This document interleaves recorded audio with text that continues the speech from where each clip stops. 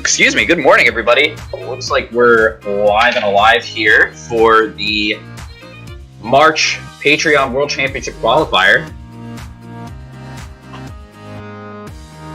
32 players, I believe, today for our event. Yesterday was the GOAT format Grand Prix out in Ohio. Had I think a total of 40 players go out to that event for some real life GOATs. We're looking for GOAT format, if you want to play GOAT format in real life and see if you can earn a spot at the GOAT Format World Championships, head on over to goatformat.com and check out the information there for the GOAT format Grand Prix. And so we just kind of joined this game as it was ending. We have Alefia 2 here. I saw some giant orc action from Alefia. And going up against Knight moves here. Didn't get a chance to catch what Knight moves was on, but we'll see here in this game 2 how Alefia is gonna adapt. Alefia always bringing something something unique to the table.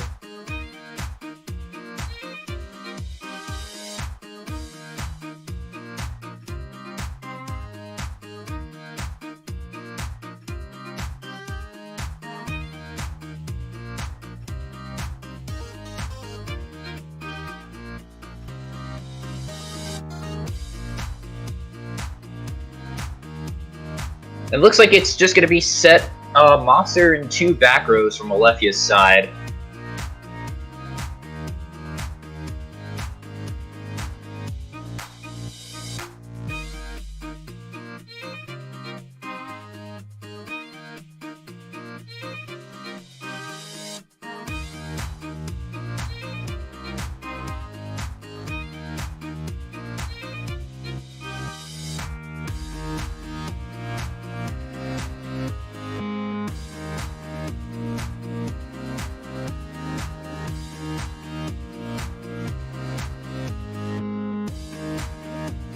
Okay, and now Knight Moves is going to use MST first, clearing out a Dust Tornado, followed up by a Pot of Greed.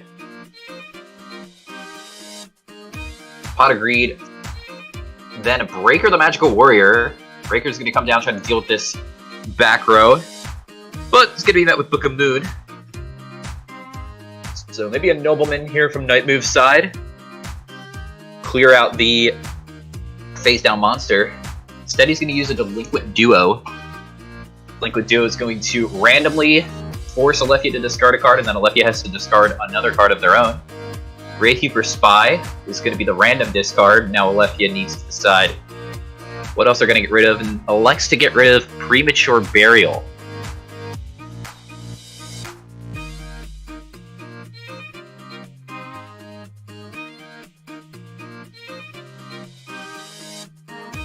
Knight Moves putting Alefia down to 3 cards, going to be on the draw. Pot of Greed and Duo just cementing the card advantage for Knight Moves' end.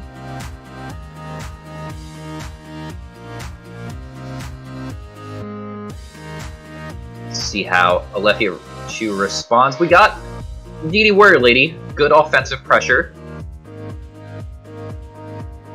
Followed up by another offensive tool, Tribe Infecting Virus. Gonna be met with Torrential Tribute. This is gonna be a 2 for 2, which is fine in Knight Moves' case because he's already up so many cards.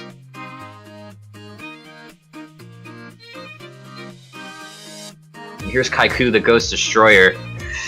So Kaiku's gonna come in, take out the, probably the light and the dark here. You might want to get rid of the Tribe Infecting Virus. Yeah, he's going to do that because the Call of the Haunted on the Tribe Infecting Virus could be a little bit annoying. Premature Burial's gone, though.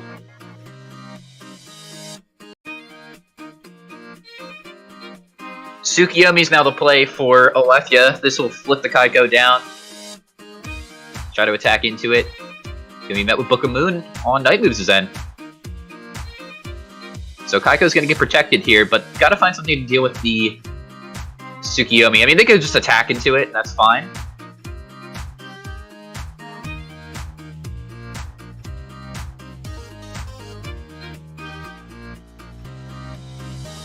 Another monster could do the trick, because then you could attack with the Kaiko, and then they'll have to flip the other monster down. Nobleman is pretty good as well, especially in this game state. Alefia needs Pot of Greed just to find an extra card. Sakuretsu Armor, though, will deal with Kaiku. So Alefia playing off the top. Again, Pot of Greed would be excellent because that would even out the game.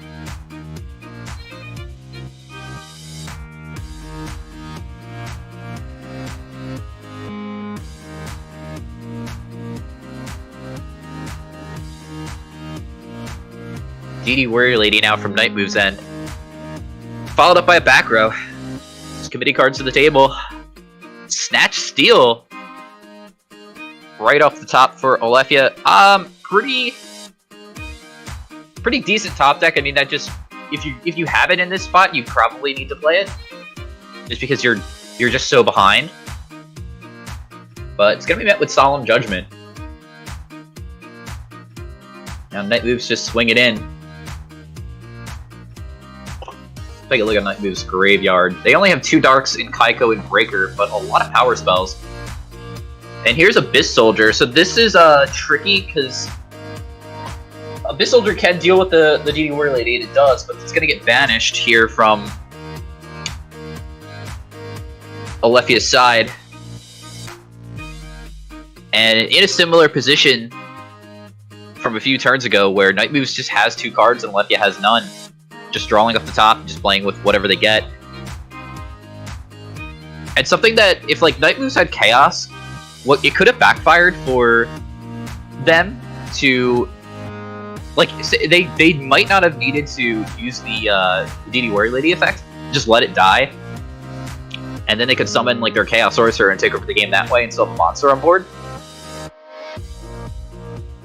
Drew Donzlug for turn. Night Move's gonna summon the Donzlug, try to swing in there.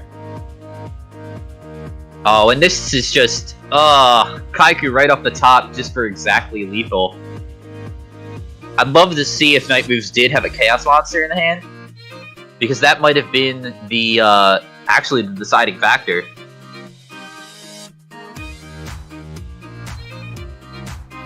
Ring of Destruction was pretty powerful for Alefia there. It would have dealt with the Chaos Monster regardless.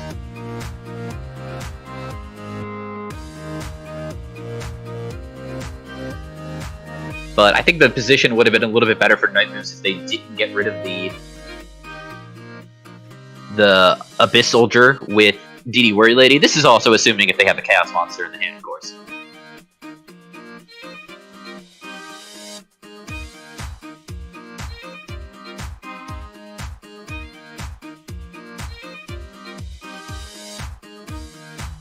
And now loading up into Game 3 here. Night Move's gonna go first. So, I mean, Night Moves had the card advantage that entire last game, but a Solemn Judgment on Snatch Steal and a timely Ring of Destruction from Alefia just put him in a position where, even though they were both in like a top deck mode, Alefia was able to seal it out by just drawing a big enough monster. So, Pot of Greed, followed up by Graceful Charity. All the power cards for Night Move's End. We'll see if Duo makes an appearance.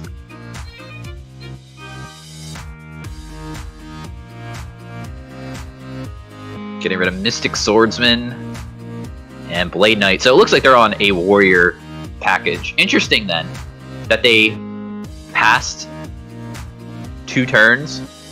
Like they just drew 2 cards and didn't find a monster. Wonder what those other cards could have been.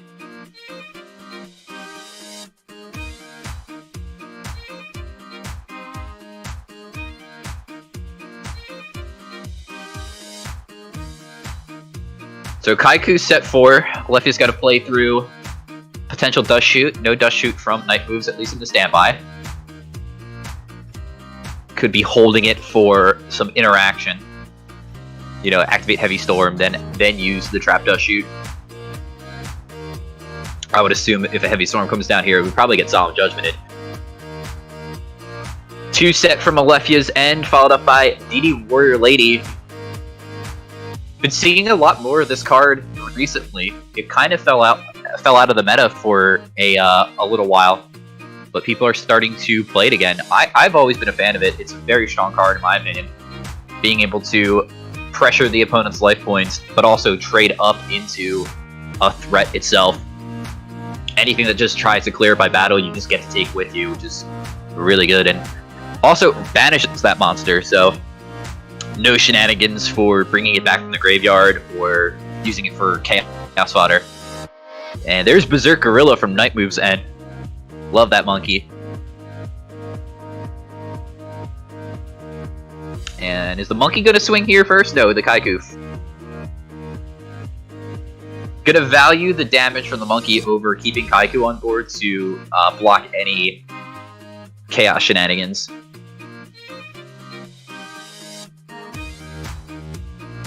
Yeah, Nut Moves just wants to be done with this game.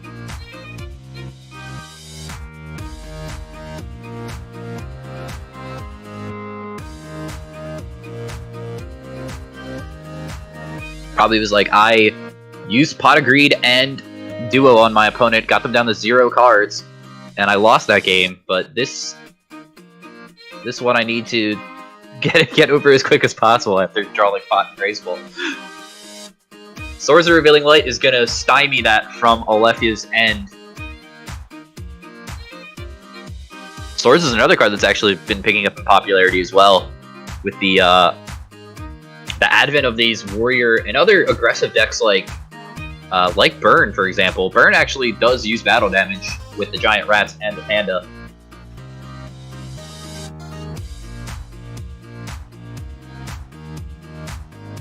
Neat little trick that Alefia can do here with this Abyss Soldier on the board is if he draws a Sinister Serpent or another water monster, he can actually bounce his own Swords of Revealing Light and play it again, sort of like a mini giant Trunade.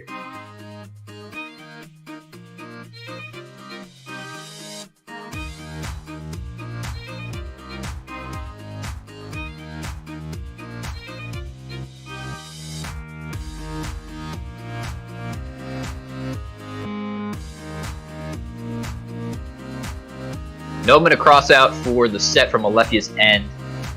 Going to get rid of Gravekeeper Spy. Still can't attack because of the Swords of Revealing Light. Breaker would be okay here. Depends on the back row that Alefia has. Night Moves might have a Solemn Judgment, though, to deal with that back row. No monster follow-up here. This soldier just on the board, chilling.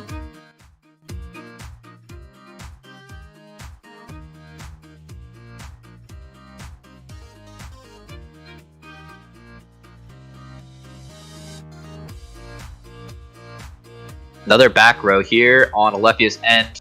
4 back row for Night Moves. Last turn for Swords of Revealing Light. Alefia did not find the water monster that they might have been looking for to combo with the Abyss Soldier.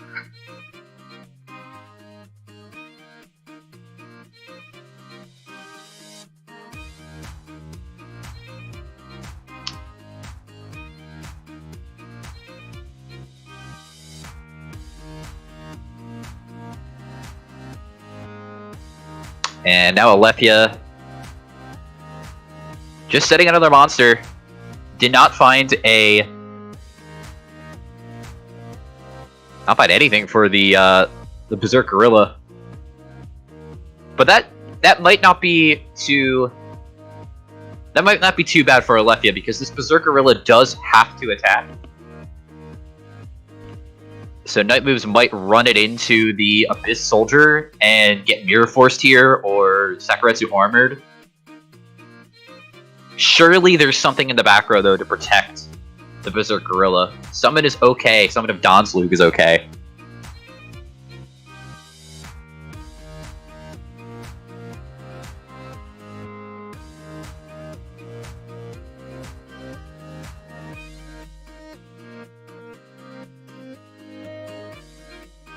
And there's Sakuretsu armor from Alepia's side. Solemn Judgment is the answer. Pay 4,000 to deal with it. Is there Solemn from Alepia's end? No. Not going to see Solemn there. So Berserker will take care of Abyss Soldier. What do you think the set card is? The set monster? Well, it's not a Gravekeeper Spy. Could be a... Magician? Maybe a Magician.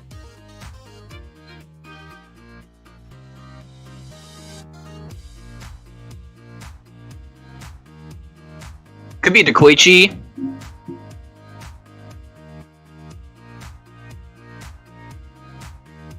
Saving the Abyss here is pretty good because Night Moves just burned at least one Solemn, so like if Alepia could follow up with a heavy, oh but no.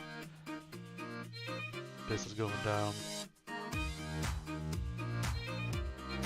Yeah, but Night Moves is at 2,000, so if this is a Magician of Faith, what do you get back here? You get like... I guess you could have got back great forwards. though. Level 2 and then Dawn. Yeah, it doesn't matter now.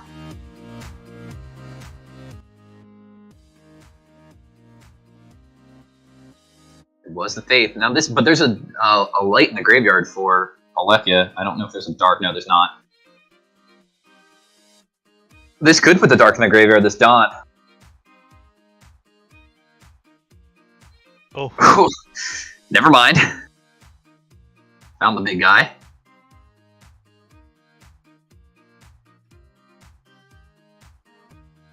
No, it'll be a great move. Summon Giant Orc and pass.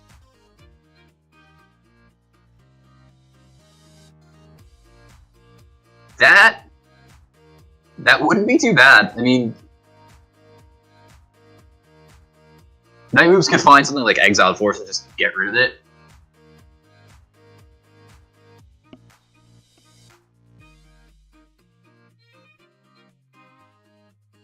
But it is a wall. We never really see people walling with the high attack 4-star monsters for some reason. No. Like everyone gets too tempted to attack. Speaking of Exile Force, just gonna take care of it right here. This is lethal. And Alethi is gonna drop down into loser's bracket after game 2. That was a pretty nasty comeback.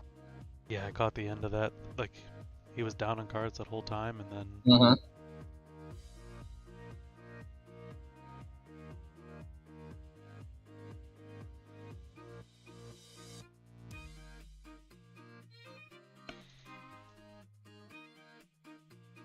Switched over to Ivan Rosito's match here. They're about to start game 3. Cool.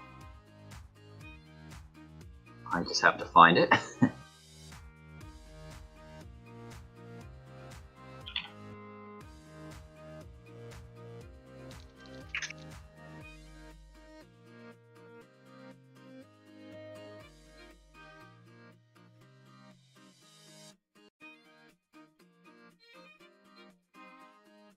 I don't see it up.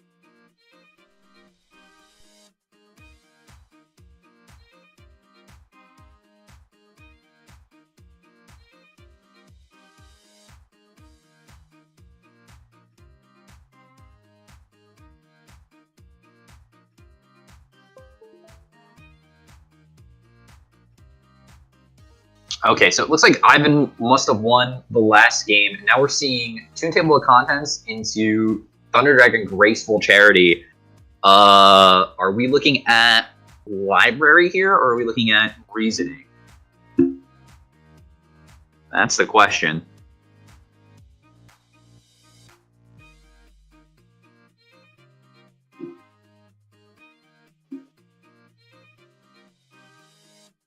Interesting. Okay, so we're just going to T-set here, so this might be Reasoning. I'm a big fan of playing the Toon Table of Contents engine in the Reasoning Gate deck.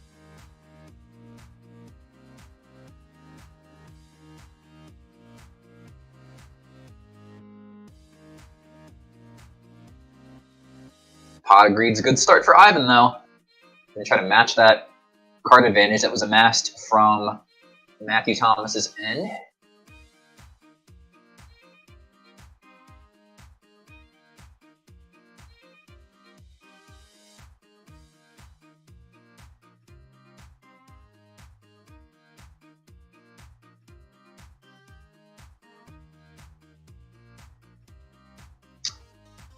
Kaiku the Ghost Destroyer from Ivan Rosito.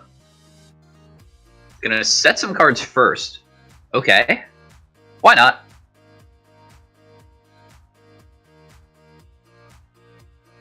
And then attacking the Toon Cannon Soldier that was searched off a Toon Table of Contents. Only used 2 Toon Table of Contents, so there might be another one hanging out in Matthew Thomas's hand.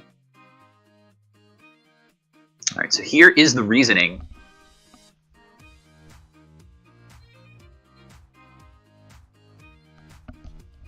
I think you call 6 here. Even if 4 is probably like most likely the correct call, 6 will end the game for you. So you want to just play around you like not losing the game. I guess it doesn't necessarily end the game, but Jinzo being added to this board is pretty scary. Kaiko's doing a ton here because you're not able to banish for a Chaos to set up a Dimension Fusion push.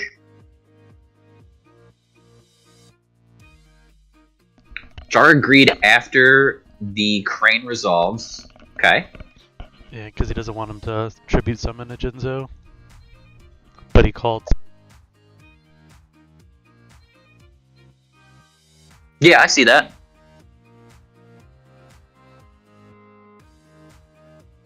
That might be a tell, though. Because then that means that like they don't have Solemn.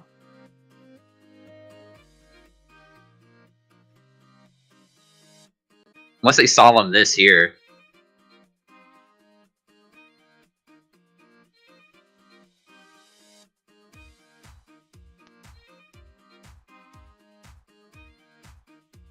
Because if you tribute summoned for Jinzo, then you still wouldn't be able to really do much because like if the Jinzo gets Solemned.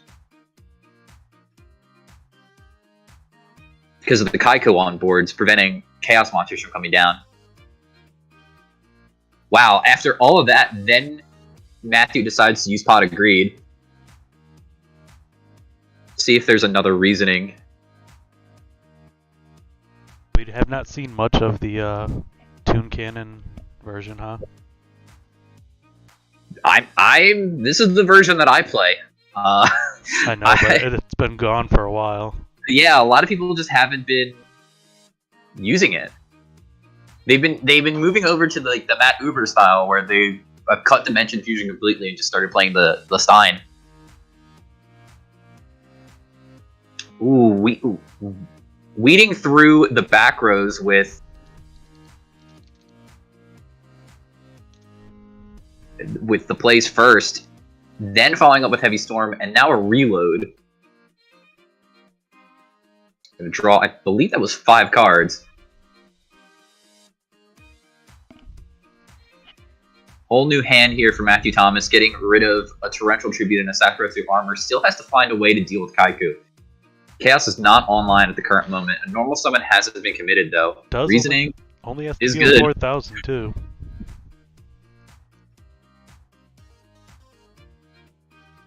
A premature burial here would be crazy. Now deciding to call 8. There's an 8-star in BLS, but that can't be summoned with reasoning.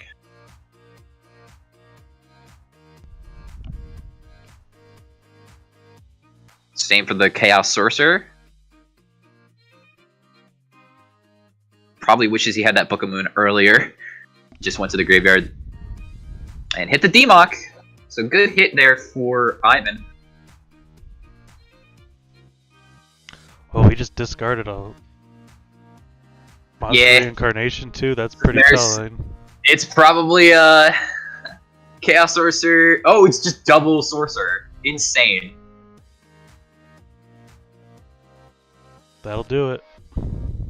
Big upset. I think he needed the Dark in the graveyard. Now, I don't know Rosito's list or anything, but I do think a lot of players have started to shy away from Trap Death Shoot, which is like one of the only cards that's really good against this particular build. The Defusion Sorcerer one. So yeah. If that does happen today where Matthew Thomas can like make a run through winner's side by players being unprepared for this deck, because like we said earlier, it's been quite a while since this was the primarily played Dimension Fusion Reasoning Gate deck.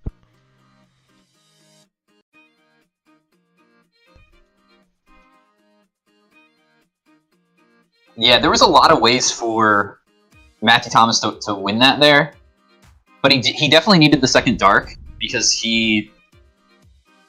I'm gonna go to Alvarado versus Not So Fast. They are in game 1 of round 2.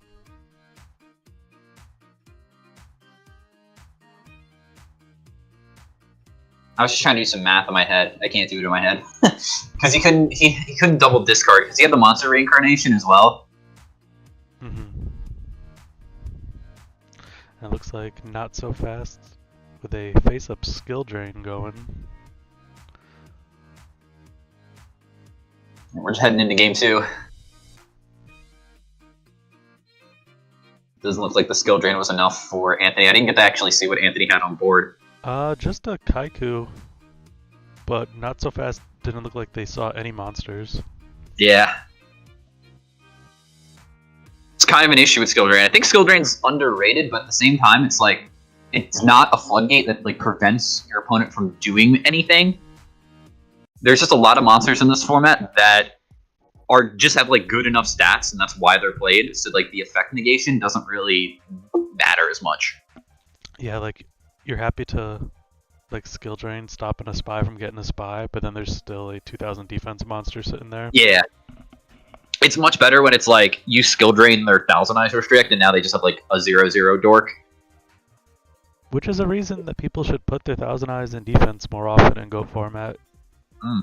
Like people put it in attack mode to like take a face down monster all the time, and I don't think there's like really any benefit to ever doing that I can think of.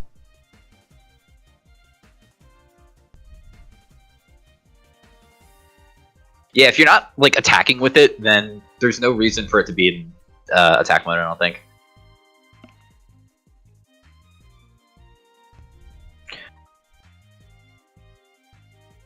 Not So Fast starting off with Pot of Greed.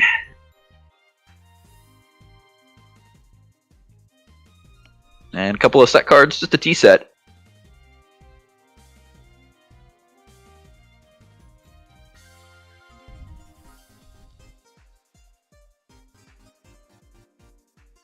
Just a set one from Anthony's End.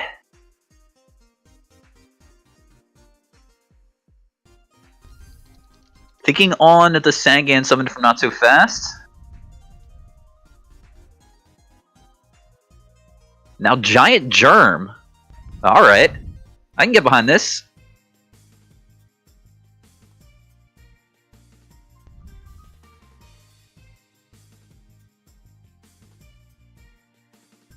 Giant Germ is a it's a recruiter. It's just a weird one. You have to play the other Giant Germs. It does do burn damage, which is kind of neat. This is like the ideal spot for it, getting the direct attack in for 1000 with it. And it does work under skill drain. Yep.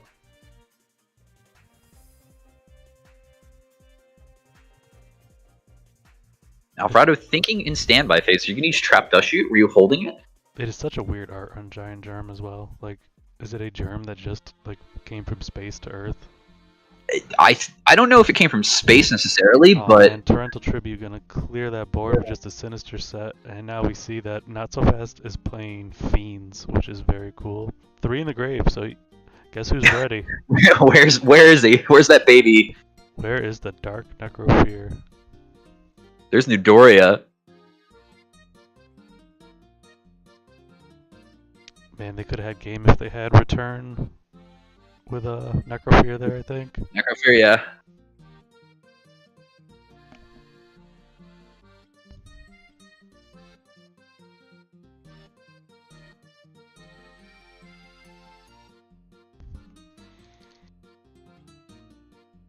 It was a pretty good torrential, I think, from Anthony's end. Dealt with a Giant Germ, dealt with an attacker in the Archfiend. And didn't really lose too much. I mean, the Sinister's fine to get rid of course. And, I mean, Sangan, you don't really want to proc that, but I don't think he was thinking it was too big of a deal. If he knows his opponent's on Fiends, right? Oh, and there's the Nobleman. And gonna get rid of Sinister Serpent. Good pickup. And there's Slate Warrior. That's a guy we don't see too often. 19,400. Can boost himself up to 23 or 24. And also has an effect that is unaffected by skill drain, I believe. TK, let me know that one for sure. I always forget if Slate Warrior works under skill drain, the decrease part of it. He said, yep, it does work, so. Yeah, it's like, it's not in the graveyard when it triggers or something, but like it's marked for destruction and it's like technically not on the field at the same time. I don't know, Yu-Gi-Oh's weird. I wonder if Alvarado's gonna have the Suki flip with this Slate Warrior here. Wow, that'd be so crazy.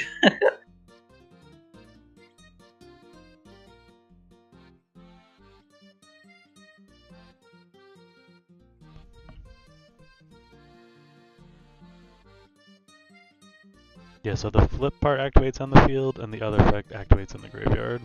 It just must be like a weirdly written card that hasn't had like problem-solving card text or whatever. I think reading it on here, it looks like it has been updated somewhat. So attack in for 19, then Thunder Dragon tribute for the Thunder Dragon over the Slate Warrior.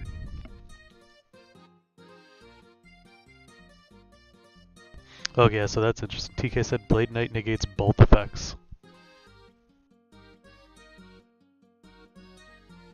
Weird. I have to reread Blade Knight, but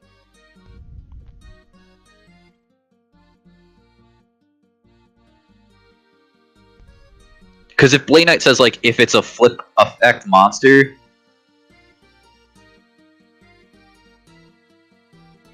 then like yeah, that makes sense. Yep, I never realized that.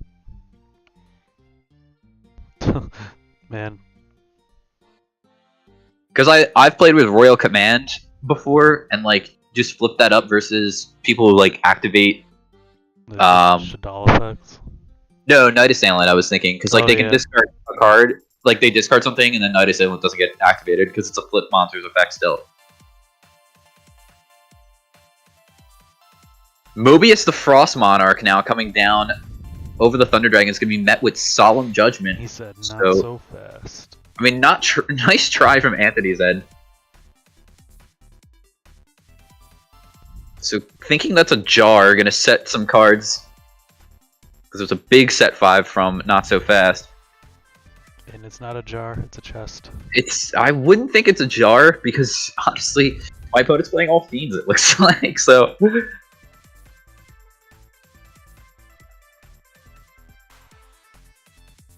Not so... I guess not so fast. Do you think he has a skill drain set at this point? Like, he could have skill drained the Mobius if he had it. But that would lose his board presence. Maybe that's a tell that just, like, they don't have a back row that could deal with it by battle. So they wanted to just Solemn get rid of it. I'm not sure. If there might not be a skill drain. Alvarado still with one Thunder Dragon in hand, but plenty of back rows here. Graceful off the top. Probably the Nidoria that was searched a while ago with Sangan that's set on Not So Fast side. Honestly, this duel so far is like almost the most you could hope out of a Fiend deck to happen, like for going in the right way, right? Yeah, I mean they're not totally losing. They're down in life, but they have more cards.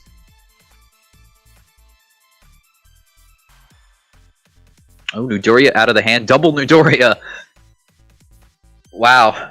So what can that face down be? Maybe There's not so a many Nidoria? Fiends in the grave. Where are the Necrofears? You gotta be playing them, right? That's like the only Fiend card that exists. I would think it's like Necrofear into return, but that's a lot of life points to be paying if you're playing Skill Drain as well. I feel like it's a third Nidoria set.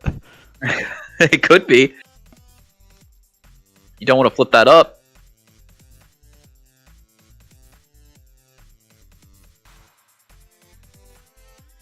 Activate the effect. Is there a Skill Drain in the back for Not So Fast? No, just gonna let it go through. Maybe that is return set right now then.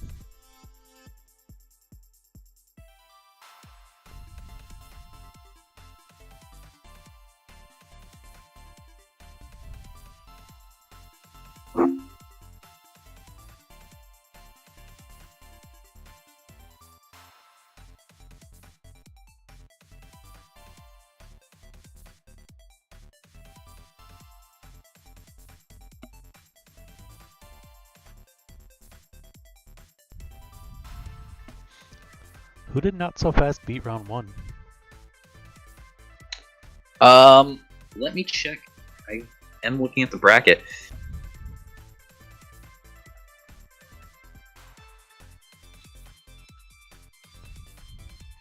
They beat Bao.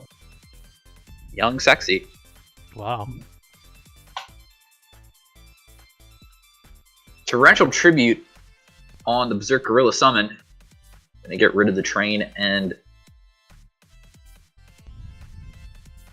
the monkey.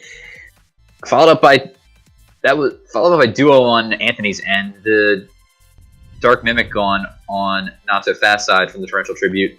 So no monsters on either player's board. Does Anthony have a light in the graveyard? Yeah, he has Thunder Dragons, of course. And a Thunder Dragon in hand that we know about. Just 5 back row. Here's another monkey. Will this get through?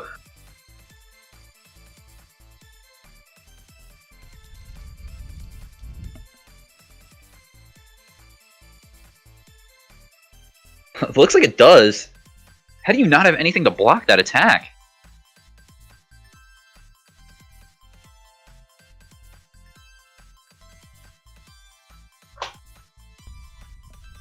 Snatch Steal gonna try to take Gorilla.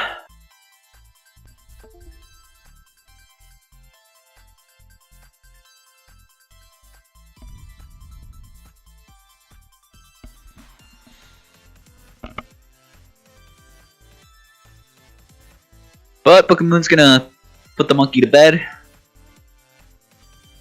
Tuck him in. Can't get stolen now. In response to the Book of Moon, we got a Solemn Judgment. Dropping Not So Fast down to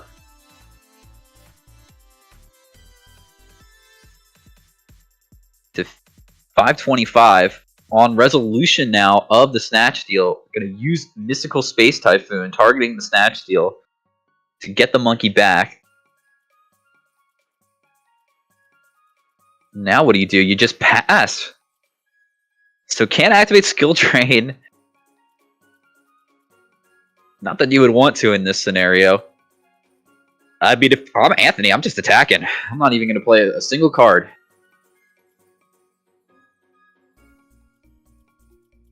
Mirror Force. No Solemn from Anthony's end, just another card in the back row. Not So Fast living with 525 to Anthony's 3100. A set monster from Not So Fast. Where's the Dark Necrofear?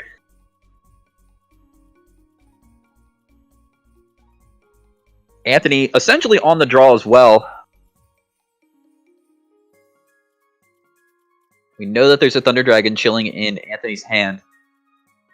But he can't do much with just a Thunder Dragon. Another card from Not So Fast's side to the back. And not flipping up whatever that card is. Might be a giant Germ face down. That might be detrimental. Oh boy. Decree's gonna be big. Yeah, making a push now. Got lights and darks. I like just actually flipping this Decree even if he didn't have BLS here because of the potential.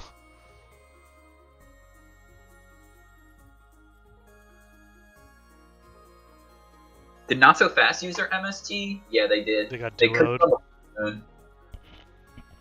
Yeah, that was a giant Germ. If Anthony would have just attacked, they could have attacked with the BLS and then attacked the Germ per game. not enough life points left to ram a. Oh man, he should have left the BLS out. Oh, he can still attack. That's why. I gotcha. Yeah. Gotcha. Yeah, this was. I mean, I think that was right to just summon the BLS and banish because this plays around basically everything. Like that could have been a Newdoria face down. Mm-hmm. You know. Nope, that was right. So we're gonna go over to Costos versus Les Hound Fox. This is round 2. Costos on water upsetted John the Bounty round 1. Wow. That's the Aqua Spirit.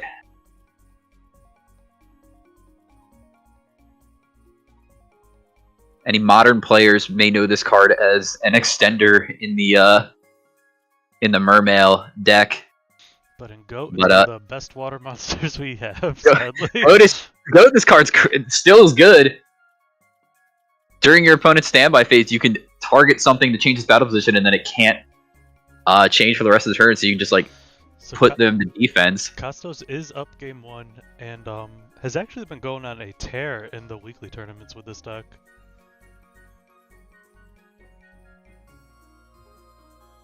Wow, Aqua Spirit's so good versus Berserk Gorilla. You can attack whatever the partner for Gorilla is, and then this could during their standby, just kill it. If that was a spy, who would have lost right there? But look at that, 300 to 400. The board presence, Regeki break, battle phase, or are they flipping a return still? Whoa! They're going for it. He just said, okay. Is there a Mirror Force face down? That'd be wild. I don't think you ring if you have something else. And you can't Torrential that. Wow. Wow. Holy. We're going on the water ride today, boys. Get your life jacket. We're following to round 3.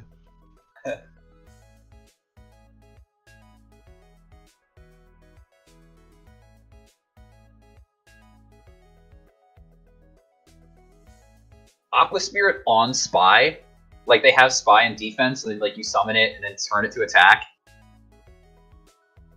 We're gonna check out the end game of Exia and Matt Uber, because the winner of this will play the water deck.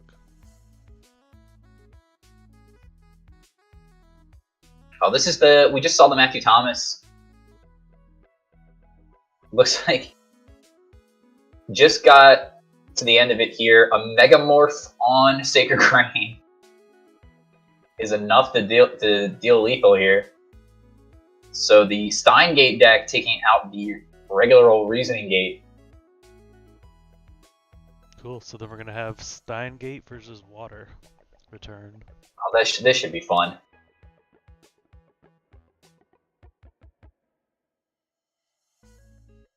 Sounds like it's going to be fun.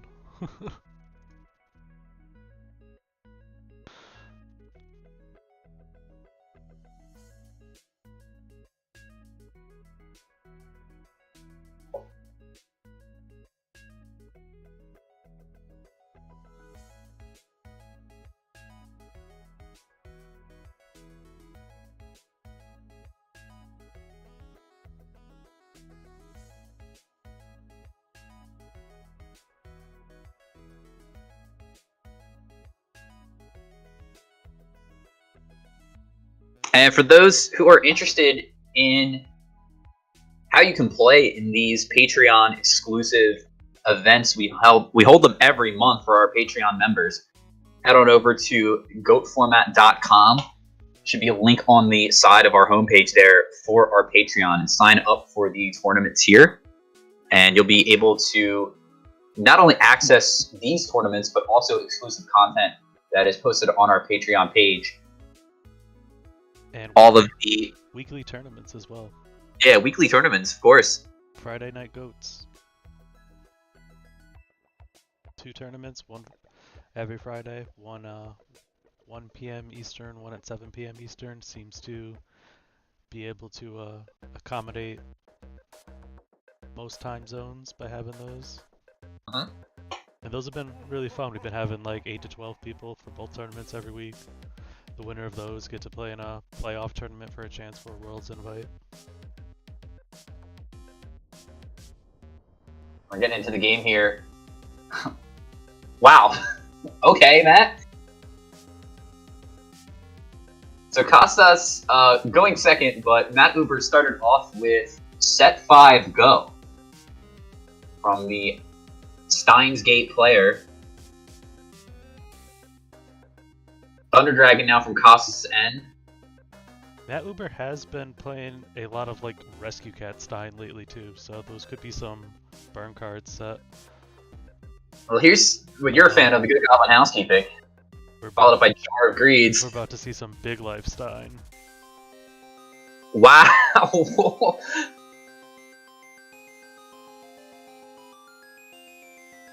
So here's how this works for those unfamiliar with the emergency provisions, is that emergency provisions sends for cost.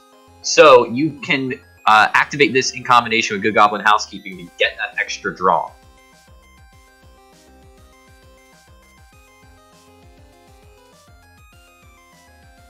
So normally Good Goblin Housekeeping, for each of the same name, for each Good Goblin Housekeeping in your graveyard, you draw +1.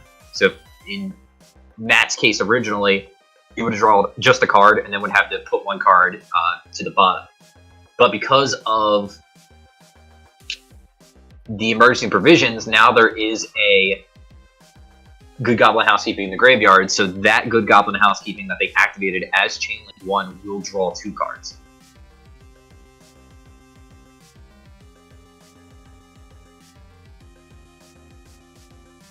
And yeah, Matt explaining it to Costas here.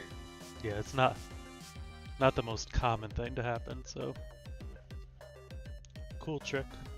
Yeah, this is all like checking on the resolution of the card, so it's like it's all just the effect of the thing. Yeah. And you get to gain 3,000 life points this way. Now he's locked out of the draw for 2 turns, but he just drew 5 cards. So he refreshed his whole hand, looking for a Stein that he can activate twice. Thanks to eating those crackers.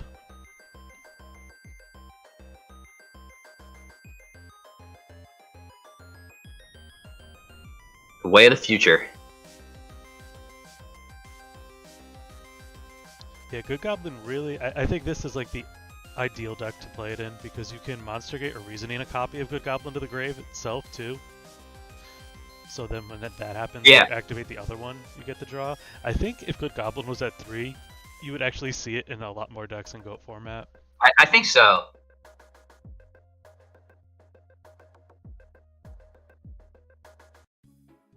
Getting rid of BLS. Needs that light monster, it seems like. So the question's going to be, can a return deck keep up with the speed of a Stein deck? Well, Giant Trunade looks like it's just resolving here, so I'm going to say that Matt Uber is going to summon 2 Steins and just kill them with 2 big koalas. Master of Oz and his best friend, Master of Oz. Not everyone can be a master.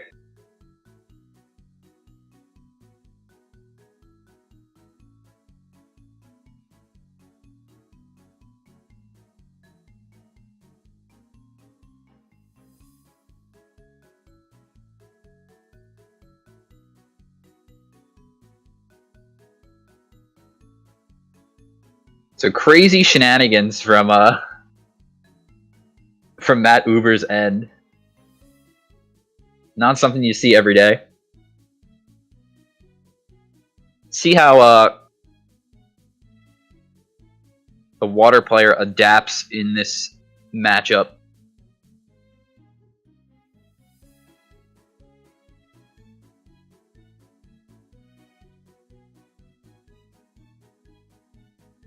Yeah, you do wonder with like a deck like this, how much stuff can you do that's not based on your own strategy? Well, Trap Twist Shoot probably going to help out here. You have to take a look at the hands. Gets the send back great or Cyberstein. And we're going to see Blackluster Soldier, Ring, Double Gate, and Emergency Provisions. So that's going to be a maybe set ring and pass card. So that's what Costos wants to see. Yeah. Thank goodness they had that dust shoot, or they would have been looking at Stein playing with some gates. And Costas going to try to push. Well, not going to try. This damage is going through one way or another. Yeah, this is good. This is happening. Ring of Destruction. Why not? I'm not even sure if that's correct, because you can summon like an Aqua Spirit there.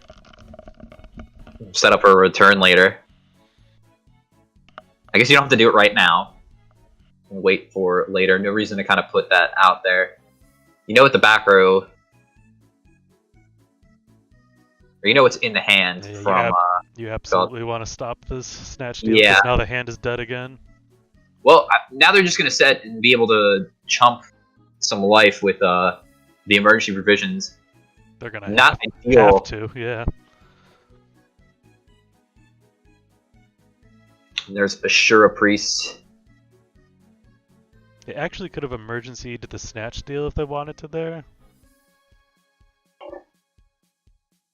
Yeah, then they wouldn't have lost the Monster Gate. This Monster Gate would have been really nice to have. But I guess it's better to do it this way, because then, like, your opponent could... I don't know, it depends on your opponent's threat. Because right there, he didn't have to do both Monster Gates. That was a well-played Heavy Storm by Costas, too. He knew he was going to provision, so... saved it. Well done. That's the thing, is that he put enough damage on board where only using one of the Monster Gates for the provision cost would keep Matt alive. So I don't know if using it on the Snatch Deal, just to like use it to get some life back, was necessarily correct, because he might have needed to gain 2,000 depending on what they put out. Yeah, no, like it would have been an option that he could have did it, but yeah. I agree. Like you're already in desperate. Although you're already in such a desperate spot anyway. you might want to consider it. So Trap Dust, you did it to get Costas to game 3. We'll see. Yeah, now Matt's going first though again. So he won the first game. Do another upset here. What's crazy is that if like Matt opens like this, where it's just like a back row and a guy, you could reasonably put him on like, okay, his hand might be crazy after the draw, right? But also he has those hands that we saw in game 1 where you could just set 5, and you're like, okay, what's going on here? Yeah, the thing about you're just not used to that. The thing about the deck is where it's so different from like the Dimension Fusion deck that he just beat is like this deck almost never bricks. Like you get, even his last hand really didn't brick. Like the Trap Dust Shoot bricked it, but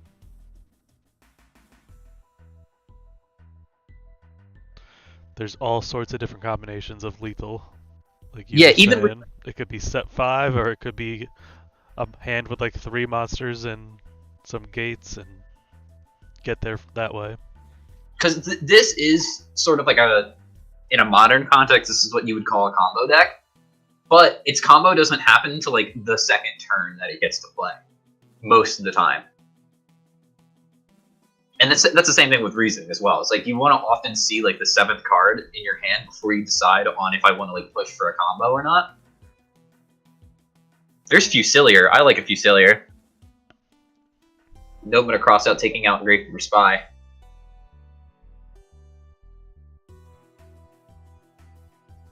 Like, I'm sure there are positions in Matt's hand where, like, going first, he could, like, put out a Stein and then put something else out.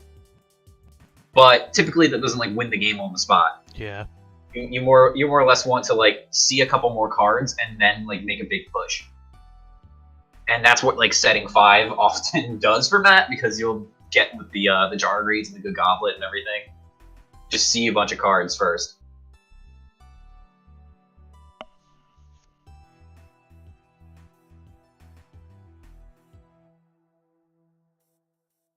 So Matt looks like on the beatdown plan. hit it for 3,000 with Fusilier and Sacred Crane. Costas, though, 2 Thunder Dragons in the hand. Back row, 4 other cards to work with.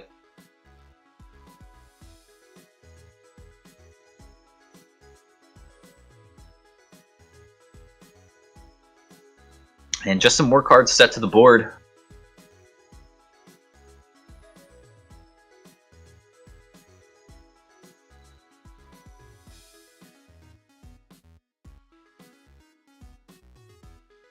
That Uber hitting the think button.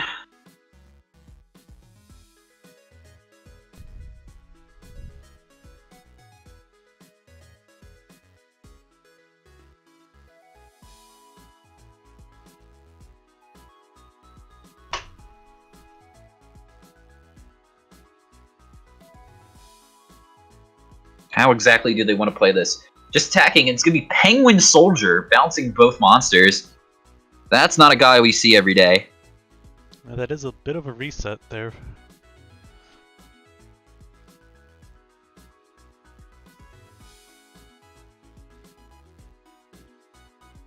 Yeah, no obvious, like, potential game shots here from Costos. This soldier just attacking. But the complete opposite on Matt Uber's side. Like, Matt Uber could win this duel any turn. Yeah. Just needs, like, the right cards.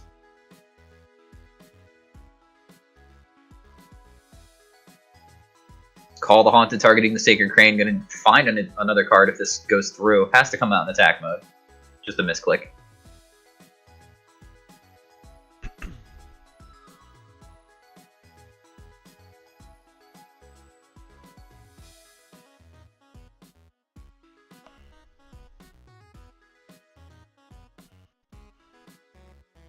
Good Goblin now.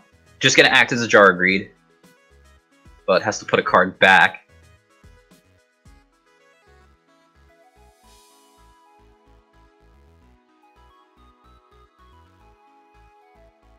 Pot of Greed. Might have drew this from the Good Goblin. Maybe not. I guess the activation order doesn't matter that much because you're going to activate these cards no matter what.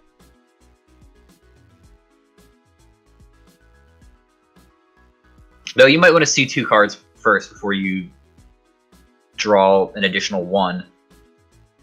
Upstart Goblin going to give Costas from some life back. A lot of cards for Matt Uber. Yeah, I think they drew like 5 cards this turn. No, yeah, 5 cards. There's the Trunade. Now this is actually sweet because we know that there's a Fusilier in the hand.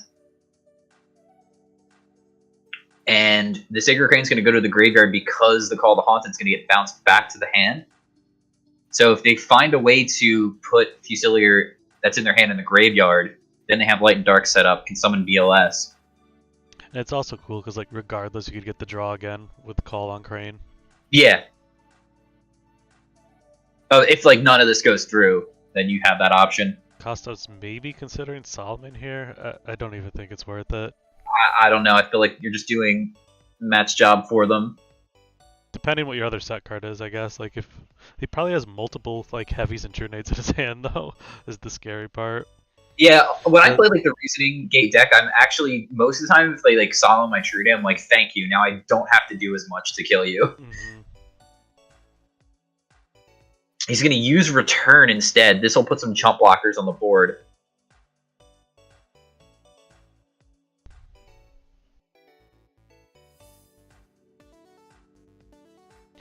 But yeah, in the same vein of, like, the Solemn, using it there or not, it's like,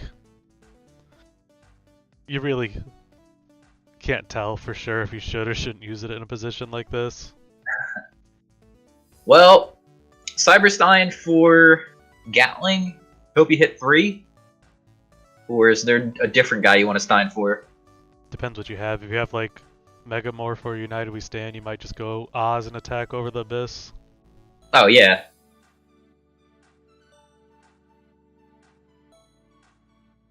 Well, there it is. Like Gatling Dragon. Looks like we're flipping coins. Well, not going to end it right away, but we'll see if we can clear some guys. Ooh. The three tails? Yep. Yikes. I get three tails so often. I never hit.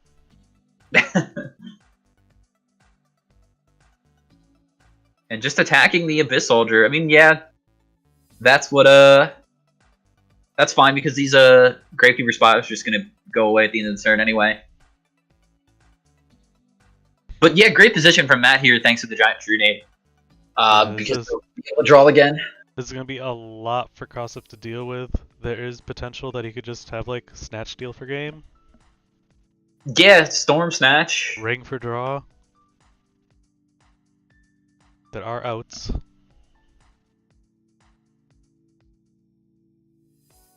Still has that pair of Thunder Dragons stuck in their hand.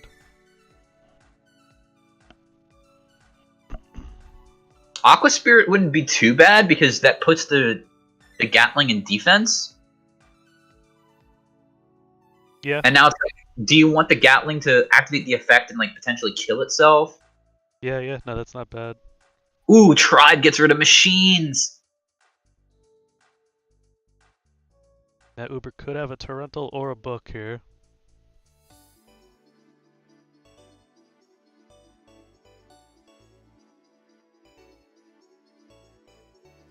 Yeah, gotta get rid of Thunder Dragon for sure.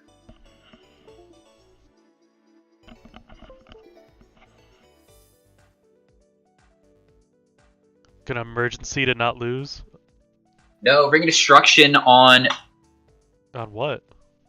On the Gatling.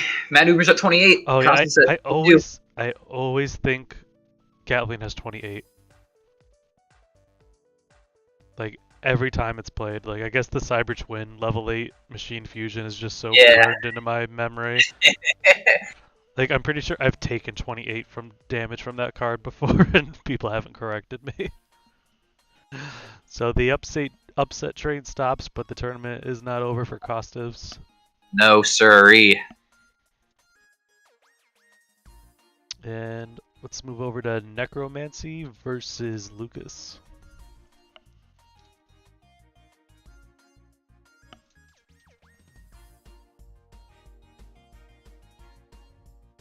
Which I do not see playing, do you? Maybe they just finished. I think they just finished.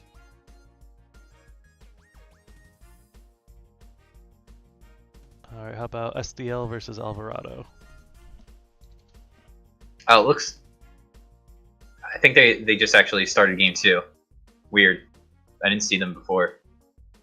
Oh, the Lucas and Necromancy game, yeah. Yeah, DB does a glitch sometimes where it does not show you everything. So it looks like... Maybe because they're inciting, so like, they're not... You think that's it? It could be. Looks like Lucas won game 1. Shout out to our 2 community leaders here. Going up against each other.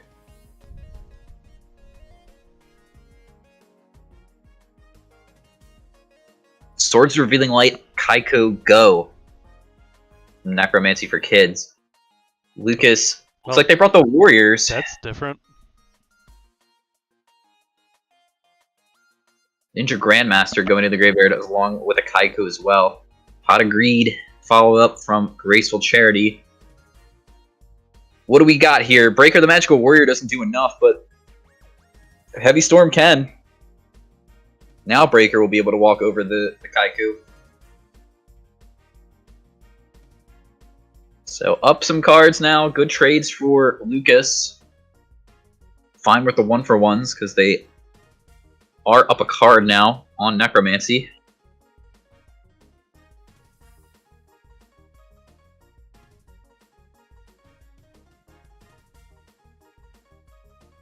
And setting into Breaker. Interesting move. I guess they might have to be chainables. Yeah, because I wouldn't think you're like super desperate to protect 1 by putting a bluff 1 down.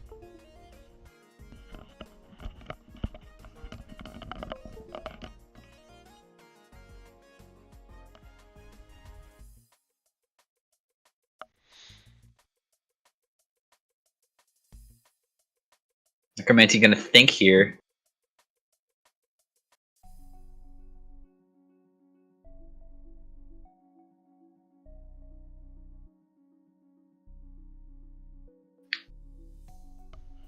Okay.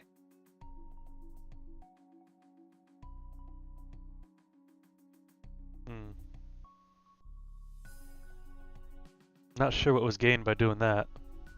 By setting that book. If you weren't going to use it to protect the breaker. To protect the other card anyway. Could he just have set Morphine Jar? I'm not sure. Because like now he just flips it back up and can just attack anyway. So you're just losing a lot of cards here if this all goes through. I just wouldn't have said anything. I don't think. That's what I'm saying. Maybe he set Morphine Jar anyway. It's possible. Like I'm trying to think of reasons to set book and another card next to it there. If you weren't gonna like book the breaker on standby phase to make sure you protect the other card. If you really wanted to protect the other card, why wouldn't you just book during your turn? Yeah, either way. This would be a crazy torrential. It's just Magician of Faith. And I mean, Lucas putting a bunch of cards on the table here, just throwing damage at his opponent. That's double Ninja Grandmaster from Lucas. Decree in the end phase for Necromancy. I mean, yeah, this is going to be met with Solemn.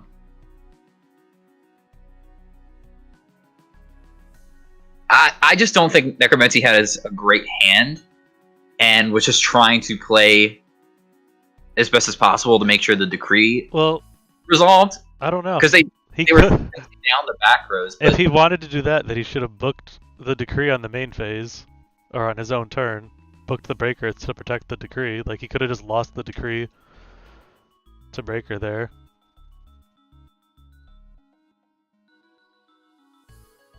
Might have been an argument for him going, like, decree, like, set decree. Might have just wanted, like, some sort of bluff with it so that, like, he didn't get, like, he could have lost last turn if he just went, like, book a moon, flip over decree. Well, attacking with all these boys may just seal the game up for Lucas. Yeah. Lucas opened really strong here. Pot, graceful. Oh, call haunted. This is now not game anymore.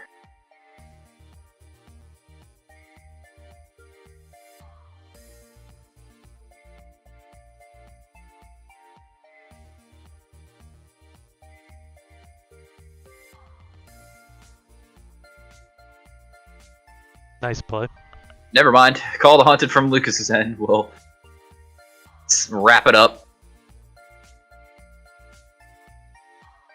Yeah, I would have liked to catch the game one there to see what other cards that Necromancy had in store for us, but very solid play from Lucas moving on in the bracket.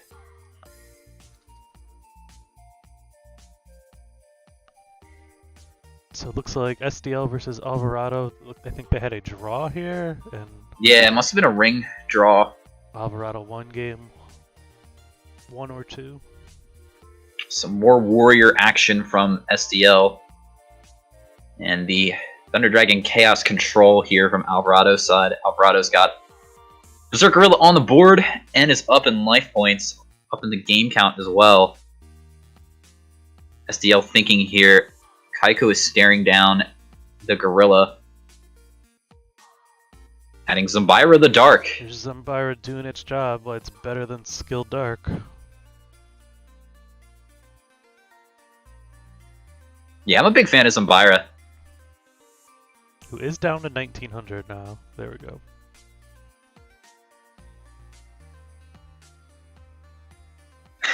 The third monkey. Followed up with a Snack Steal on Kaiku. So Berserk Gorilla will be able to take out Zombira. And now Kaiku's just going to banish the Zombira from the grave. Actually, he probably banished the tribe. It's actually going to be tough to come back from this position here for SDL. They need The Mirror Force. They need another Zambira.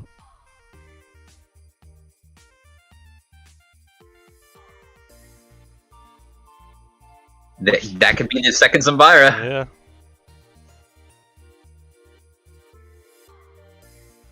Now, do you do the wall? No, because you still wall the Kaiku anyway. Oh, he's only getting a blade. Too Oh. bad. Ah! Oh, okay. The Zambira that wasn't banished. Well, I mean, Alvarado correctly, like, he had to get rid of the the Mobius and the Tribe. There was no way that you keep those in the graveyard. And no darks in Alvarado's grave, so... Yeah. But a lot of cards in hand.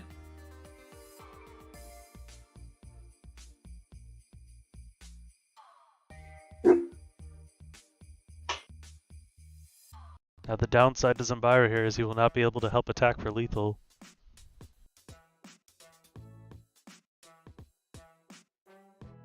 And that'll be game. Notebook?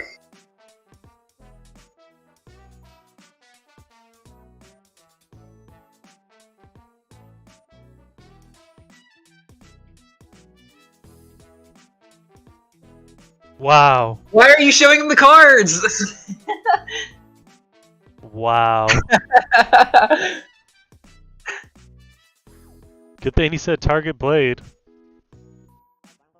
He really top decked the book. Wow. I mean, you had the ring there, specifically. I don't know if he topped the ring, but if he topped ring and then he topped book. What is Alvarado got left? He drew... No! Game 4. Oh no, that was match, so I guess I had that mixed up. Oh yeah, I see now. Sorry. Sorry guys. Oh yeah, I always mess that up too. Don't worry. Well, I've been very good about it, but the draw spot I think screwed me there. Yeah. Yeah, I mean him showing the cards really made no difference. Yeah, I just wouldn't have, but like, cause you had to, you had to like make them have the Book of Moon there.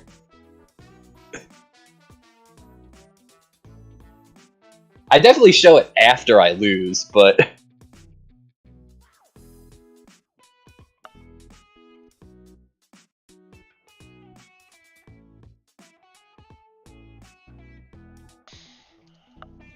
So we have IMZ1 versus Mirage Knight. It looks like IMZ1 is on the burn. Mirage Knight has some Thunder Dragons and Tribe Infecting Virus up on the board. Panda Burn taking it down at the Grand Prix in Ohio yesterday.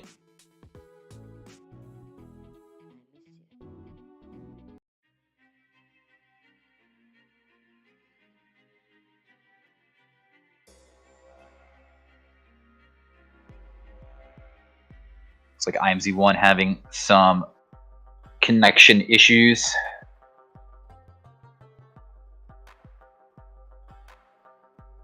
Canadian internet not up to speed with American ingenuity.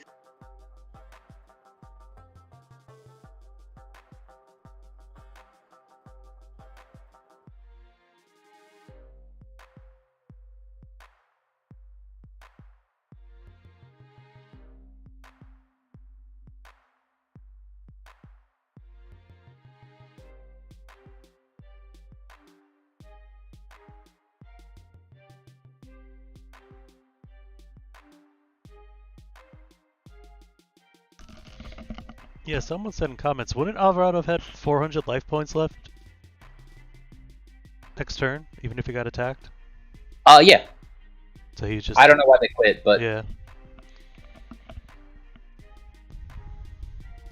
I think the next card after that was Torrential, so I don't think that SCL would have played into Torrential. They would have just attacked. Yeah, that's true too. But I mean, but he didn't know that when he quit. Right. So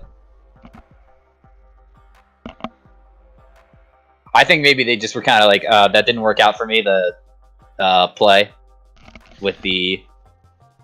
Yeah, it was like, oh, this is game. It felt like this is game one way or the other type situation when it actually wasn't. He already showed double Chaos Sorcerer BLS. Was just like, yeah, I don't have anything. So, last will from IMZ1. Battle phase Rat. Rat goes to find a Panda, and now last will can trigger it. And find a second Panda. So Panda can eat Tribe Infecting Virus, and now another token. Dealing damage.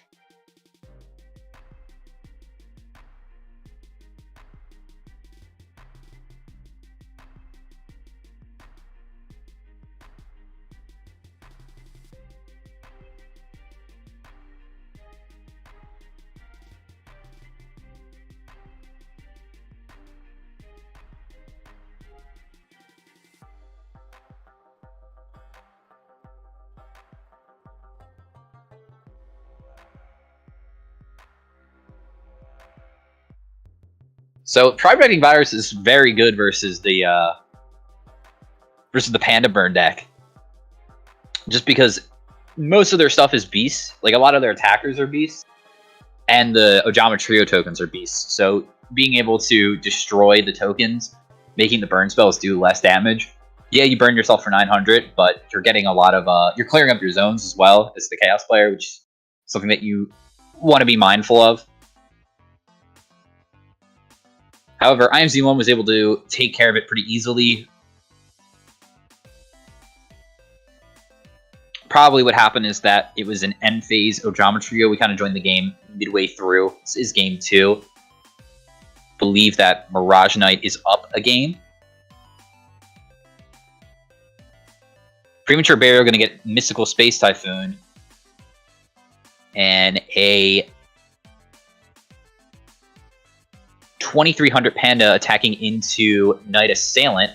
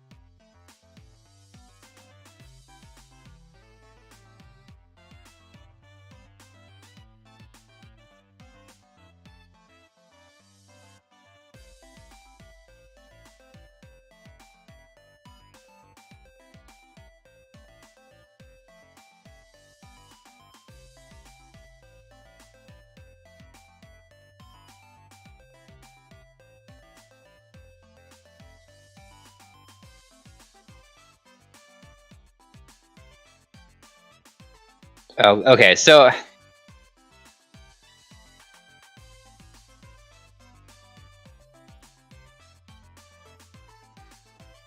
I don't... They're having a... I don't care about for this argument. I'm just... Sorry about that. It doesn't matter in the long run, because Mirage Knight doesn't have anything to respond with, so... Like, IMZ1 should just be able to say, I want to activate this card effect. It's not like there's going to be a response from Mirage Knight's end, so it shouldn't matter. The Mirage Knight just flipped their card because IMZ1 declared an attack, and that's just like what you normally do when they declare an attack. The problem here is that we're playing over the internet, and neither player is using the chat function to be as communicative as possible. Again, doesn't matter. Rescue Cat here off the top after BLS dealing with a set Morphing Jar. This is going to get Gyakugaira Panda and Des Wombat. Gyakugaira Panda is at 28, can attack over the BLS. 18 and 3 is enough though, so you attack over a Ojama Trio token. They take 1,000. No, they take 18 there. and then another 300.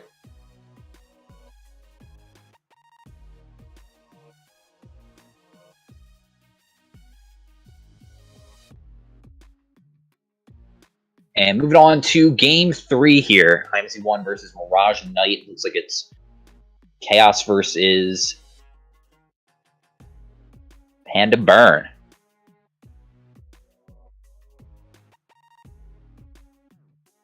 Scary deck.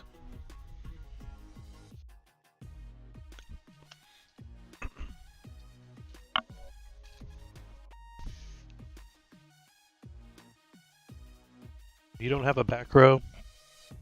You're just like always in a potential spot to lose against Panda Burn.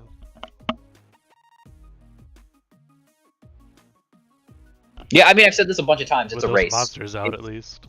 It's just a race. You're racing them. They're trying to get you dead before you can get them dead. You have to be faster than their burn.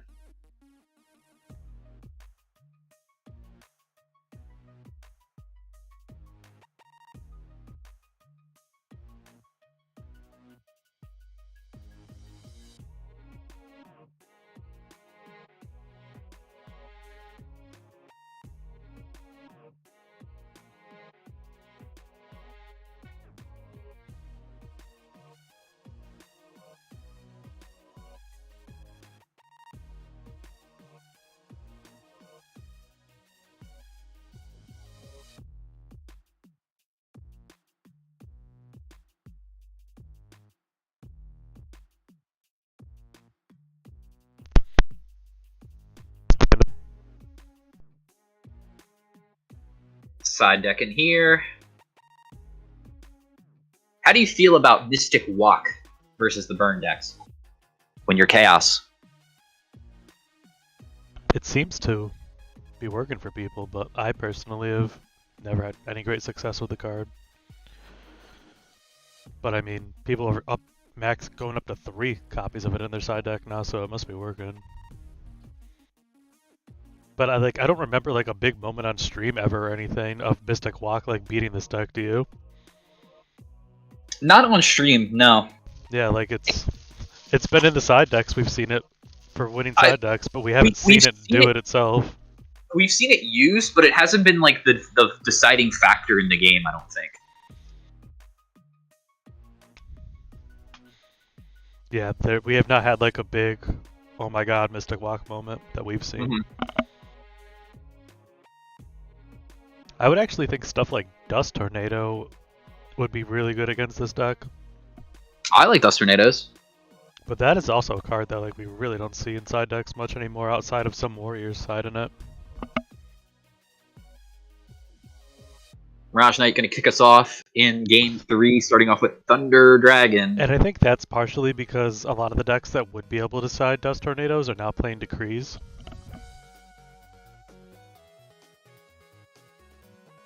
Going to follow up with a big card Destruction, getting rid of the Book of Moon, Double Thunder Dragon, Night Assailant, and Spy. Night Assailant will trigger here to get back grade for Spy after drawing 5 cards. Big card Destruction for... That was a hot hand for IMZ1 too. Yeah, that was a really nice one. Well, I mean, he didn't have a Last Will, so Rescue Cat really not doing too much.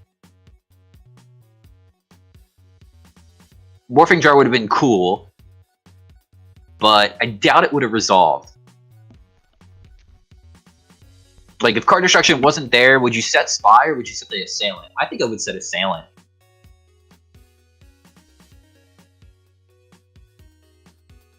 I don't know about keeping Spy in this matchup just because of how annoying it can be with Jama Trio. It's kind of asking to get locked by leaving it in. You just keep 1 in, so you have just a 2000 defender. Premature Burial on the Rescue Cat. Yeah, I mean, that's the thing. Spy's not optional, so if it flips, you gotta get 2 on the board. Yeah. So you just have a 2000 defender in your deck, but it can't find anything, so you just say, yeah. I mean, this might happen right here, right? Nah, just get a wall up. That was Panda that attacked as well, so has to take 700 here.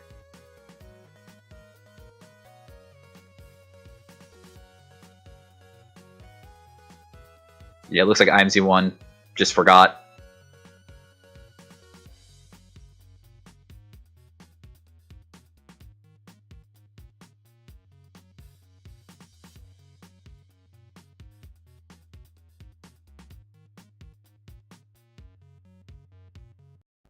Yeah, does IMZ1 have the Ojama trio to lock Mirage Knight out of their zones? Firing it off in the draw phase. And IMZ1, correct me if I'm wrong, placed 3rd at Worlds with this deck? No. It was, I think P-Tran placed 9th. I think you're confusing the two. P-Tran, no. Yeah. Didn't they? I'm not questioning what place P-Tran got, which I don't think it was 9th. But what place did IMZ1 did not place 3rd with this deck. No? No. I don't think they topped.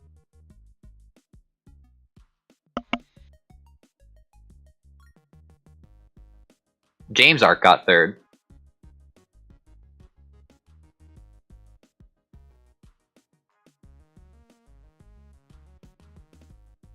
Heavy Storm coming out from Mirage Knight's End. Gonna clear up the back row. It was Gravity Bind and Mirror Force. And now set 1 in the front, set 1 in the back, and level limit area B from IMC1. I was thinking of KL1993 that got 5th place. Yeah. Letters and numbers for name. Same deck.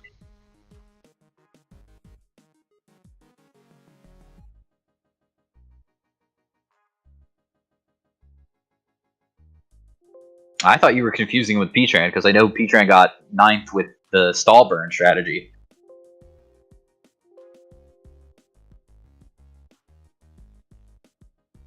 So level limit slowing the game down on top of spies and defense here because of the level limit and also the Ojama tokens. Those are not GOAT tokens, folks.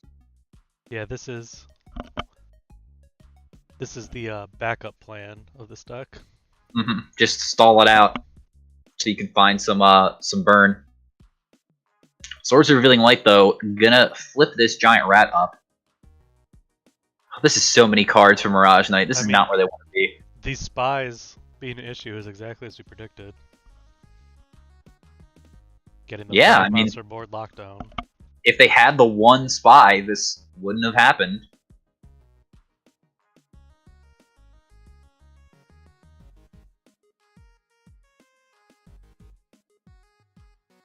Now, if Mirage Knight has Mash Driver,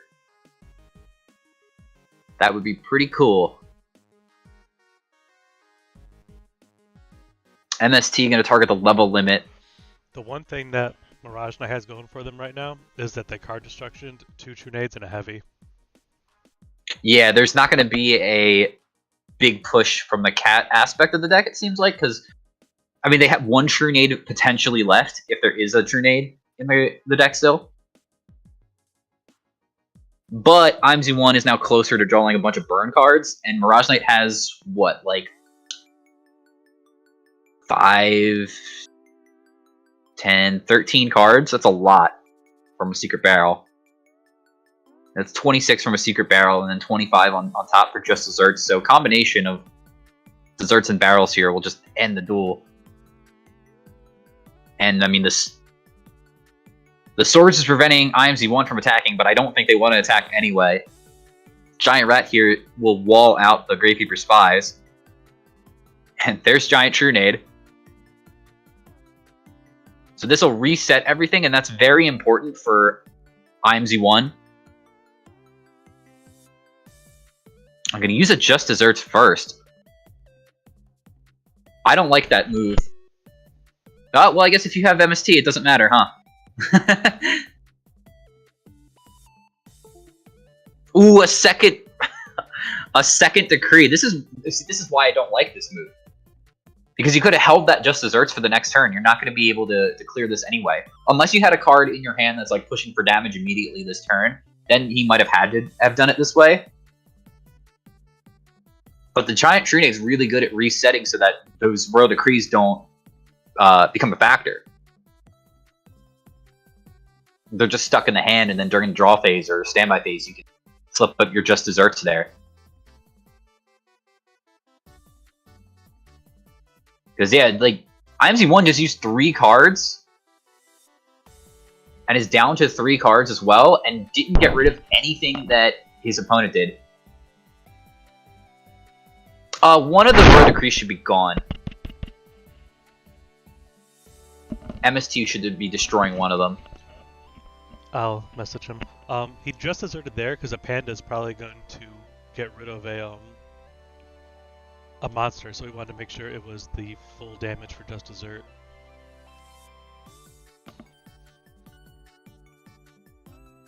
And I'm losing connection here. Yeah, this might be a DB.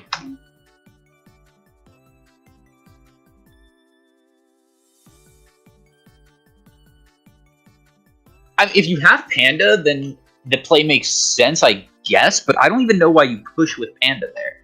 Like, you're already in control of the game by locking it down.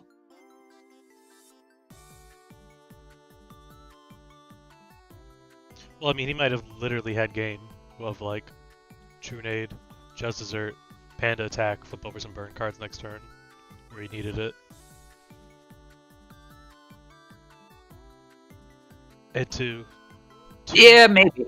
Expecting 2 decrees is a lot. Okay, we are back in here. Yeah, IMZ1 might need to get reconnected. Seems like Dueling Book just shorted out on everybody.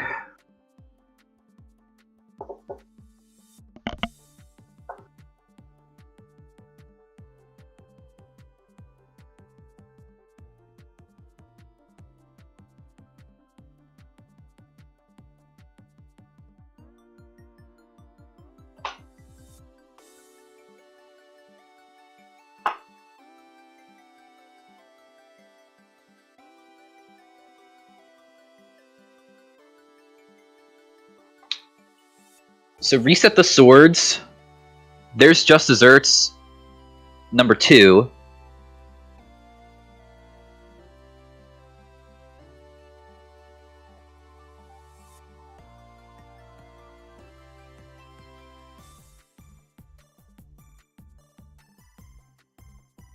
Had to fire it off because he knows one face down is Decree. So can't really save it for burn. So the other card isn't a burn card as well, because he would have just fired that one off too. And just did as much damage as possible through the swords. That's the last Giant Trunade as well from IMZ1. So not going to be able to do a type of play like that again. The Decree may just stick here. But Mirage Knight is still not in the best position because they don't have a way to clear Giant Rat. They do have the Decree at least, but yeah. All their Thunder Dragons are gone. They need to find Mobius if they brought that in. I think they should actually just flip this Decree over. Okay. Well, here's Mr. Walk. But yeah, while they only have one set, I guess if he sets another, then you flip the Decree. But so this is where Mystic Walk is good, because now you use the Mystic Walk to clear a zone out. Yep. But I think they misplayed. That's perfect too, though, putting out the Sorcerer to keep clearing more spots as you need to. No, I think they misplayed. Oh, no. Yeah, no, they misplayed because they already had a Dark in the graveyard. The 2000's not going to really matter too much. They could have just gained 1,000 and took away the extra points of damage from like a Panda attack by just getting rid of a token. Because those tokens don't do anything.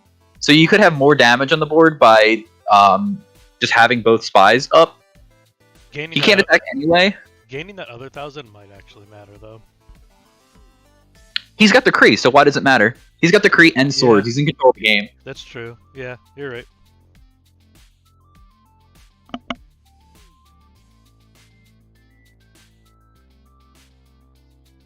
Unless he has another Chaos in hand. Well, the other Chaos can banish the tokens. That's not what I mean. Like, he can summon another Chaos now because he did it that way. Like, now he could remove a token and summon BLS because he still has Oh, yeah, okay.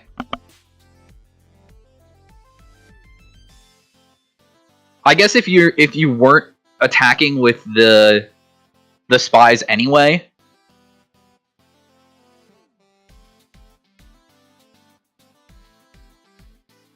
then it makes more sense. I think Chipping in the Dark is right.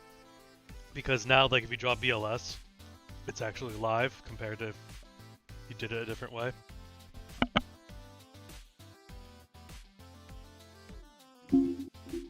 I just think I approach the matchup more aggressively than other players do. So I would want to like be swinging in with my spies. Yeah, he doesn't want to attack yet.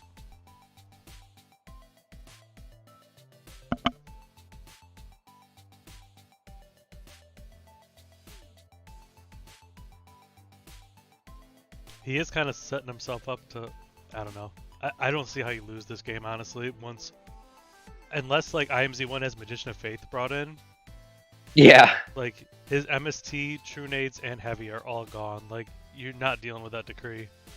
The only way that IMZ1's, like, winning here is maybe deck out.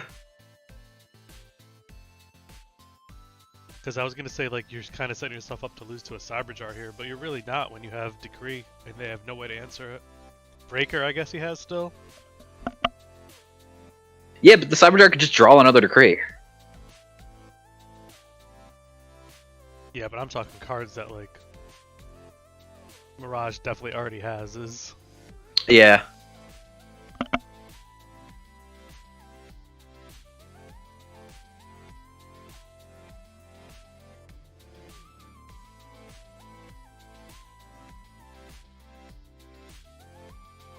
I guess you could also consider that the down cards might be something like Desk Koala, and you don't want to attack into spies that way. Possible, but unlikely with seemingly the version that IMZ1's playing. Yeah, that's what I was gonna say. It's like that means they don't have a lot of better cards for their cat that they could be playing, like the Wombat or I guess Milus. I would put them on actually having Milus face down. That or Wombats. Mystic Walk's going to be the pickup for Magician of Faith, valuing the power of the walk over Pot of Greed. I don't know why you bothered playing that ring there.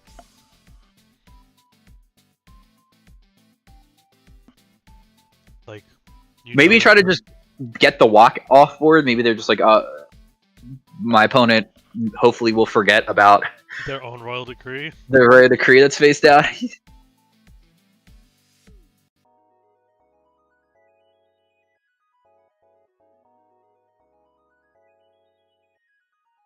Honestly, I think the best part about Mystic Walk is that it tributes a monster. Oh yeah, for sure. The life point gain is just a bonus. Yeah.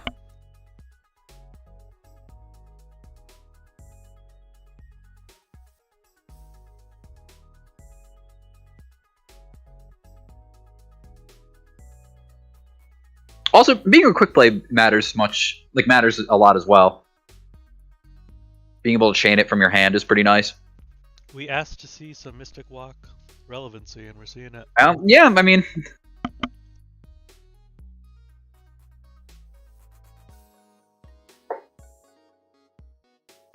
it definitely changed the tide of the game. Raj Knight was locked out of his zones for the longest time.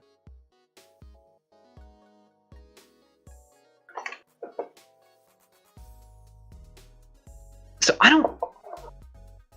don't remember how long IMZ1 had the ring for. Because they made that play with the Giant Trunade and the Just Desserts, and you were saying that they could have made a push with, like, you did that play if you have a push with a Panda that is game. Which it looked like they did have the Panda. Or they had Rescue Cat, maybe. Okay, they must have had the Rescue Cat initially. Now they're gonna go Rescue Cat.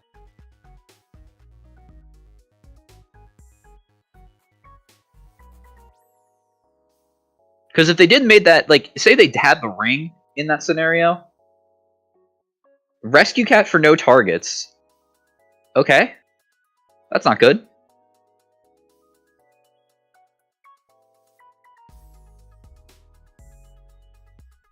Can you fail to find with Rescue Cat, or does it stay out?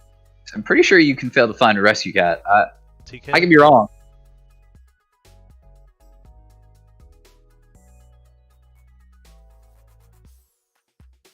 If you can fail to find a Thunder Dragon, I don't see why you can't fail to find a Rescue Cat.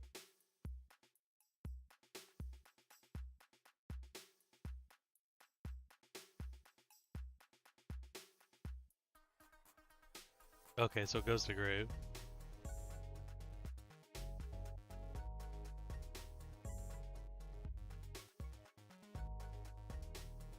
Yeah, I don't remember what Mirage, what their life was. I think they were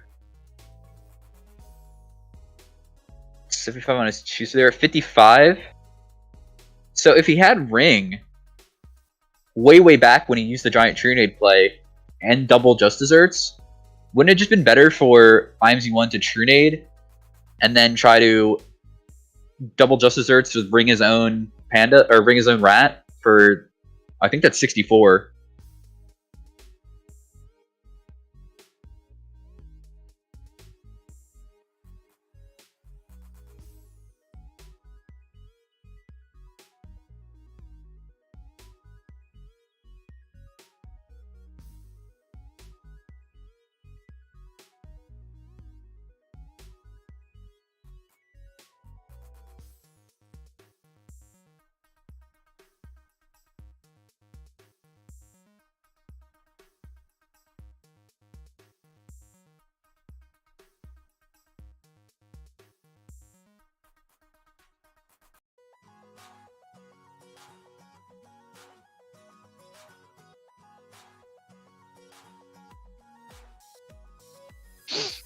Hello. Welcome. Thank you. Lucas. Is your tournament's over? I thought you were doing good. Yeah, I was. No, I'm waiting for several matches. Oh, you're still in it. Okay. I'm in losers semis or something.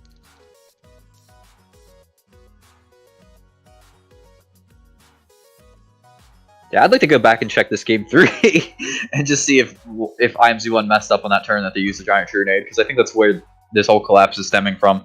But I could be wrong. They could just not have had it. I hope I'm wrong.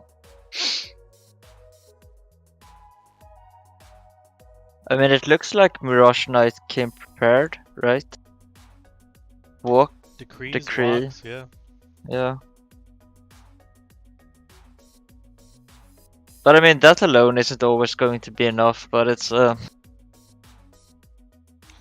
mean, they should not lose this game. Yeah, this looks Just, pretty hard to lose. Just the 3 Trunades heavy MST being gone, like... Other than a breaker play, like, I don't see how he gets this decree off the board. They're at 9k with a loaded graveyard. Here comes Tribe Infecting Virus. This will clear all the beast off the board, so now their zones are unclogged. Getting rid of Magical Merchant. Get that bug out of here. Most racist card in the game, Tribe Infecting Virus. Wow.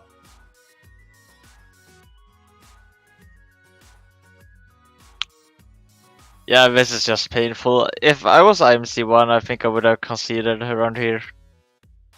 Maybe not. Maybe I would. I don't know. They're out of cards now, so... Cyberjar is their only hope, I guess? Yeah, I guess. You play it out, of course, but... But Cyberjar, and then he hits Breaker off of his Cyberjar. He could hit Graceful and draw the Breaker. And speaking of Breaker, gonna get rid of the Swords of Revealing Light. Is there a Chaos Monster? Oh, not like this.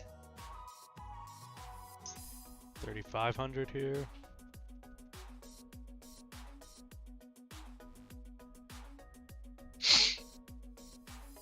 Yeah, I mean, at this point, both players just want this game to be over.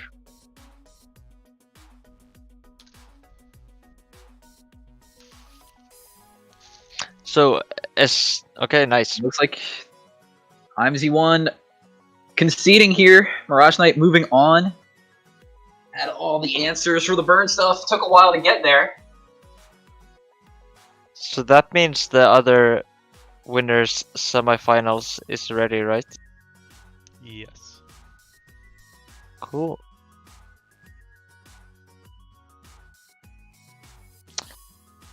So STL Killa being in winners finals, has he already? No, has almost secured a world's invite, right?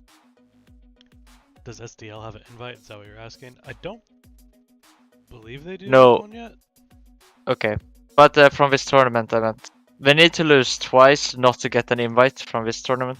Yeah, first and second would get it. So Yeah, and if STL loses twice, they get third. Mhm. Yeah, alright. So they're in a great spot. Man, rough. So Matt Uber is going to play against Mirage Knight now, yes, and the winner gets into the same position as STL Killa. That's pretty cool. Did you guys see the people who lost round 1?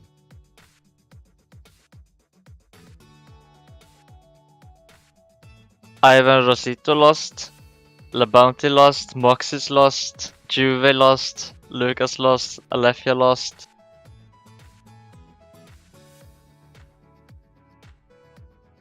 I mean, the density of skilled players in these events is quite insane.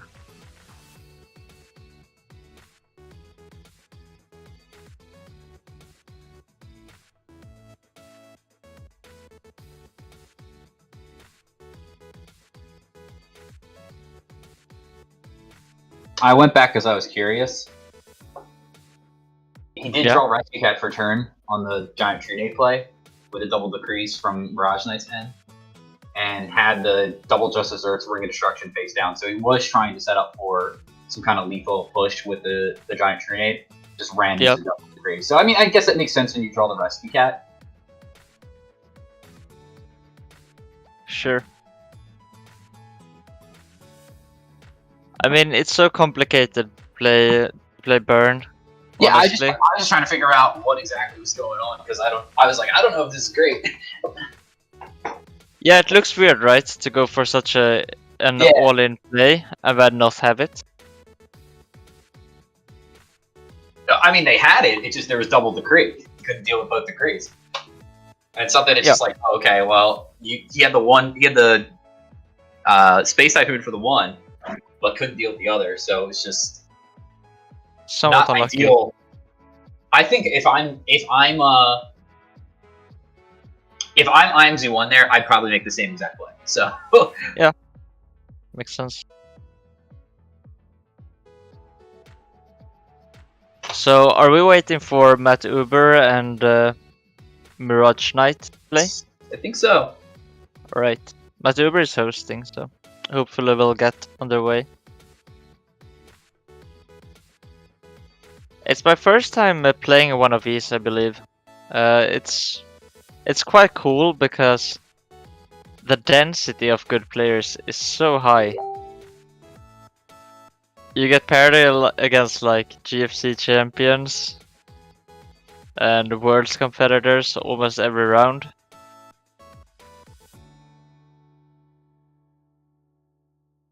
Yeah, this is these tournaments are definitely smaller, but that's not it's not unintentional, right? Yeah. It's only allocated for those who are members of our Patreon. So only a limited number of people can participate in these tournaments, but this is a monthly tournament that's, you know, like cheaper than going to your locals. Yeah, for sure. And you get to play against a lot of great GOAT format duelists. all vying to earn some great prizes as well as an invite to the World Championships. So definitely worth it in the end to get some practice, as well as if you do well in these, hey, you're headed to Worlds. And it really supports and the whole Go Format community by being a member of the Patreon. Like, that's why we're Yeah, able to for do sure. all the things that we do this year. it's also a lot of fun to play these tournaments. As you were saying earlier, the upsets for round 1 of today were insane too. Yeah, that was shocking even. Ivan Rosito and the Bounty both going down round 1. Yeah, and Moxie's losing. And then it was Lucas lost. Who else was it? Yeah, and Necromancy Alefia round lost. 1. Yeah, like everyone lost. YSMF lost. Yeah, no, crazy. Yeah, that was a pretty wild round 1. So let's see here, did we get a tag yet from? Yeah, okay, we're starting. We're starting right now, great. Yeah, it took a little while for IMZ1 to report the loss, but we're all good to go now. So we're going to see Mirage Knight on Chaos Turbo. Interesting Matt. that we saw a magical merchant from Mirage last round. Disgusting. Hate that guy. I think it's really cool to see that Night Assailant is popping up. Because That's a kinda lot like- of the top players, they have started moving away from Night Assailant and gone for more solid variants, but I don't know, I still think Night Assailant is a strong card. The Go Grand Prix London winner ran it. I'm a big fan Sure. of the Night Assailant myself. as I like well. Night Assailant too. Just got that nice ultra rare reprint. Bit risky if They, you expect them to be on jar to MST there. Japan actually just errata Night Assailant, so now it's not a it's like bring back a flip. It can't target Night Assailant, like it specifically says that. But not for Go format. Not for Go format, of course, but So what do you get with this? Monster Democ. Gate? I would assume. I guess Monster Gate. It's Matt Uber's not too sure either. You're probably doesn't play the third True Nade, so he might just need to grab another piece of back row removal to put back in their hand for later. I mean, I'll be honest, I have never played a Reasoning Gate deck, but Monster Gate seems... Yeah, Nope. gonna get the heavy. Storm. The thing about Matt Uber's deck is that it's not the Dimension Fusion version, so you're not gonna want to Monster Gate your Democ off because you can't combo it with Dimension Fusion. Oh, true. So you have to get something else here. True. Well, you could. I mean, he could have got the Monster Gate to try to find Stein. a Stein, yeah, but that's a risk. Wait, what's the reason behind playing the Upstart after the Monster Gate? Because you want to mill through as much stuff as possible first, because then you have more options after the upstart resolves. No, I think it's just because you don't want to draw the Democ. I don't know. It's part of it. Like you play so few monsters that. Yeah, like getting. No, the but that's the only reason. Not Democ specifically, but a monster in general. Yeah. Yeah. Yeah. Wait, I'm actually confused. No, it has to be because you don't want to draw a specific one. No, you really just want to see what happens first, because, like, say you mill all that's. Say you draw like. Say you mill first, and then you have an upstart, then. Whatever you draw off the upstart, you have more options at that point by looking at your grave to see what's there, compared to if you No, play the doesn't upstart matter. first. Doesn't matter.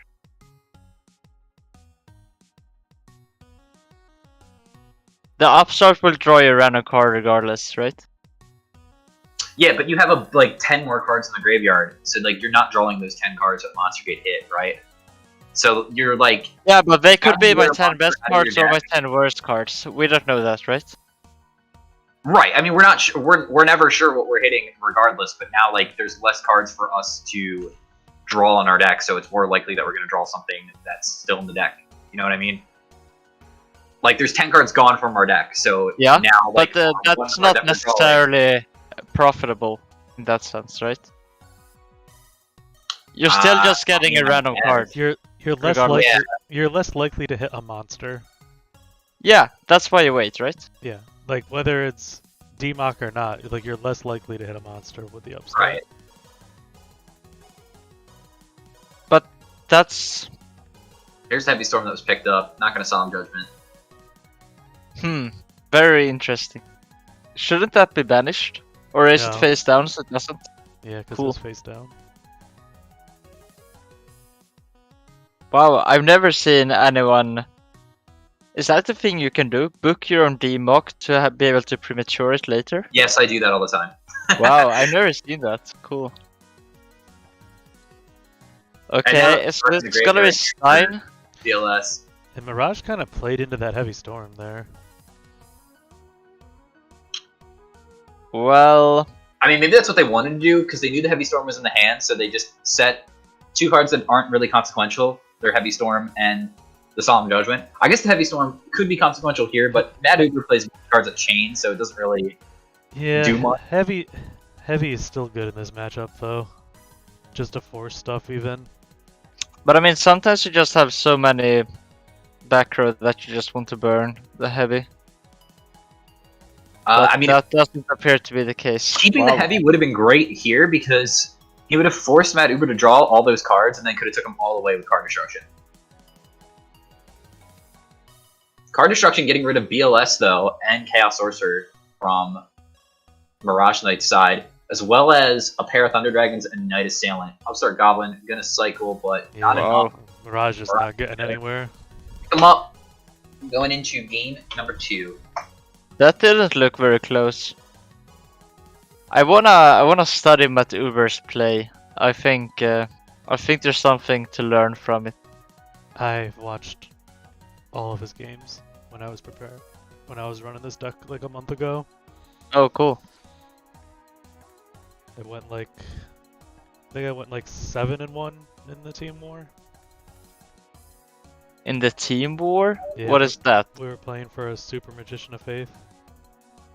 Within your team? No, it was against different teams. So against Oh, okay. yeah, so Gotcha. it was a 3 versus 3. So I swept the first team, the second team, and then the last team I beat Lucas, and then Moxie's beat me.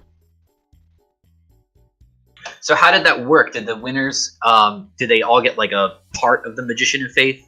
They all like tore a piece up and then... They sold it and split it, and now the Magician of Faith is up in another tournament. Okay. I was gonna keep it if our team won. I would have figured it out because I think I was the only one in the tournament that actually wanted the card because I have 2 Super Faiths and need a third. That makes sense. Mirage Knight here starting off game 2 with Upstart Goblin, set 2 to the back, 1 to the front. Matt Uber now. What are you going to do? Summon the Fusilier, the dual mode beast. Attack into Knight Assailant. See you later, Fusilier. Sealer, the do nothing beast. Wow, that's disrespectful. Wait, am I lagging? Is stuff happening? I mean, if you have to ask if you're lagging, you probably are. Yeah, you're Makes lagging. sense. 2 from the back row on Matt Uber's side. Now, another set monster here from Mirage Knight. Sacred Crane's going to be the summon for Matt Uber. Attack into a second Knight Assailant. Now, just a Great Reaper Spy. I know, this looks a lot better. Now there are cards on the field.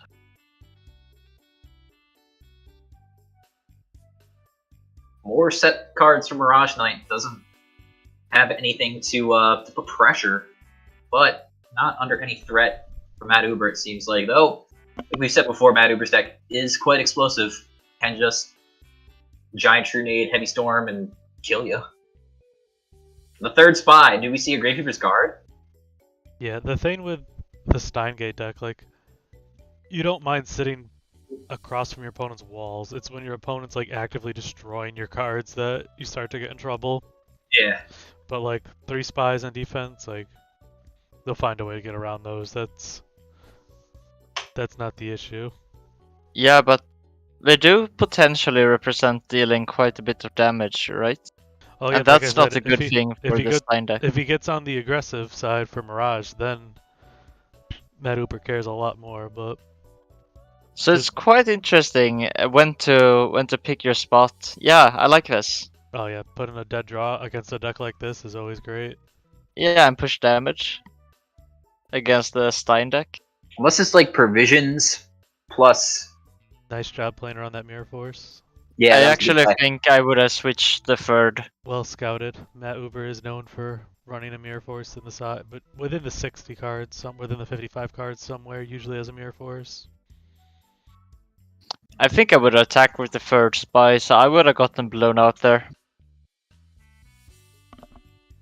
That's why you're sitting in losers bracket. Yeah, maybe. I mean, to be fair, I did get to this point that they are in, so. But well, I didn't win. I'm just messing with you. And this is something that happens a lot in different chaos mirrors. Often it's a breaker, or a Dekoichi, but a beater facing off against a spy, and neither player can make progress. I wonder if the players will find some innovation on how to take advantage of these board stalls. That happens so often now with spy. We gotta start playing Shield and Sword. And I just think- swap them. I think Zambira is a underrated card for these kind of spots. But I don't know, it doesn't clear 2 spies. It doesn't clear 2, it's true, but the fact Zambira's that Tsukiyomi the fact is a that good it's like combination. good against so many different decks, where happy to have it against Warrior, you're pretty happy to attack into a set monster with it against a Sure. Chaos deck or attack over a spy. But there's not much other stuff I don't think that can deal with these kind of spots. Tribe. Yeah, because that's the thing with spy. It basically forces the opponent to commit an actual threat to the board, like a sorcerer's tribe or such. Yep. In order to get through them. Yeah, so the question is whether, what card are you going to commit instead of the Sorcerer or Tribe or something like that? That's order why I to, said Zambira, there's not much stuff that's not minus that can do it. You don't want smashing around it. You don't want to.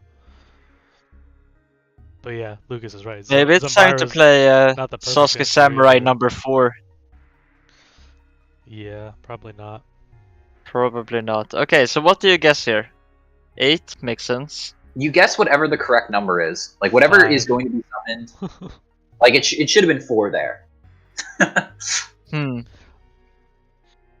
Yeah, I think yeah, 8 or 2 is good. Visor Shot could be crazy in that spot too. Visor Shock would have been excellent, right? Sure. Mind Is Control that the- coming out. Is that the card Matt Uber commonly plays? Visor Yes. Shock? Yep. Okay. We haven't seen it today though. Checking, and it's Magical Merchant. Gonna flip it up here. Doesn't that just seem good? Just grab a spell or trap. Yeah. Especially It's when pretty it's Monster Gate. I think Magical Merchant is a very underrated card right now. Yeah, I it's think so probably too. rated as being garbage. I think it's quite cool.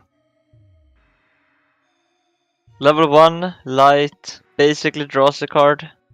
This is huge. Monster Gate Hidden Demox great for Matt Uber. I think there's a Trinity in the graveyard. No, there's a Heavy Storm. Better. Another card that could deal with Spy that we saw played today by Alefia was Giant Orc. Wow. Okay. I thought Sombira was a stretch. Giant Orc. And then once the Giant Orc meta passes, we'll be back to the Goblin Attack Force. Now Tsukiyomi. Yeah, for sure. Tsukiyomi will have to come back to clear it. That's right. Heavy Storm is going to be the pickup for Matt Uber. Oh, know a card you could use? What's its name? It's got like a Deslakuta effect, but it gains 2400 attack when it attacks set monsters. Oh, what is it? M2 something. Yeah, I know what card you're referring to. I don't know the name. Yeah, I know we've cubed it a few times. Yeah, it's awful. It is.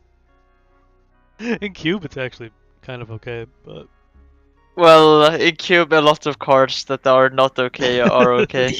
For real. Heavy Storm met with the... 8 Claws Scorpion, that's what it is. Thanks, Shadow. Oh, hell yeah. We gotta bring that out. I was thinking 8 Claw Scissors, but then I was like, no, that can't be it. It's a good Goblin card housekeeping that after the looks Heavy like Storm. it with scissors in the Power. name. Sorry? I think there's a card with scissors that looks like it. And that card that has scissors in the name that looks like 8 Claw Scorpion. Sure, or we speak of some blue crab thing. Yeah. I think Yeah. that's what it is.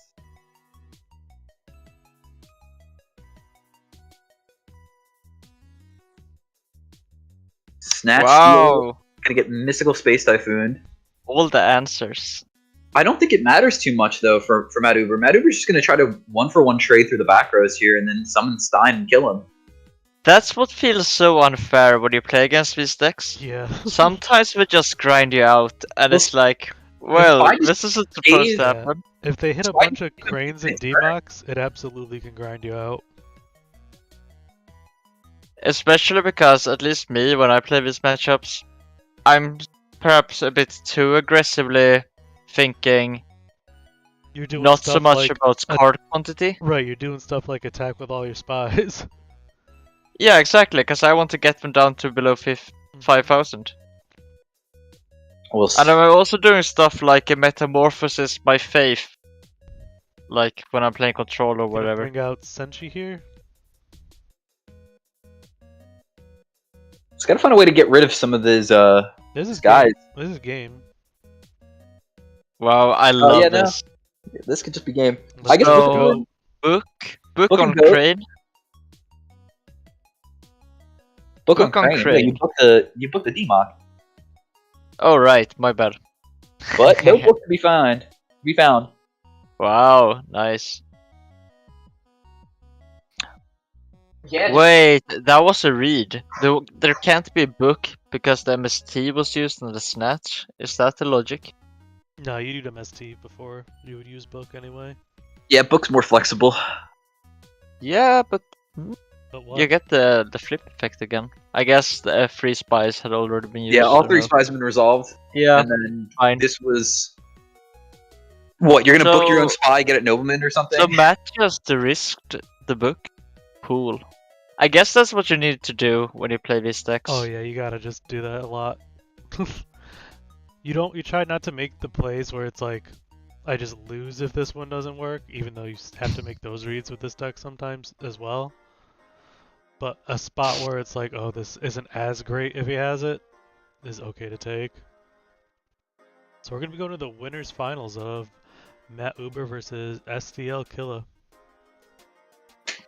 Yeah, Matt already hosting. Yeah, Always Matt's on top a of tear it. today.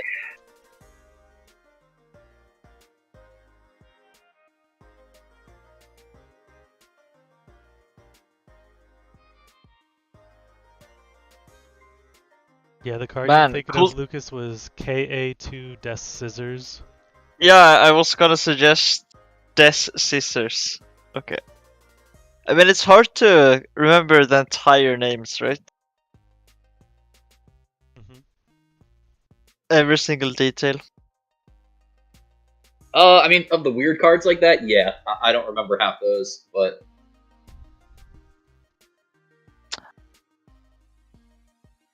And it's also like, my connection to those cards is either seeing them in the playground as a kid, or scrolling cube. through them on a dueling book. Yeah. So Because I don't TK have any other connection to them.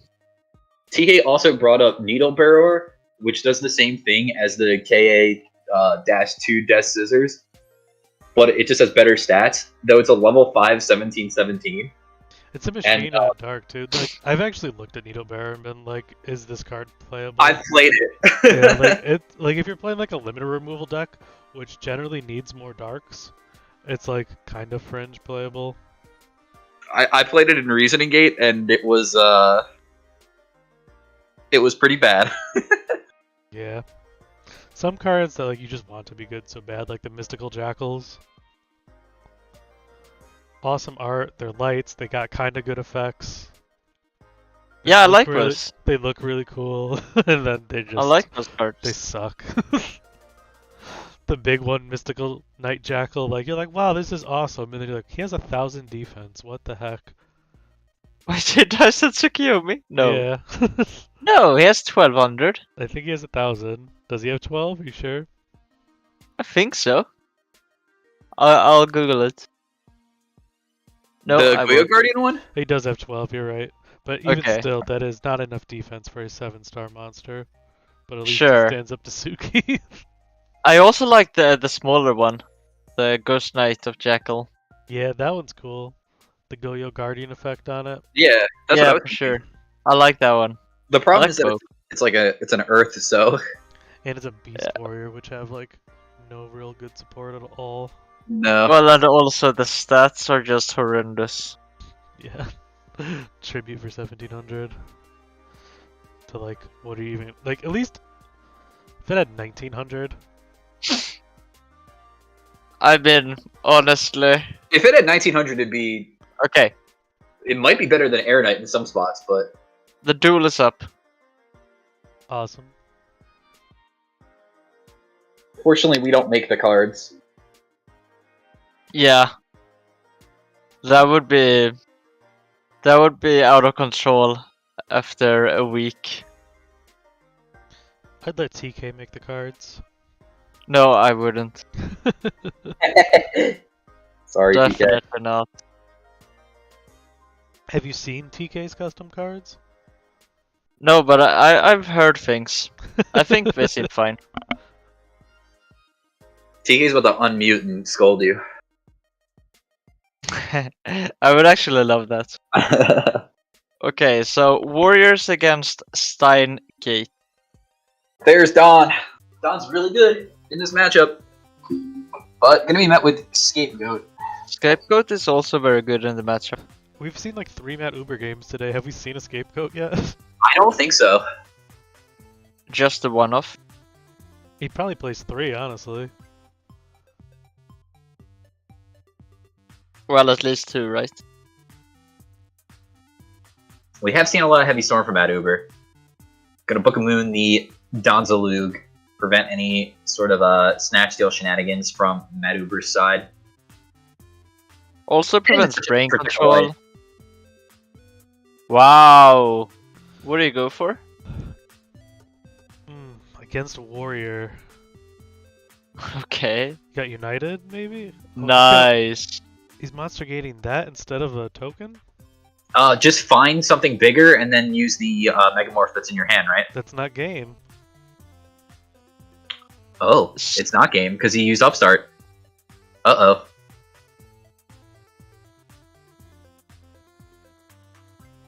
Maybe he has another one in a... I mean, even if he has another one, then he still can't summon a Chaos. I guess No, he just didn't want to keep the potential attack mode Stein out. I mean, this is probably fine. It's interesting. I would usually go for... I think usually go for the other spot. Although Snatch Steal would be game if he played it on the Oz and just attacked. I think this is fine. I really like that sometimes this deck just makes a 4200 beater and just hopes it gets there. Yep. I think that's pretty cool. Master of Oz is insane looking.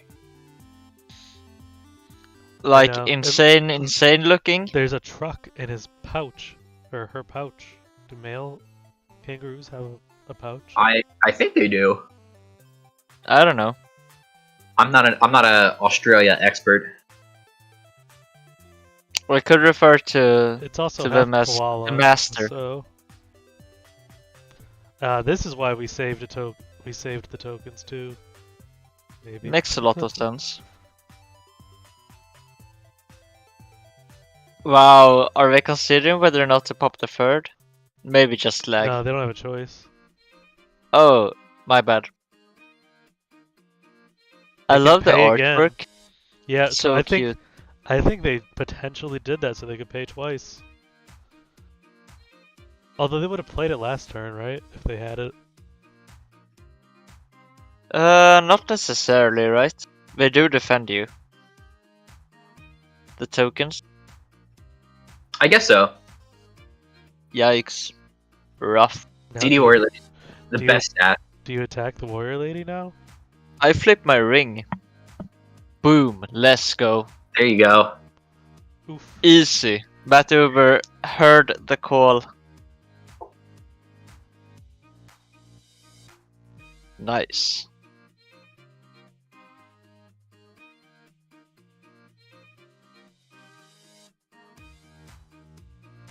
Wow, this reminds me of last time I watched Matt Uber play.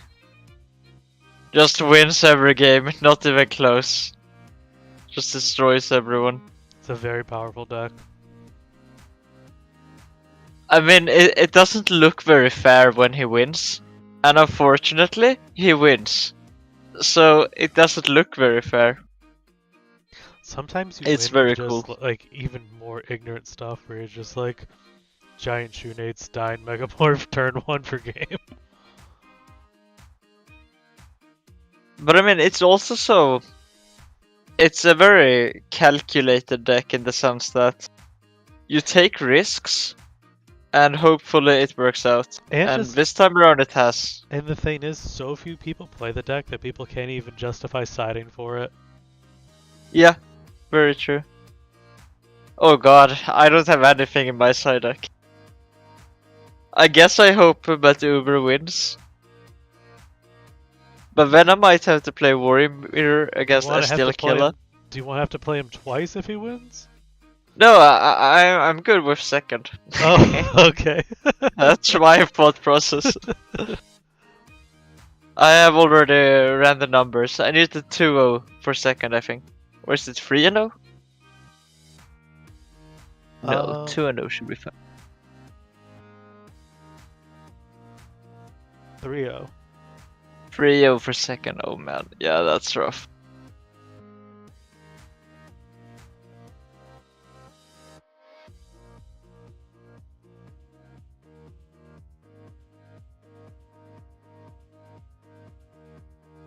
Costos still alive, hoping they make a nice loser's run with the water deck. Who's playing water? Kostov, that's who upset the bounty round 1, but Matt Uber beat him. Playing water return.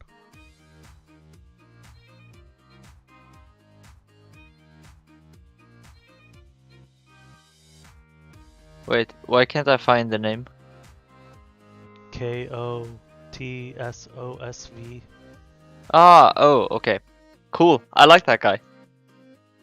Yeah, he's done good in all the local tournaments too. I think he's won 2 of them. Cool. Matt Uber getting beat down here by SDL's Yeah, Warrior this deck is out the spot. potentially his last turn in the Stein range. This looks a lot more fair. Yeah, that's Duo does kind of make the matchup a little bit more fair, just taking resources away. I mean, the Duo only hit Sacred Crane and Mystical Space Typhoon, but that Uber being on less cards is a lot less scary than holding like a grip of 7, 8 cards. Yeah, Matt Uber won the No Trinity tournament with this deck and said a lot of it was due to Delinquent Duo being banned. It made his deck that much better. Yeah, Wow, incredible. that's something that these Reasoning Gate decks just like cannot prepare for. Like the only thing that you could like possibly do, I guess, is like Discard have a Nico D-Lock. main king, but like Yeah, like I've won games where like they duoed me and I discarded like a light and dark and went super aggro with a BLS, or like brought back a DMOC immediately that they duoed, but it's asking your deck a Nice. whole lot though. it really is.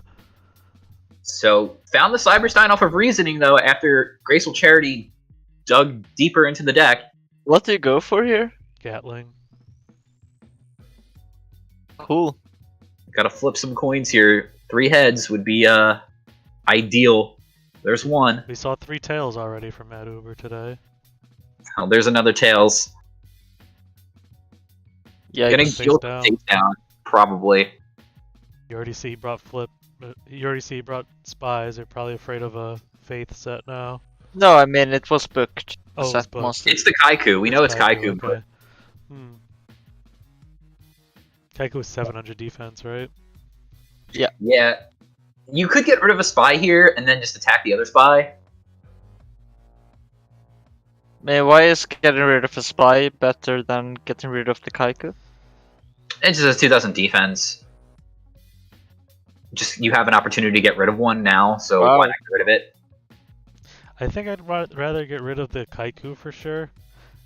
Just in case you don't want him to like flip it and then end up in like some spot where you want to summon a chaos monster. Even though he only There's plays also that CLS. scenario where you I'm just gonna set another somehow get monster. a crane onto the board. In that spot, the crane walls the spy. Okay. Man, I don't want to face either of these guys. Smashing ground now. Punch the Gatling Dragon right in the gut.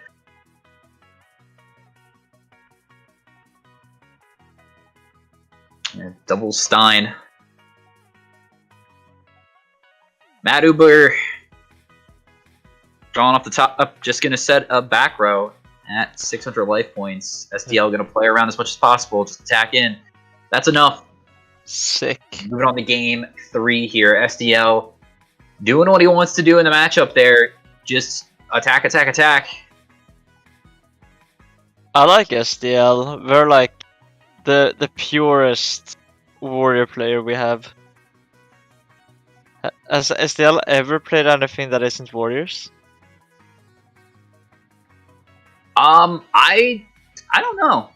Like, Not generally. if so, barely. Some people Like, just stick to a deck, and that's just their deck. Yeah, but it's so cool, because do we have anyone else who is as devoted to warrior as SDL is? Closest can't is come up probably with anyone. AJT. Yeah, sure. AJ is on the warrior train recently. But I mean, AJ he plays a lot of has other been cards, a though. cat guy. He played Before. cat on ladder, but never. I don't know if he ever even played in a tournament, honestly. Sure. I mean, AJ is also a devoted warrior player at this point.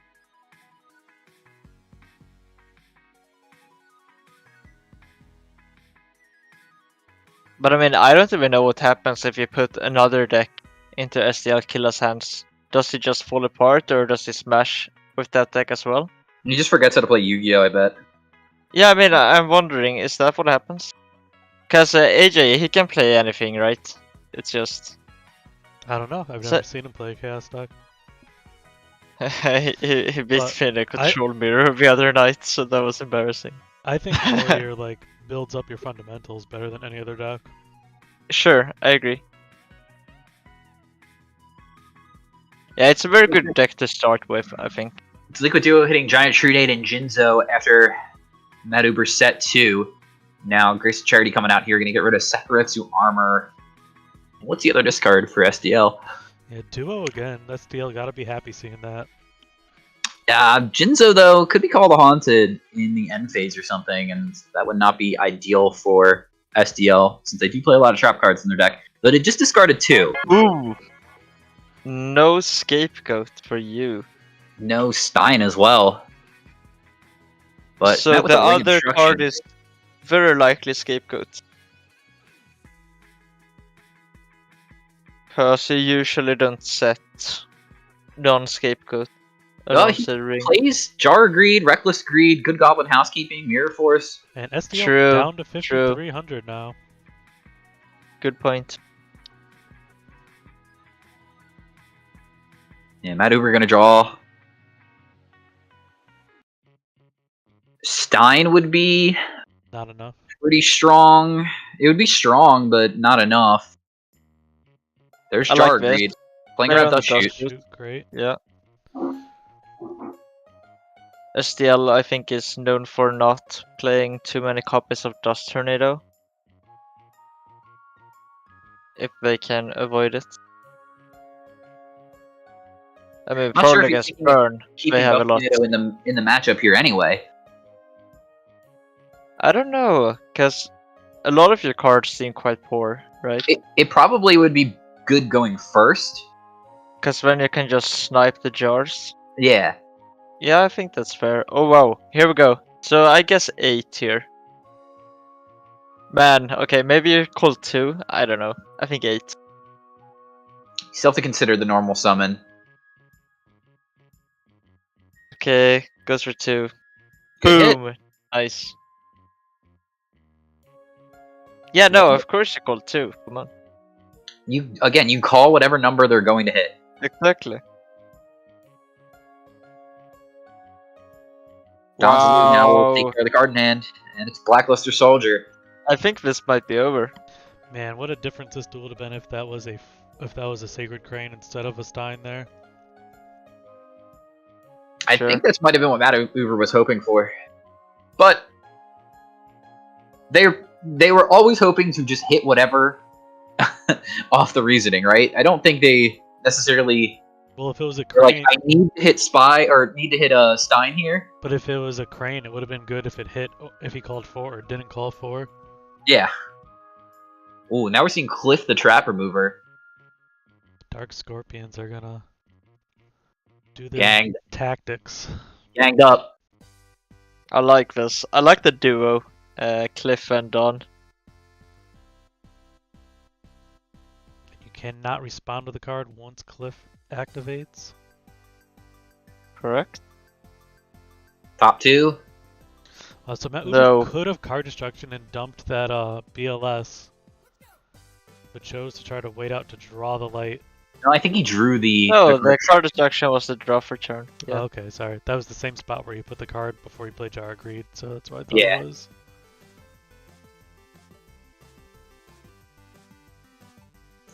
Should have called top 2. Yeah, we're gonna solve. Wow. That's Didn't matter in game. the end, but still should have called top 2. Man, that was nice. Well, Lucas, you're more likely to be playing Matt Uber now. Yeah, I am. That's true. So STL now going to sit in grand finals here of March Patreon World Championship Qualifier. Number Number 13. 13. And we're heading on down to the loser side.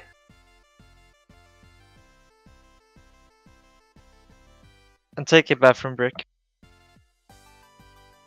So let's see. Is Costov and Night Moves playing, or did they finish? I don't see them playing.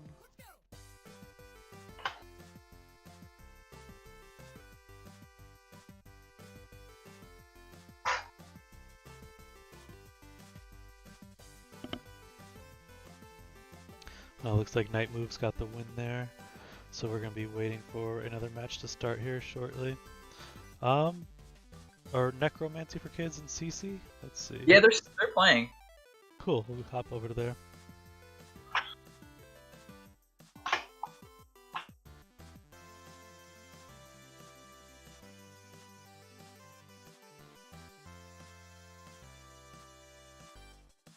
Looks like Necromancy for Kids is down a game.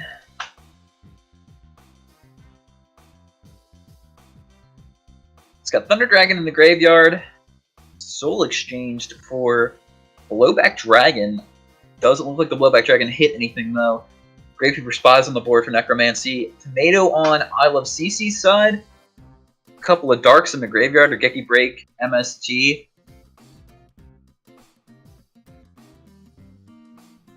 Graceful Charity is the play from I Love CC, starting their turn, discarding Dark Magician of Chaos and Sinister Serpent.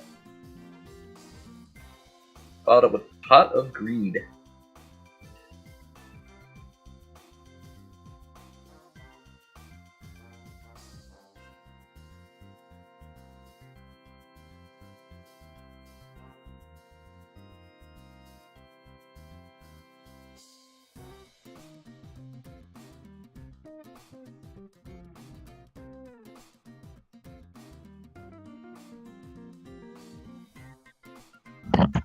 Breaking Magical Warrior now from I Love CC side after Pot of Greed. Gonna snipe this back row, hopefully. This all goes through. What game? I love CC taking out Mirror Force. CC versus Necro we're watching. Thank you.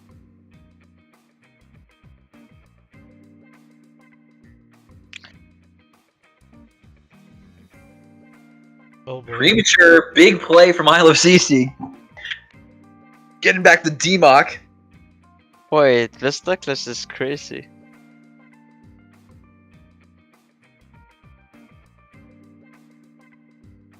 Do we know what CC is playing? Bunch of good Like cards. more exact. Looks like a Chaos Control variant to me. I mean, it could be like Strike Ninja. It's like most likely not. Never know. Oh, CC usually Necro is on plays- blowback. That's cool. CC usually plays some pretty creative builds.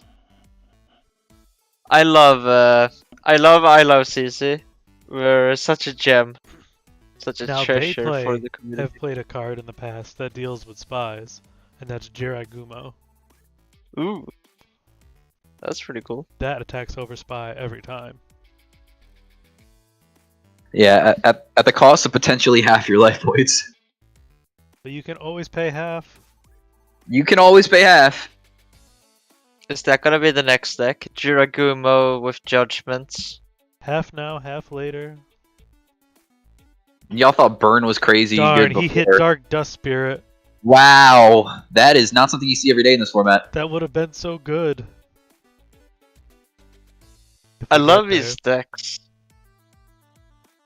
Oh, Gatling Dragon. Let's go. Oh, this is so sweet. Gatling fighting the See- blowback. The key thing to do if you want to see one of these cards like really win a tournament, just pick your favorites and just like post them on the Discord and tag Lucas, or not Lucas, tag Alefia and Delinquent, Yeah, and just don't even Hey. say anything. Just post the card, put it in the back. make of the sure they brain. see them, and then just wait. Yeah, just wait. Just say, I like this card, and then it'll be like, I like this card too. Just right. Could this card ever be good? I wonder what their dueling book accounts look like. I wanna just scroll through their decks.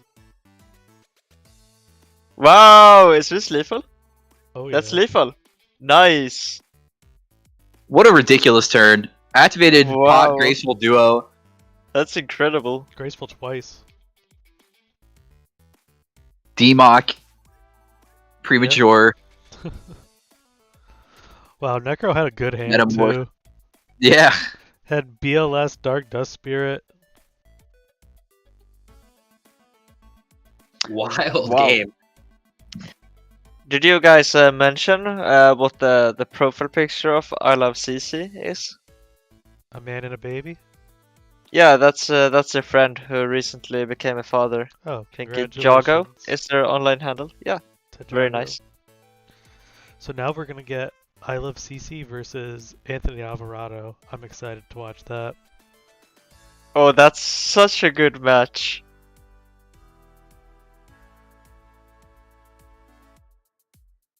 Oh wait, I should probably Start do staring some at your deck. investigation.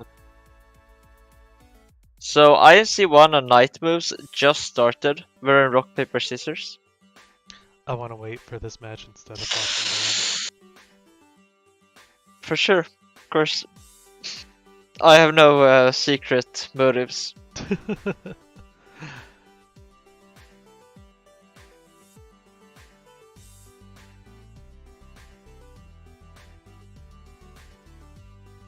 So I believe Lucas, you're the only one on loser side who does not. Does Matt Uber have an invite already? He must, right? Yeah. Yeah, I'm You would pretty sure he think so. does. So Mick Mariners, Alvarado, CC, Night Moves, IMZ1, all looking to get up to second place to get that invite at least. Are you saying I'm gonna be a dream crusher if I win?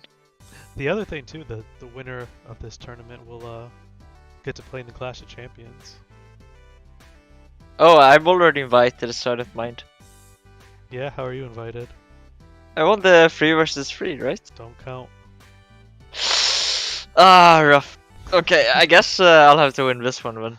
Single competitors only. But that would mean I have to win 5 in a row. I Okay, believe in yeah, you. so... Well, I don't. But thanks.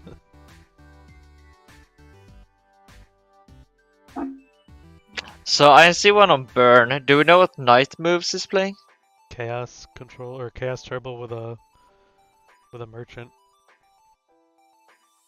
I wonder if they play chess. I always like that. It's a dumb joke. Practicing your Knight moves. Is that what that's a reference to? It's a chess piece. Did he spell it that way? No. I thought he was working on his night moves. Yeah, exactly. Oh, alright. Cece, where are you? We're all waiting. I mean, this match is crazy. Wow, Swordsman aggro? This is great.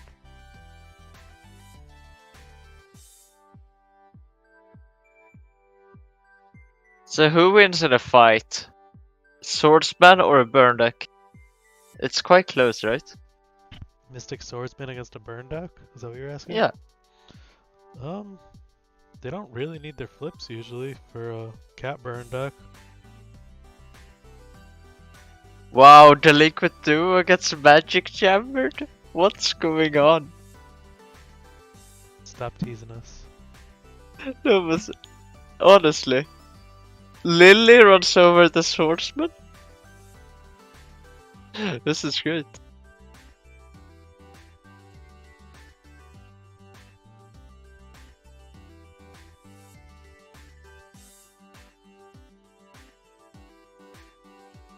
But that's something I've been seeing more and more. Magic Jammer in Burn.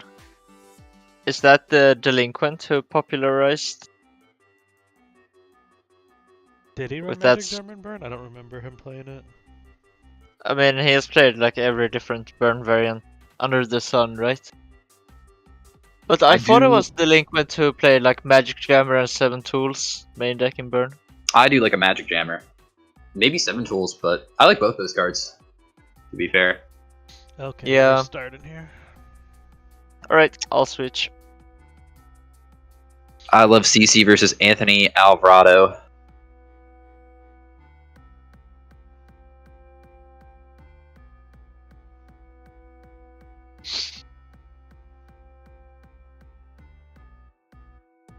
Oh, I didn't even notice the sleeves before.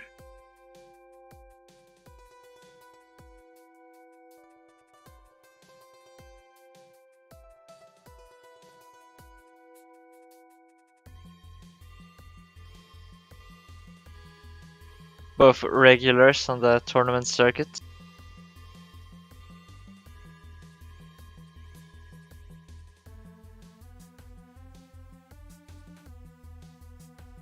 Yeah, and once you play someone often, it's easy to imagine there being some mind games in Rock Paper Scissors.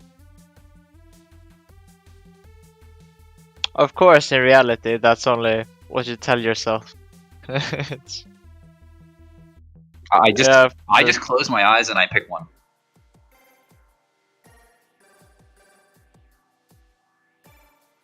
Yeah, I do that too. I mean, I know that it's completely random still, but I think it's fun.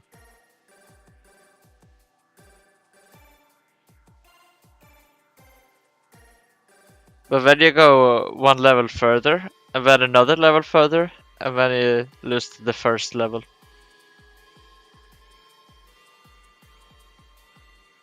Yeah, for sure. Happens, right? What's the odds of a draw? 1 in 3? Yeah.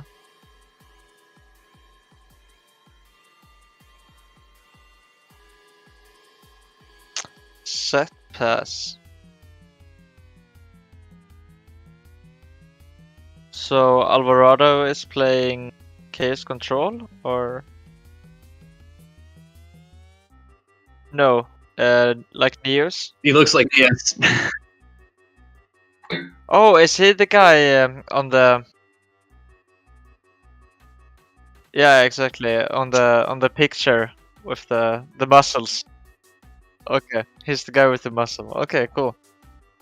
Oh, I always imagined Alvarado to be not so scary looking. I have to Let's say if watch you out. look up, I don't think he's scary looking. That's very, No, very weird. that's a poor choice of word on my part.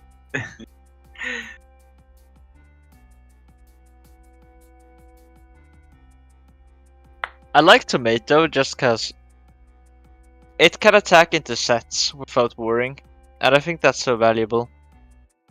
Cause I found myself in these Chaos Mirrors recently, just summoning the Koichi attacking. Of course, I've been doing that for years by now, but still, it's just Tomato is a bit better to normal summon than the Koichi.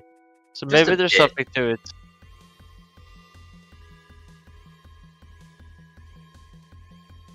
And I think players are starting to realize this, especially with Dale's winning FLC list, that having monsters that you're happily summoning just to attack a set is very valuable.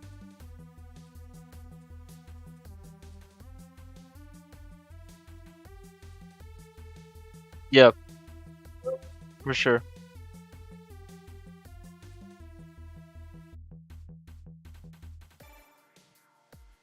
Sure, but I mean, that's also a thing. People don't play too many battle traps nowadays. If you're not a warrior, basically no one is playing Sakuretsu armor.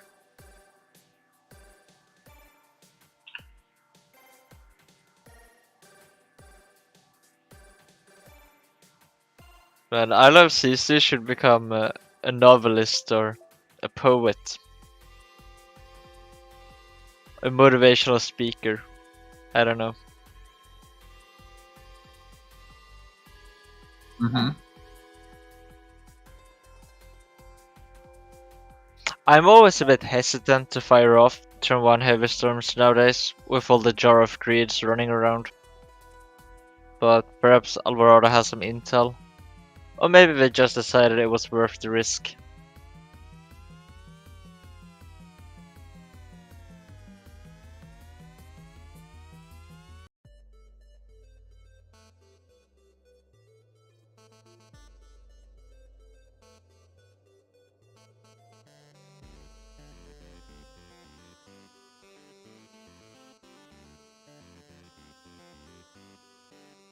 That's also one thing which I think is so cool about these online tournaments. Me, who has basically never played a competitive Yu-Gi-Oh tournament in real life, I get to play against these guys. That's just such a cool thing, because I would never do that otherwise. Really fun.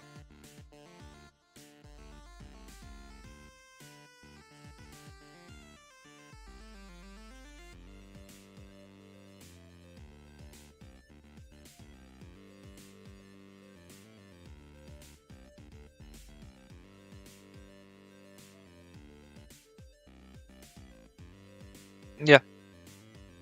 I mean, JDC got like 12 in the FLC. Yeah.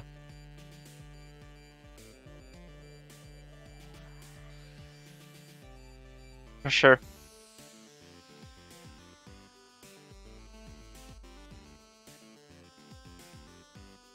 It's really just, it rewards you so much for the effort you put into it. Yeah. Yeah, for sure.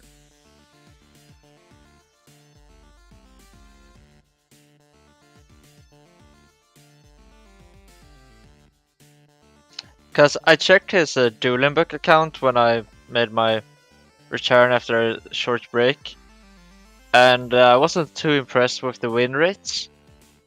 But then when I saw his play, I was suddenly very impressed. And that just goes to show how much you can learn in a short time. Because for me, when I started out, I think I was perhaps at a slightly higher level than JDC was, but he got there anyway, right? So it's very interesting to see how much someone can improve, even if we're not great at the beginning, right?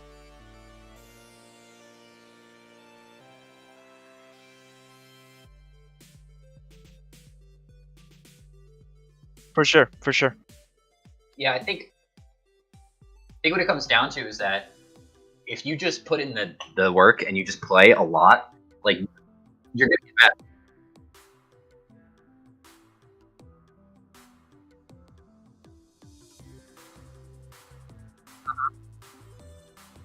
Even though, like, you look at other players, like, not even just in GOAT format, but, like, throughout Yu-Gi-Oh's history, and you just, like, say, like, you ask them the same question, like, when they were dominant, like, what separates them from the rest of the field is that, like, they just played more than everybody else. Like, they just were constantly playing and getting better at the game, even when they were at, like, the top level, right? Yep. I mean, and that's also a thing, right? It's a lot easier to catch up, because then you can learn from others. But once you're at that point, you gotta innovate and you gotta keep get it sharp. further. You can't sit back. Sure. For sure.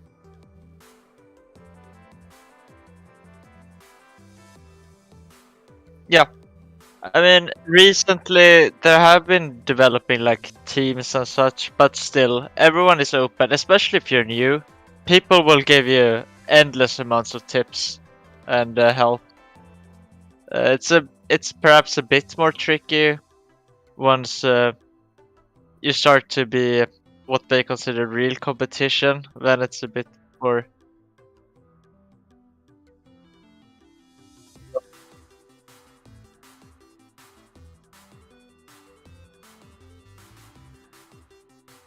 Yeah. Yeah, for sure.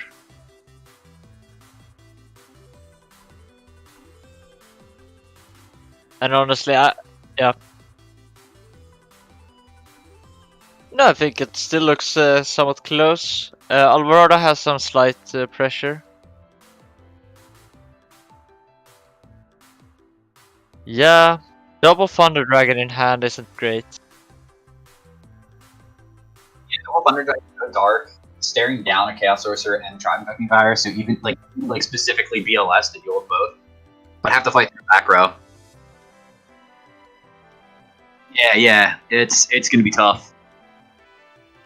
Yeah, looking closer at it, it looks pretty bad for CC.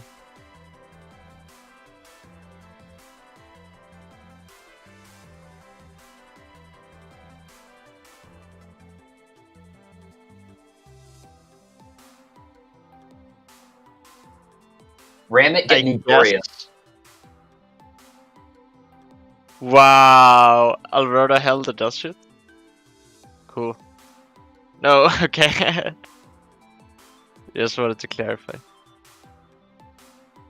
So yeah, I think you do. You ram it into the tribe, and then you ram the Sangan, and then you drop the Chaos Monster. That seems so poor. But maybe that's your best option. Yeah, you ram it, get Doria, kill one with Doria, and then some of your Chaos Monster. Doria would be great. That's a good one, Maces. So it's... I can feel it. If I'm Alvarado, I think I just let this happen and then I book on the source.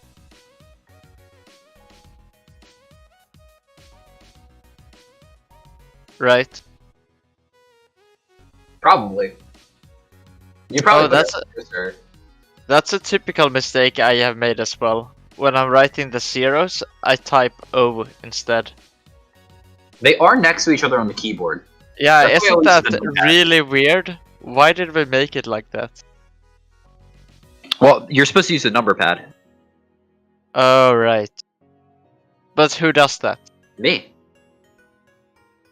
For when you, like, type? Yeah. Cool. Whoa, Snatch! Snatch is great! Burns the book, but now you can knock, and then you can drop source. Yeah, I mean... Or maybe you just set Mirror Force and pray. Yeah, didn't want to commit too much there. I mean, I like the idea, but... No, I mean, if you have source knock, you drop it. It would have been better with just Doria. Sure.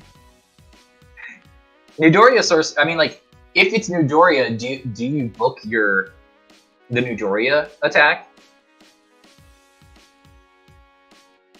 Nah, I think I'm just letting it go. Cause how are you gonna deal with the set Euphoria? It's still gonna cost you a card, right? That's true. Yeah. Oh wow, doesn't play around Mirror Force or Torrential. I think that's fine. It's a bit scary though, for Alvarado. Alvarado does have 6 cards in the hand. Are any of them Thunder Dragon? One of them is Thunder Dragon, it looks like. Oh, I'm sorry. None of them are Thunder Dragon.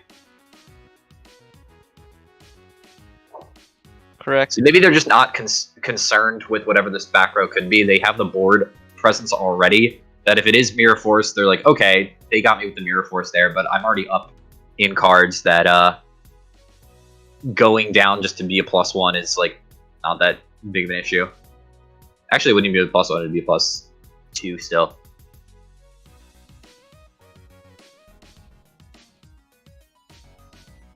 And Tsukiyomi now can play around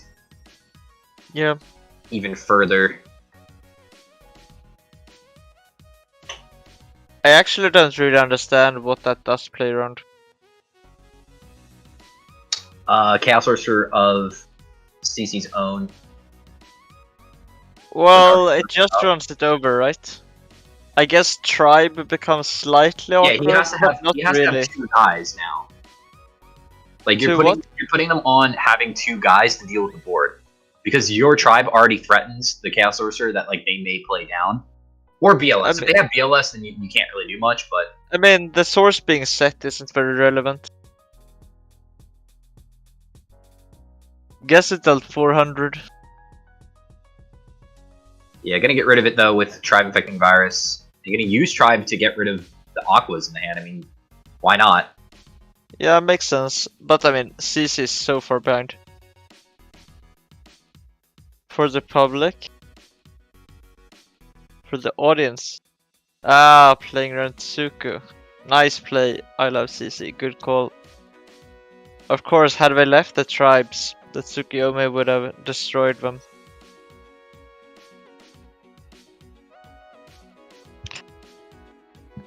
But we have some notes on the previous set from CC, and it's not Mirror Force or Torrential.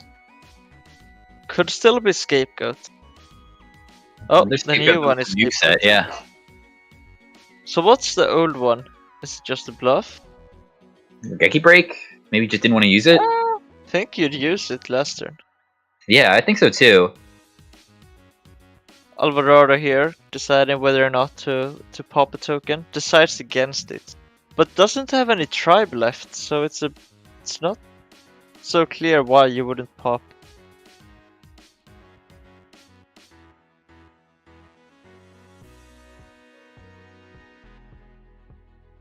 Graceful would be nice here. Okay, yeah, it was just a bluff.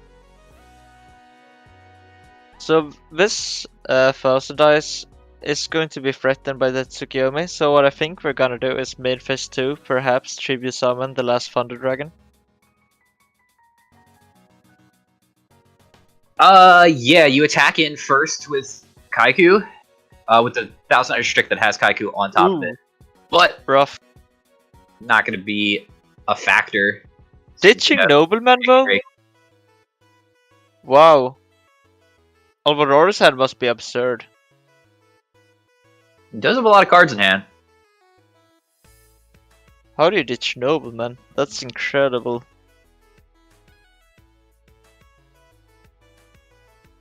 I mean, it's easy for me to say now that there's a set, but... Is there another Nobleman in hand for Alvarado? There could be. Yeah, that could be it, actually. You could also have BLS. Yep. I wonder what CC's new set could be.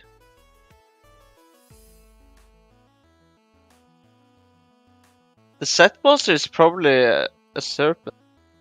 Maybe not. Whoa, they top deck the ring then, right? So the set monster has to be a serpent, yeah. Alright, so the set monster doesn't actually do anything. Yeah, there was a second knock. Good call, Mason.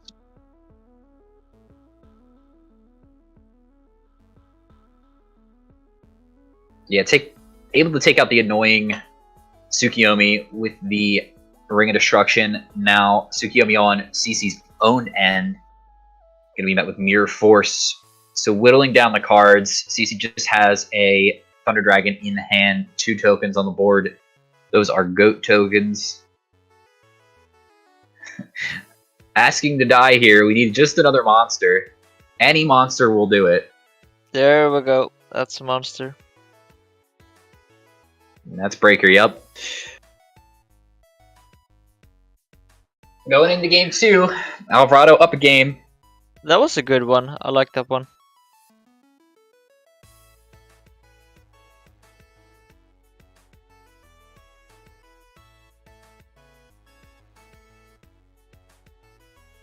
Alvarado got to a point where they just had so many more cards. Yeah, I feel like that some of these Chaos Mirrors tend to go.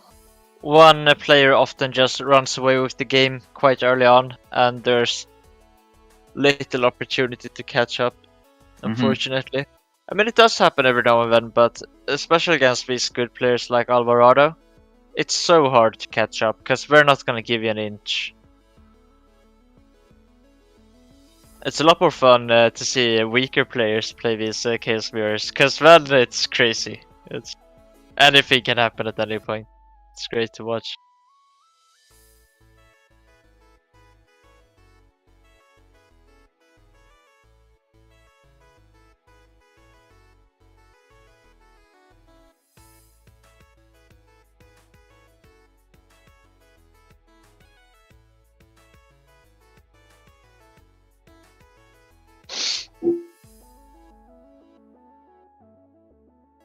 Alright, I love CC on the play. Asking Cecilia to give duo. Let's see if they got the duo. Yep, They- there we go. In fact, did. And some players claim God isn't real. Here we have empirical proof that Cecilia does exist.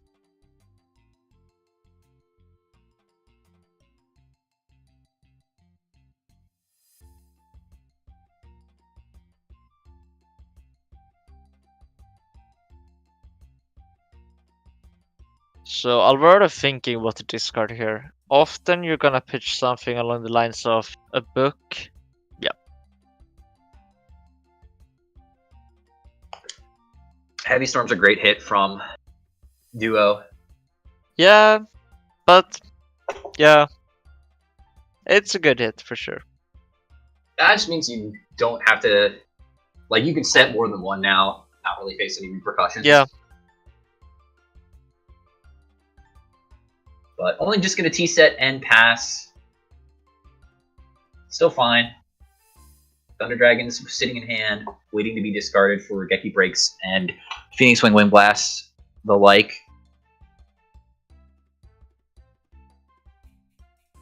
Oh, is I Love CC getting greedy here? Asking for no Trinity? And In they're addition- Chatterbox. They just love to talk. I think that's a bit greedy. You already got your duo.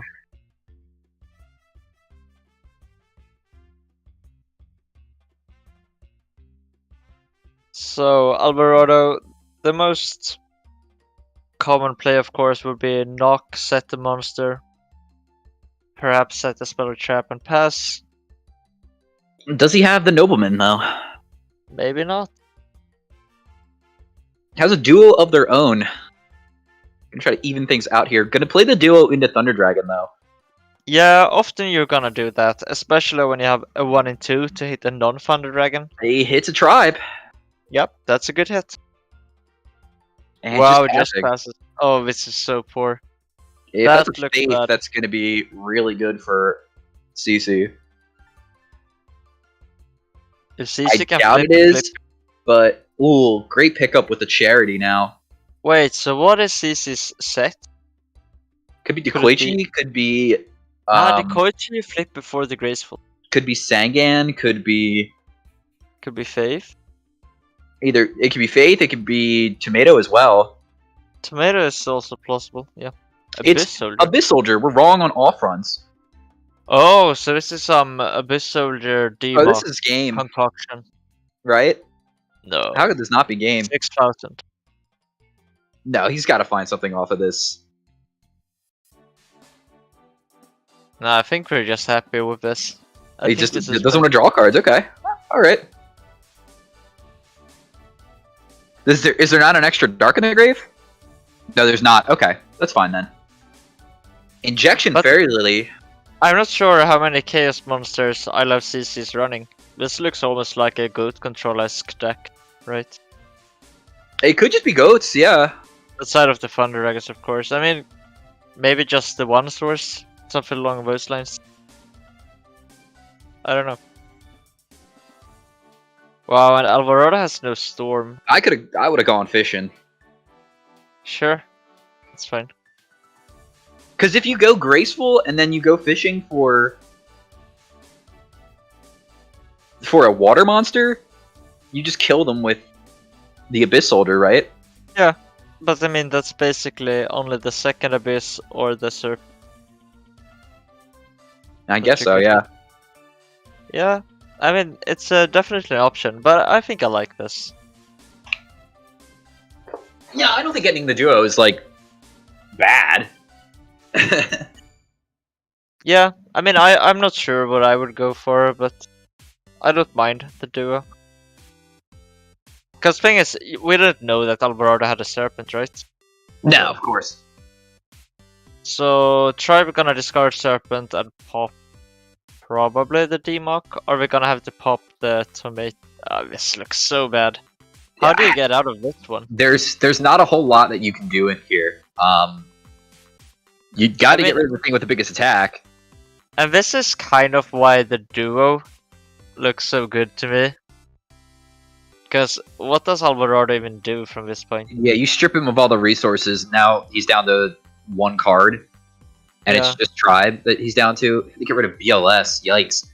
Yeah, I think this was forced. Injection Fairy Lily seems a little bit weird in this matchup. I'm not sure if that's a sideboard card or why exactly you bring that in here. Yeah, that is weird. Interesting. No water monster though. Abyss Soldier is just going to attack over the Tribe Affecting Virus. Yeah.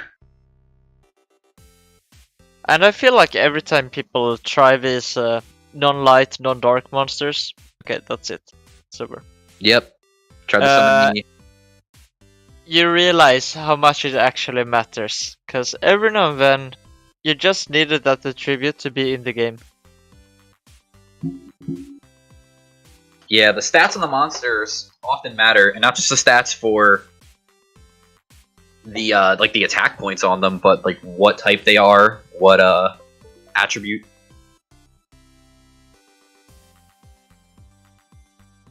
Nice play from I Love CC.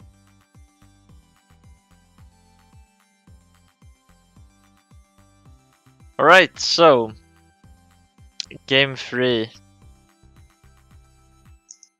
What do you think? Activate Who's gonna win? Solemn to avoid Snatch. I'm not sure what they're talking about. I think of the tribe summon, but honestly, I don't know. I don't think it. I think it was fine. I think you rather you didn't have to Solemn the Tribe there I agree completely. because you knew he had the 2 cards, so you needed him to commit the Sinister. Yeah. And then the other card in hand. No, he was right. Yeah, no, I think that was a nice play.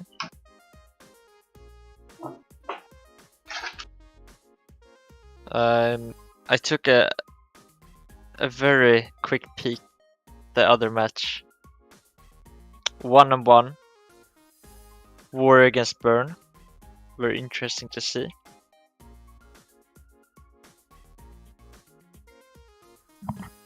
Who's gonna win that one? But for now, Alvarado against I Love CC.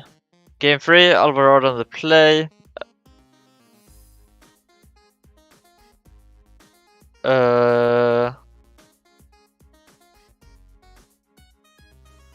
I don't know.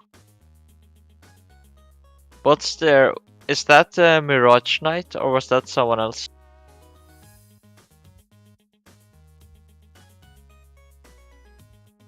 I don't know. Mac Mariners is the one who lost to Matt Uber and beat IMZ1. Wasn't that Mirage Knight? I don't know. I lost track. Wait, I'm the one who needs to know these things. That's no good.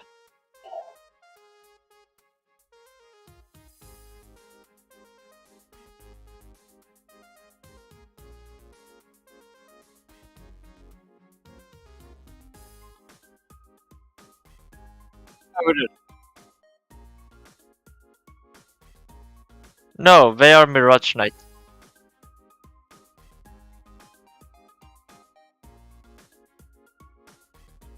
Oh, I just got tagged. Could that be...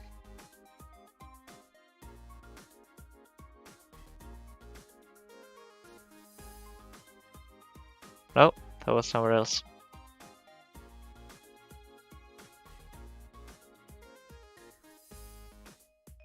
So, anyone wanna bet against Alvarado in this one? Okay. I will. You will? Okay.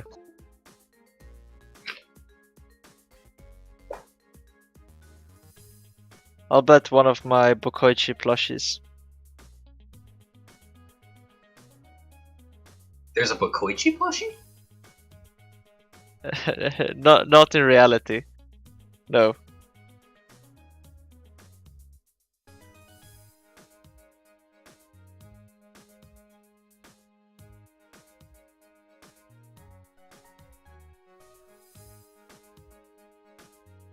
But wouldn't that be cool? Bokoichi plushies?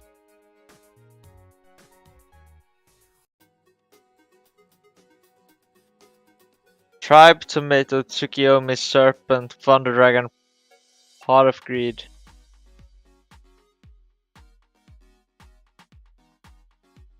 For the public. So, I like that Alvarado says for the public as well.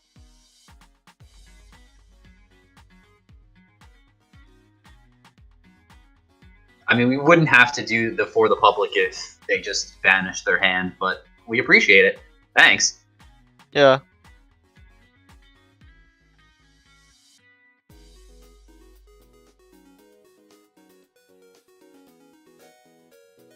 It's kind of cute also because public in a lot of languages means audience.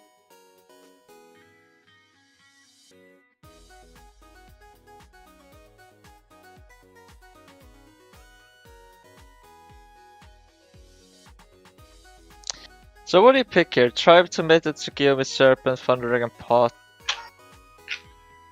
Picks the Thunder Dragon. But yeah, Thunder Dragon seems okay, I guess. I think that's fine. I guess that means you have something to deal with Tribe and Tomato and want to try to keep them off of a light. I might have picked the Tsukiyomi just cause at that point you can't ever let Are we sure it's Tsukiyomi and not Yomi ship? I know what I'm betting on, but it could be Yomi ship. Does go well with Abyss Soldier.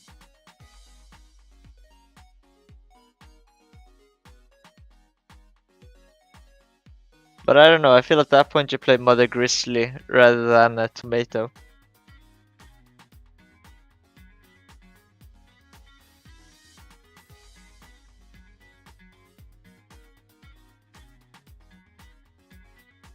Very kind from I Love CC. Not finding the charity, but still, they love CC no less. Regardless. Tomato connects. Yeah, I think I like the tomatoes just as cards. Not super simple how you deal with them.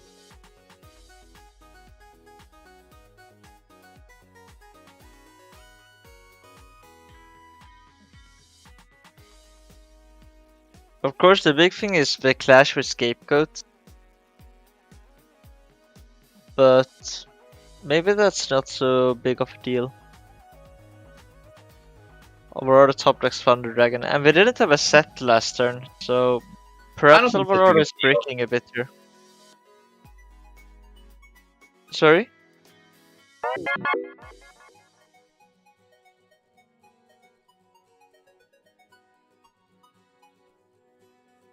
But we didn't have a turn 1 set. Yeah. I mean, if you had Snatch there, I think you would have played it. Yeah, I think that's fine. I don't know. I don't like taking damage. I like life points.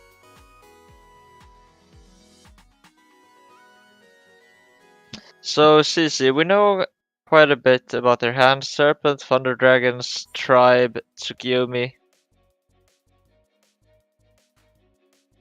Well, the Thunder Dragon got put back.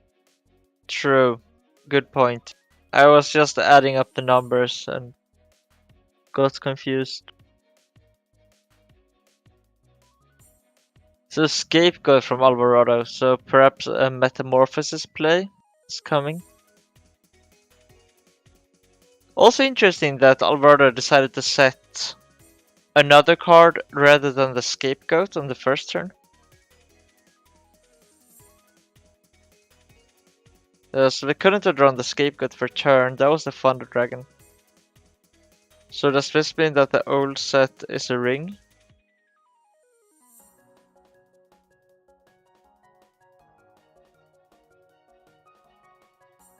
Because I don't think there's another card I would rather set than Scapegoat there.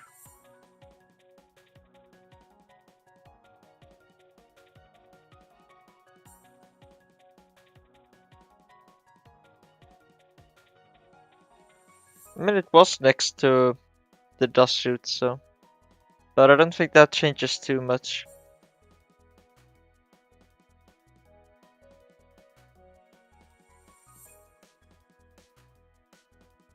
See, I'm expecting that to be ring. But in that case. Okay, so Alvarado probably drew a set for the turn.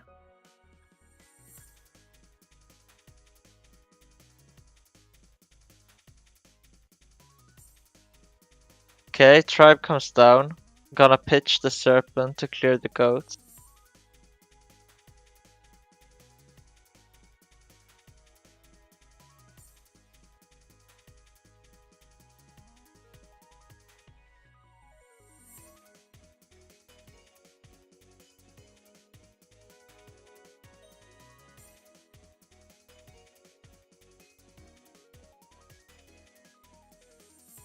So what's the pause here? Why do you pause now? Yeah, there's no reason, right? I guess Torrential? Actually, that could be it. The old set could be Torrential. That would make a lot of sense.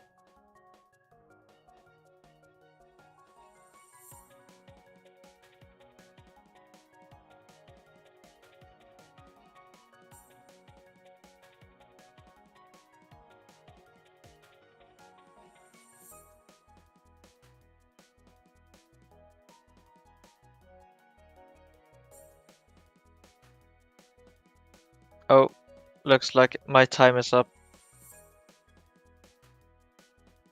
Yeah, good Thank luck. you. See you around.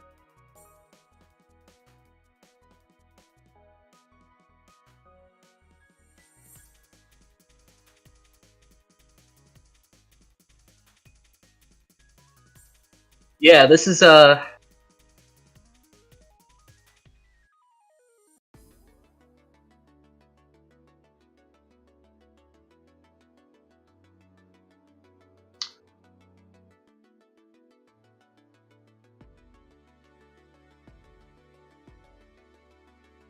looking very different from last game for sure.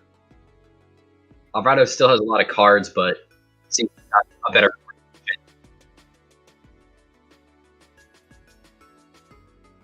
Uh-huh.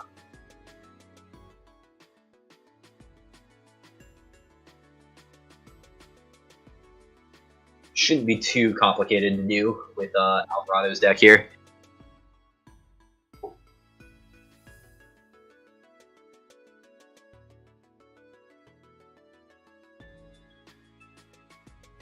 I when you got Graceful Charity in your hand, right?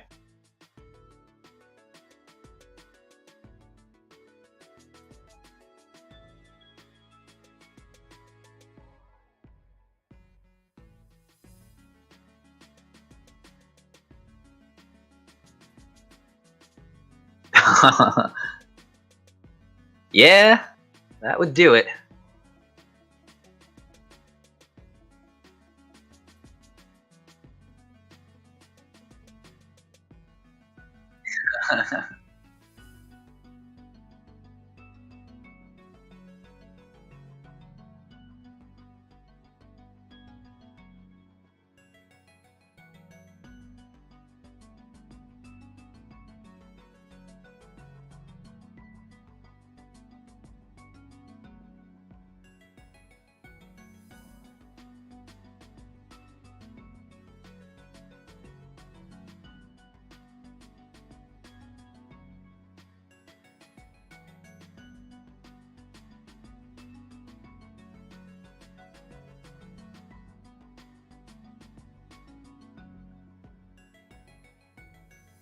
Alvarado thinking here.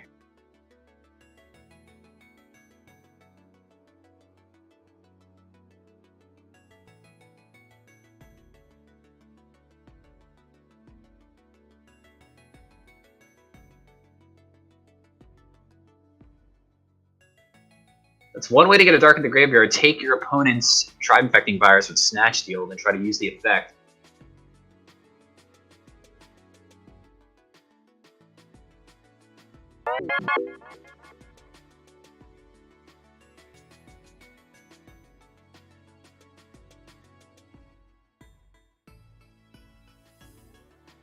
Well, discarding the Thunder Dragon. Okay. Try to attack in here and then see if you can tribute over with your own Thunder Dragon. Tribute set.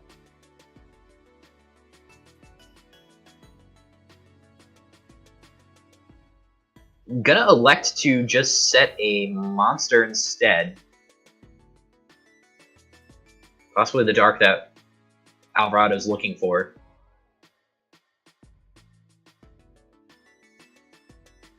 Yeah, that could be a reason why they didn't make the move that you mentioned.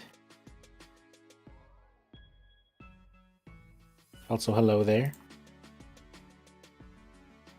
Hey, hey. So we got... yeah, I mean, it could be like another Faith set from Alvarado's side. It could be the Dark Flip Effect monster, like the Koichi.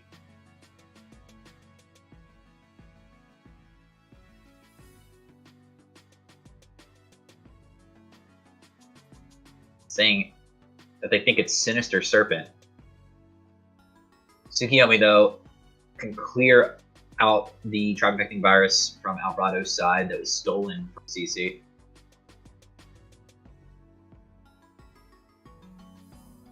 So not respecting the face down, unless CC just has a Nobleman to get rid of it. Didn't have a Nobleman before, but could have it in their hand now. Didn't add the Sinister back to play around Trap Does Shoot. Rigeki Break will get the last Thunder Dragon out of hand.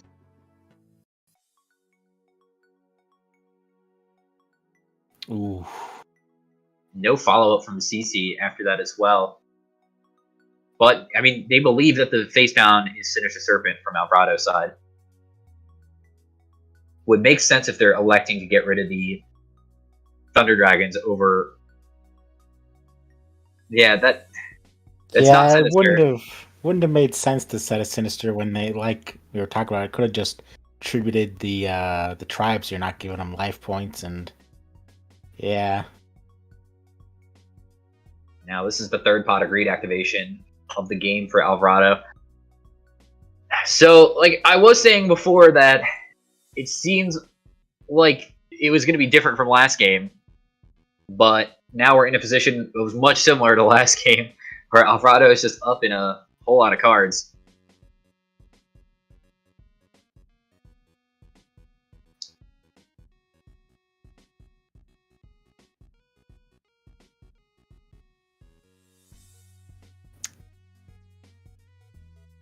So all the cards that we knew about from CC's end have been gone. The Tribe, Tomato, Tsukiyomi still has access to Sinister Serpent in the graveyard, but CC didn't add it back to play around the second Dust Shoot.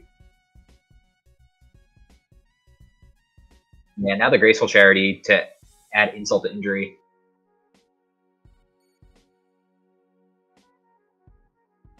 Now Alvarado's got to pick 2 cards to send to the graveyard.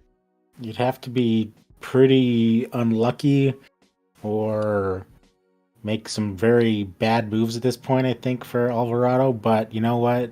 I don't think Alvarado's the kind of person to make just suddenly bad moves, unlike me. Well, doing the Souk loop here is pretty strong. Solemn Judgment, though, to try to break it. That is not ideal. Yeah, I was just thinking that. Probably would have been better to do it on the Faith.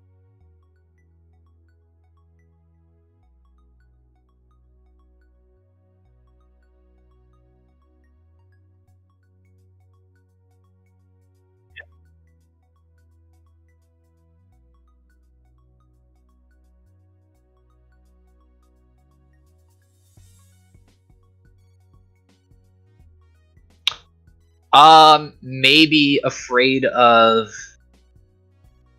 flip Tribe, discard a Dark for Aqua.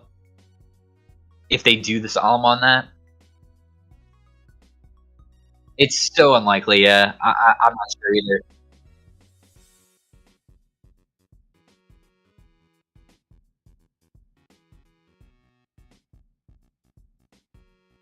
Yeah, I mean, he could have drew the Dark for turn. It's still, yeah. It's very.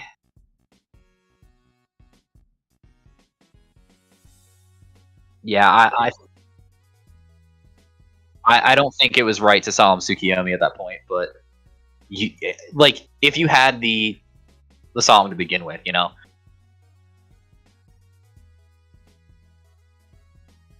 For like the bigger push. That or your counter push to whatever you try to do, like force it to go through. So not playing around Trap Dust Shoot now.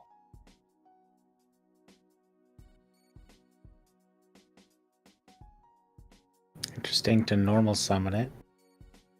I want to get rid of the Faith. I don't see what this accomplishes, but okay.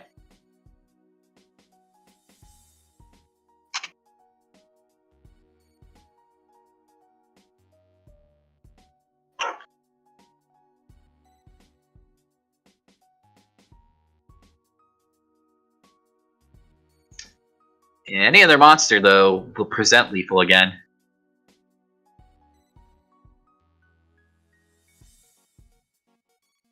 Yeah, since if you set it, you just lose anyway, if they have Nobleman.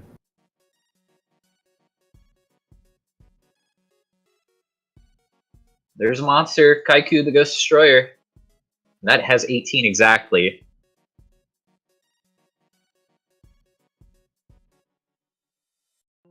You're going to see a Solemn on Alvarado's side for whatever CC has.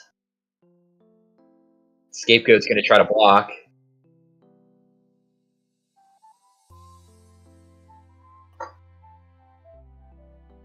And I'm going to let it go through. So yeah, CC's living here.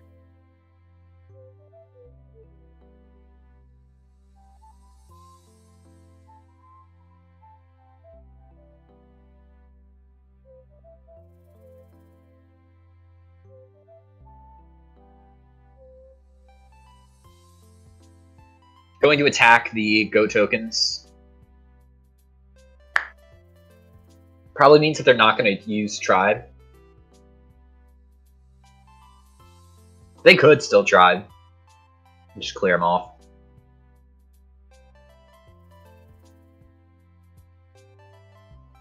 Yeah, there's not necessarily a downside to attacking still, because they didn't use Mirror Force originally. And if they had any chainable, they could have just destroyed Tribe, whether or not it's attacking. So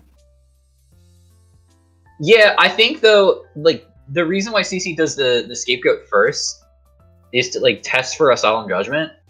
Because if Alvarado activates solemn on the scapegoat, then that if that face down's mirror force, they can just activate mirror force afterwards on like the read player. Oh wait, that wouldn't work. Never mind. Because he attacked with Kaiku first.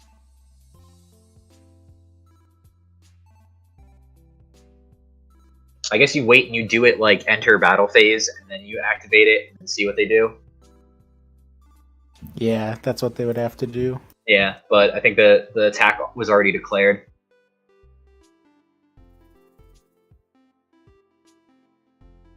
Ring of Destruction is going to catch the Tribe Infecting Virus in the standby phase, preventing it from activating its effect in main phase 1.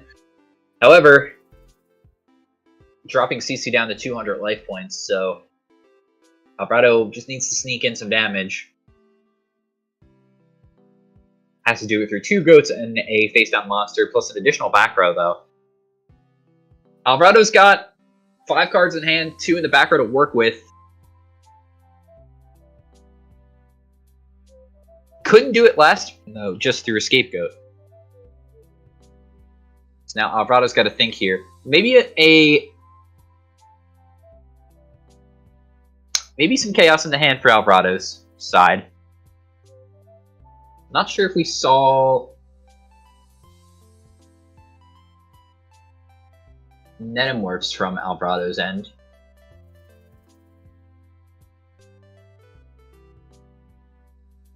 No Thunder Dragon access, so can't do something cheeky like summon Thunder Dragon, metamorph it into Reaper on the Nightmare, and just attack through the face downs and the goat tokens. I heard that we already saw Reaper on the Nightmare. Oh wait, sorry, I was looking at coverage for the recent Ohio tournament. Someone used Reaper on the Nightmare. It's card people forget to add to their extra decks.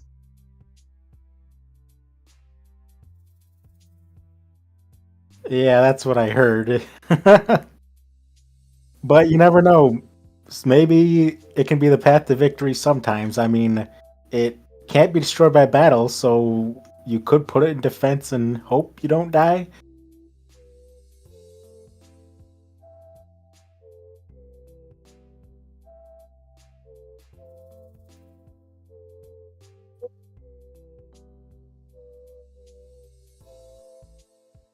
True.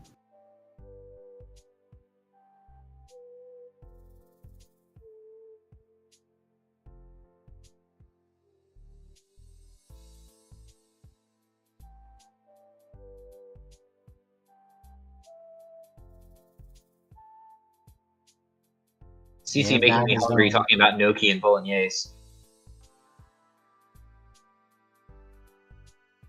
Hey, there was meta on Alvarado's end, but nothing really to pair it with, it looks like. Could be a And- tomato face down. Oh, Well. well, now it doesn't matter. It could see another Solemn Judgment. And we still could see a Mirror Force down from CC's end.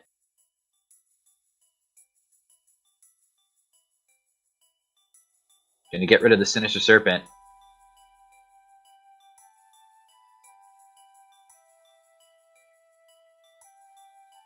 I think that's declaration of defeat.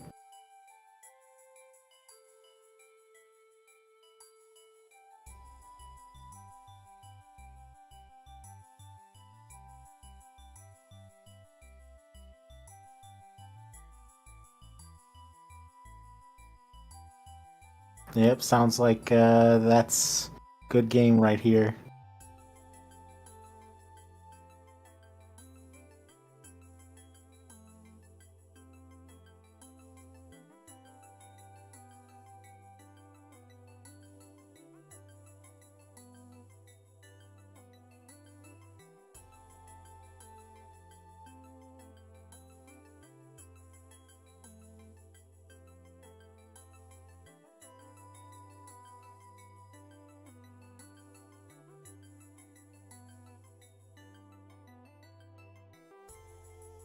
Yeah, check it out. That was a good duel between the two.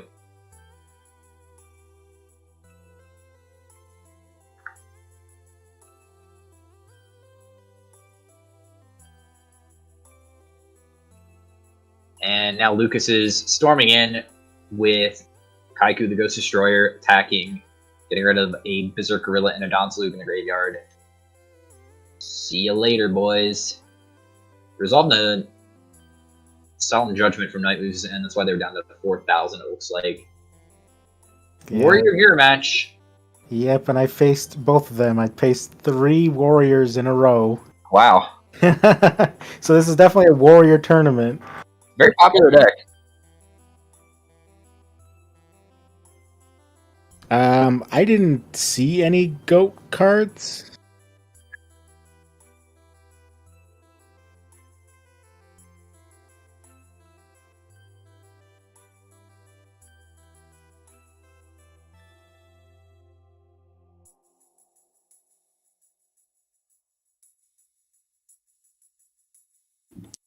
Got the beautiful widespread ruin on this train of monkeys.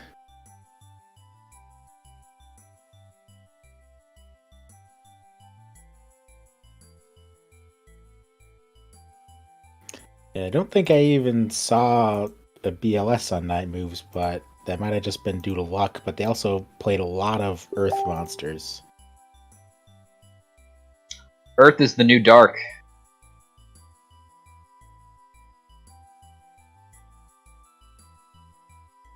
Earth monsters, even though they're not chaos viable, they still put up quite the numbers. I mean, someone won an FLC before with an Earth aggro deck.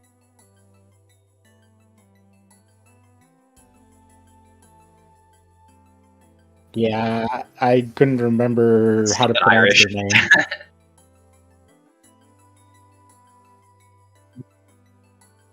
None of us know how to say words to begin with, so we apologize.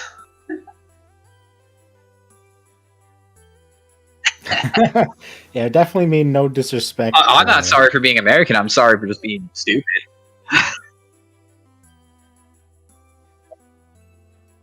No. Our education system's great. Lucas was able to take a bunch of 1-for-1 trades here, but neither player has been able to capitalize on this sort of open board state. Lucas does have more cards to work with, but it doesn't seem like they're doing too much here.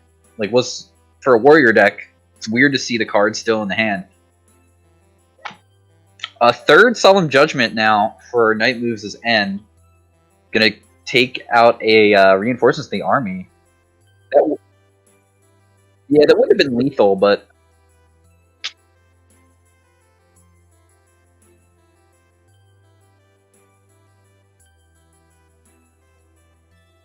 yeah, there was Ninja Grandmaster to clean it up. So Night Moves falling here in Game 2, moving on to Game 3.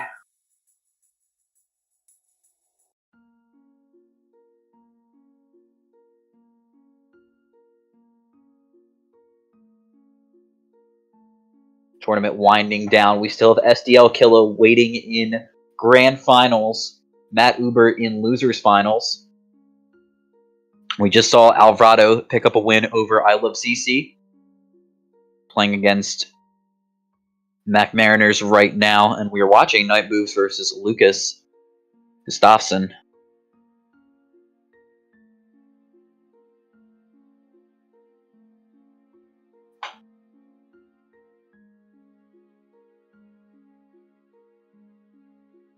And I just want to say to anyone watching this that has been thinking that maybe they couldn't participate in a tournament like this, even though we've got really tough competition in them for sure. I mean, we have people that go into worlds that participate in them, and the brackets are smaller, so you're more likely to face them. Even someone like me who is not a competitive player still got 2 wins, so you can play and get some wins. So don't be afraid if that's what's holding anyone back from joining these. That's all I really have to say about that.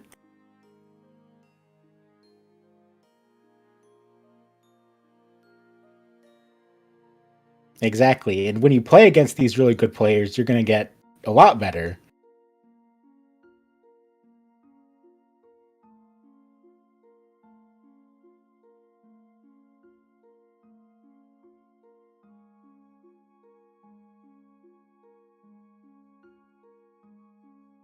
And something too, a lot of people don't think about, and maybe they just get intimidated or like they don't realize, is that in this community, a lot of players are happy to talk to you about decks that you're building, or like if you want to get advice from someone specifically that plays a deck. Like the deck that I played, it's not a great deck, but it was a lot better than it could have been, because before I ever made it, I actually talked to Lefty about it, and they gave me a lot of good advice on cards I could use for it and ratios and stuff like that. And that's probably the only reason I ended up beating someone like Lucas, or Lucas, however technically it's pronounced. I didn't beat Lucas Gustafson. So we saw Night Move start off with Graceful, and it looks like I'm not sure how some of these cards got. Oh, Duo. Okay, because Lucas won first. So Duo, then Graceful into discarding Reinforcements and Tribe.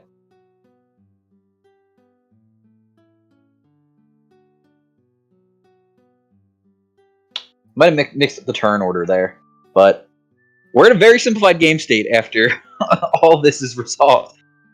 Both players.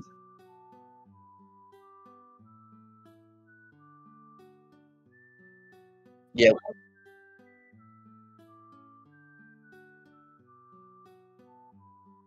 Breaker's not too bad. It's going to fish a back row for sure. 35 now from the Solemn Judgment on Lucas's end. But still has the board presence thanks to DD Warrior Lady.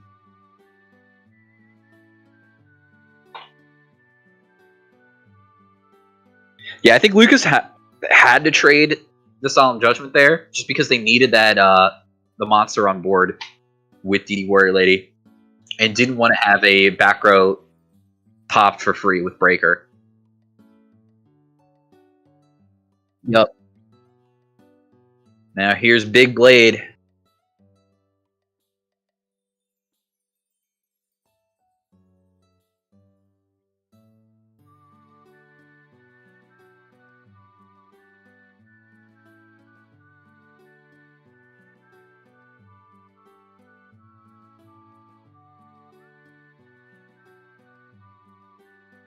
Yeah, that's for sure.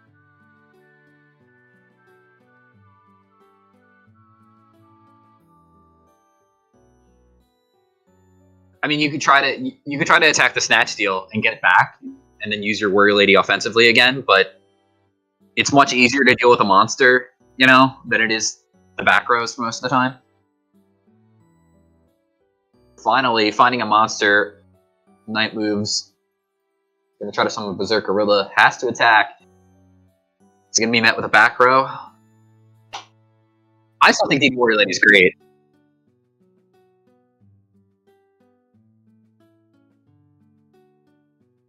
Yeah, I think it's a good card even to have for the flip heavy decks, just because you can search it with Sangan when they have something like Mystic Warrior or Mystic, and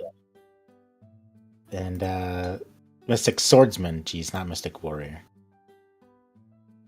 Because otherwise you're having to basically sacrifice a flip again if you don't have the Warrior Lady or something like that. I mean, I just like it because it's aggressive. Yeah, I mean, overall it's a good card. Like, it trades favorably into monsters, and it also can threaten the life points. If it attacks, it like demands an answer from like the back row most of the time.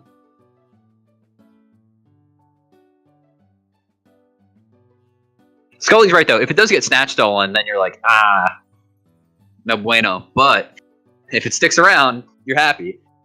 Like, look how much damage it did.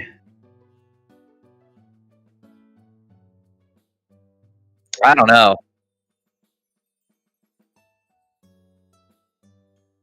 He also does play two Grandmasters, Ninja Grandmasters.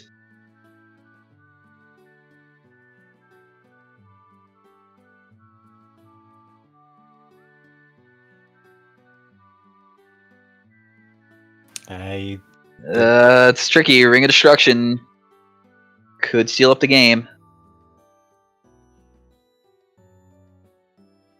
It looks like Could also Solemn the Solemn, yeah.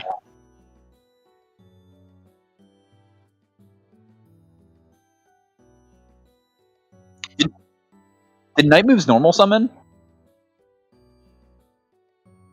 That's risky then from Lucas. He had to have something to... Don't shoot for game.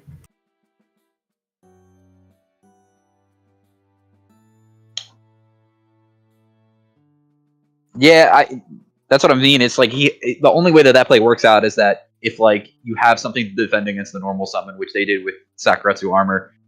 So well played by Lucas there.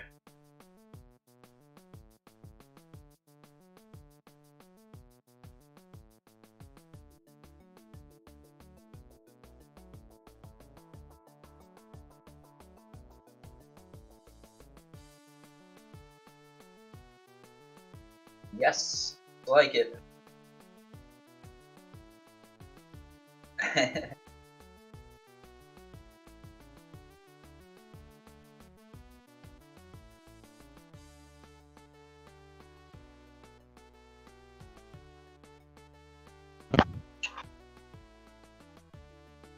Dude, what a rush!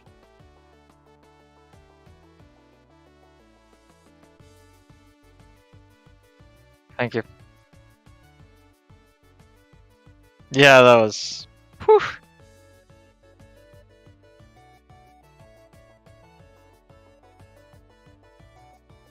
So... This is Turbo against Control.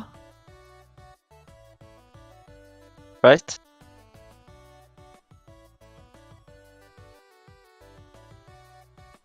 Yeah, I think so. And Night Assailants and stuff. And Alvarado on a traditional Chaos Control deck, I think. Or somewhat traditional at least.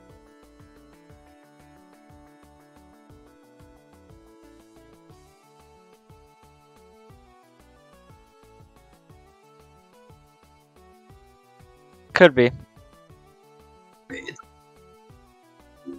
Yeah, he did. No. I think he did. Did he? Really? I have it, actually. I remember double Kaiko and the Warrior Lady. Oh no, he didn't. Yeah. Me and Moxis were commentating that one. It was a lot of fun.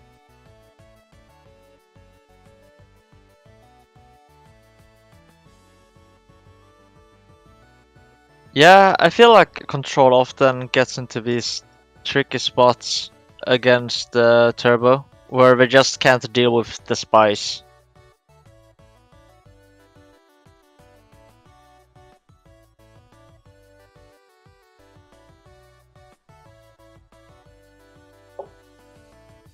Because I find that when I play Control and I lose the Turbo, often Spy is a key factor. And that's just... We've seen time and time again how good Spy is in these games, I mean... Because it's become a common thing for me now to tribute summon Thunder Dragon and then make the Nightmare Horse. Just because that's one way of trying to abuse the spice. That's what I was saying, actually, last game when you were gone. Okay.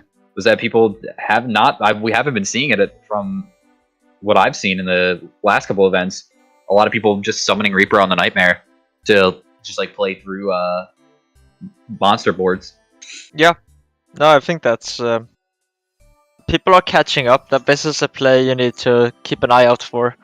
Because somehow the level 5 pool of fusions can't out a spy. Which is a bit of a travesty. No, for sure. But the horse does a good job, actually. Let's be clear. It's not just the horse. It's the Reaper on the Nightmare. Sure, true. There's a man on that horse. True. Yeah, just the horse is pretty crappy. Yeah, the horse isn't great. The Reaper is pretty good, though. Nice. I do appreciate the choice of soul release from Anthony Alvarado, keeping the clothes on. Yeah, I think that's fine. I like that one too. I gotta keep it clean here. I mean, I like both the artworks. You other guys in the chat room may disagree with me, but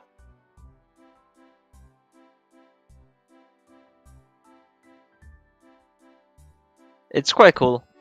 It is.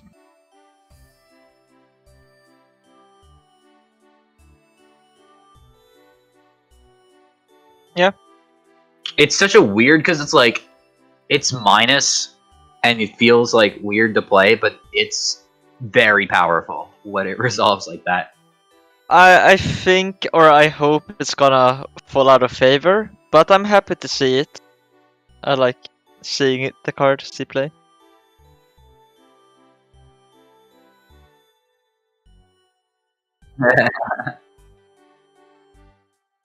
Thanks.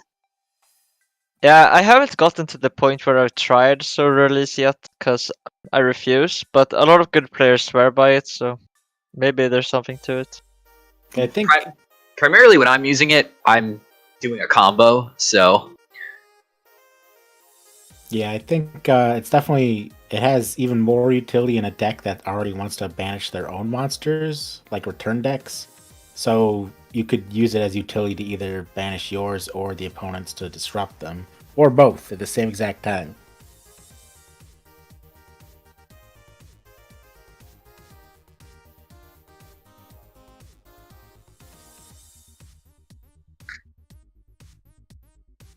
yeah, those attacks from the double spy got in there for 48.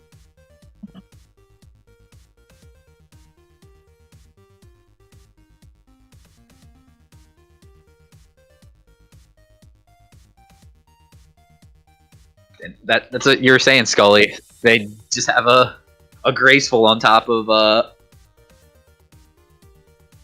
everything else. Oh. Oh, jeez.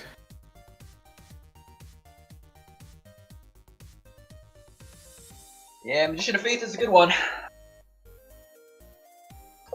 Magician of Faith, good card in Ghost format. Yeah, the soul release looks a bit silly now. But I mean, of course that's results oriented, and for all we know, maybe it was stifling Mirage Knight's hand. I think it was fine. Yeah, I think to play it was correct, but I'm not so now sold on the card. Discarding the Night Assailant is gross. Yeah, this Bring is back Magician of Faith. The Merchant says hi as well.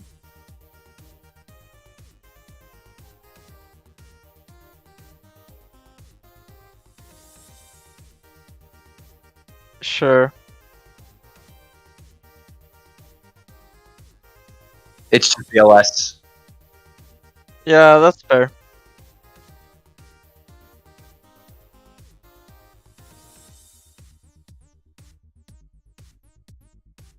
Yeah, just the one merchant makes a difference. They have the extra name in merchant here, which kind of gums up the math, because like if they play like 2 merchant, 2 faith, that means if that play works out like you were describing, Scully, where they nobleman one of the lights, they still have another light flip effect monster to deal with. Yeah. So you would think Mirage Knight might find a way to pull ahead here, but as a Will right Mirage now, Knight Alvarado summon Mirage Knight ever? That would be cool.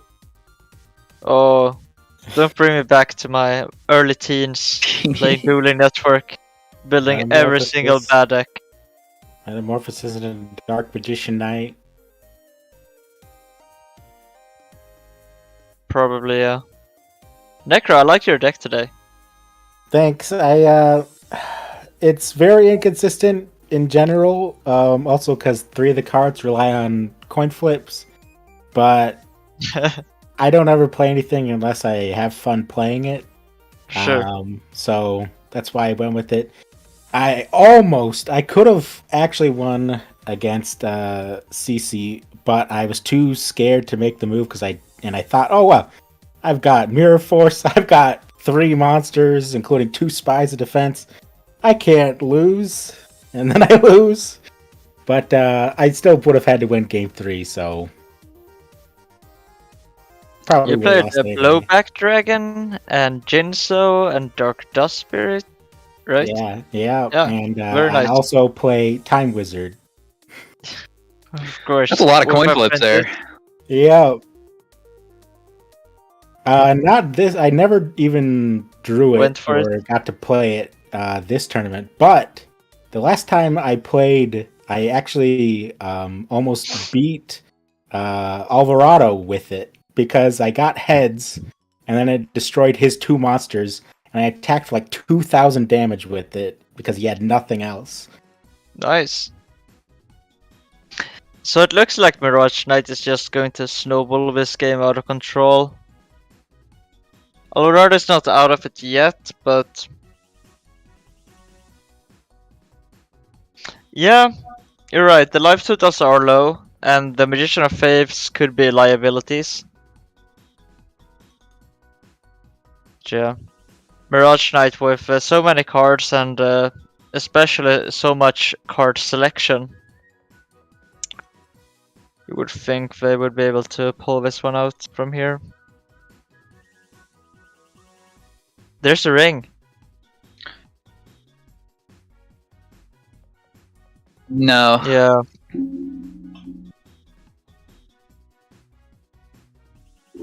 Is that like Mirror Force? It's his own secret barrel. Secret Barrel would be good. Ceasefire would be great. Also good. I can name a couple more burn cards.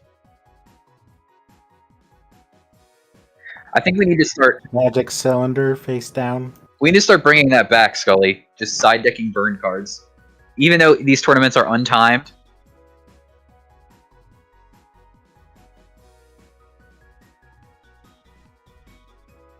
Yeah. Oh, Oh, well. this is a that's- game shot. That was the Mirror Force. This is it.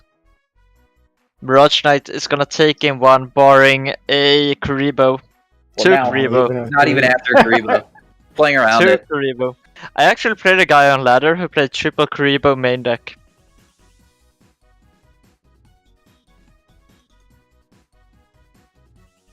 Whoa.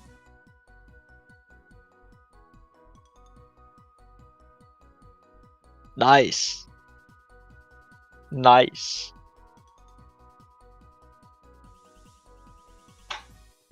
So, 1-1.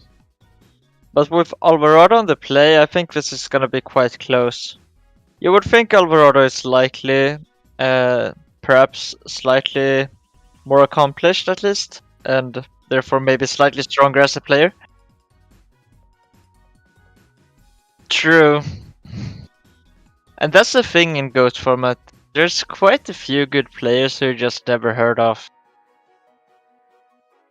Often, I feel like some players are just held back by maybe a bit too experimental deck lists, or just some inconsistencies in their play.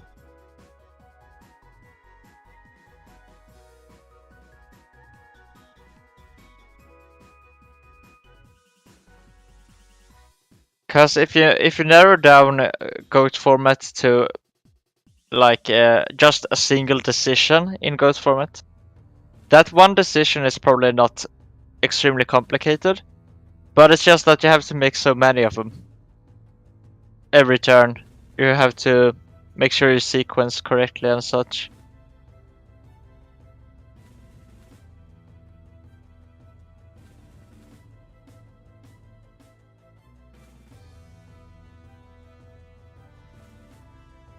But that's also what we like about Go formats, right? The fact that both players take a lot of decisions, not all of which are obvious, and those decisions heavily influence who wins the game then, which is gives us at least the illusion that the player who played better won, which is always fun.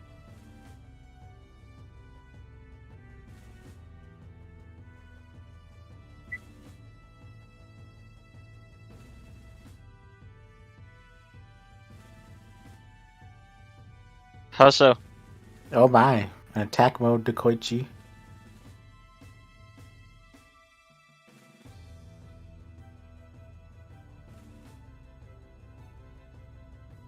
Sure.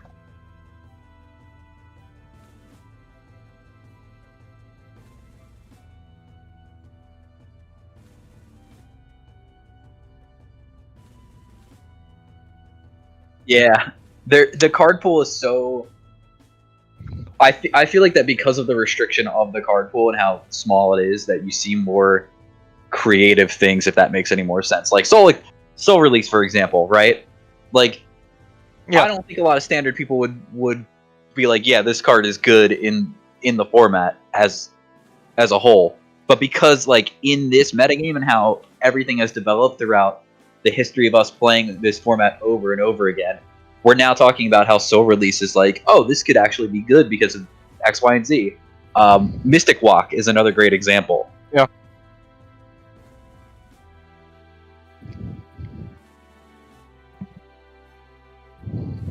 Cards that seem substandard on like the surface get a new context when you look at the format as a whole and what other people are playing and how you adapt to it. So it's very interesting to see. Yeah, I was thinking, I think we possibly did see way back people use Mystic Walk in the side, but I think that was probably not burned so much as for time reasons. Yeah, a lot of the burn stuff that, like I was saying with Scully, how we should bring back deciding burn cards. Like it was normally used for time in the Swiss events and how time rules work. So if you knew you were going into like game 2 and it was getting low on time, you could side in your burn stuff and try to either like steal or just get into that game 3 scenario where it was sudden death.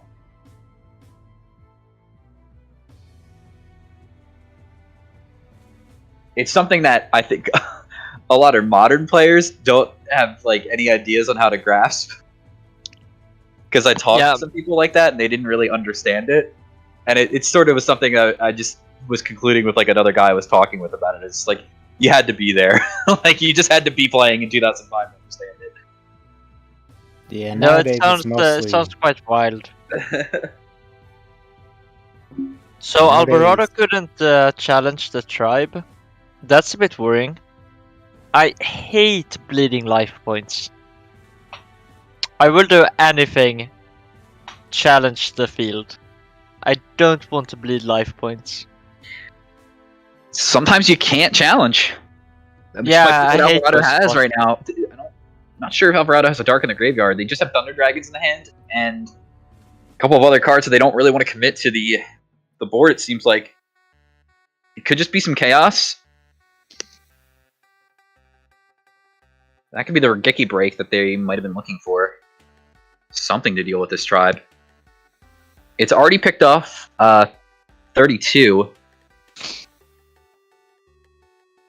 Sakuretsu Armor is a good hit. Wow. Alvarado has Saku in the deck. After siding. It could be mained. It is a good card. Yeah, but I mean, my side deck plan as control involves siding out cards like Saku in the turbo matchup.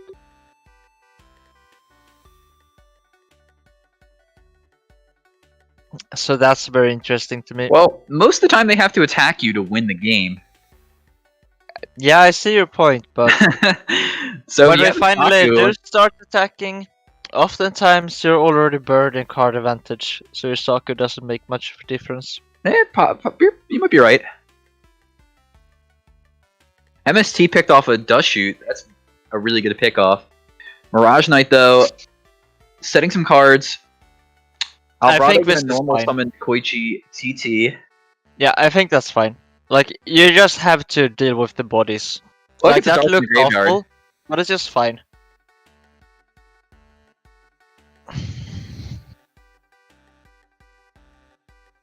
Well, it may look like Alvarado does have more cards right now. Yeah. 2 of those cards are Thunder Dragons, so they really don't until they Yeah. can convert that into some sort of advantage, like a graceful. A Mirage Knight has an extra step. So you could even claim that Mirage Knight is up 6 real cards to 4. What are we thinking here if we're Alvarado? What is there to consider? Like, you're never dropping a sorcerer here, are you?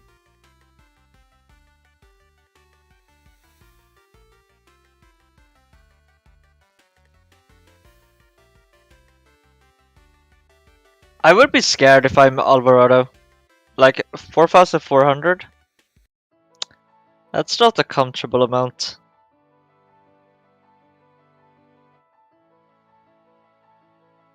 Yeah, Yeah.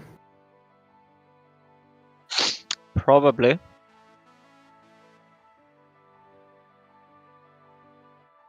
But this is just what the turbo decks are so good at. They can set the monster every single turn. And it's so hard to deal with for the control deck.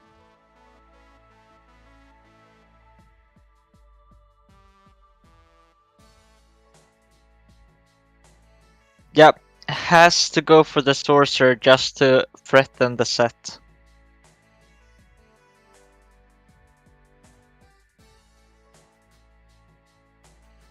Wow, so released down. again.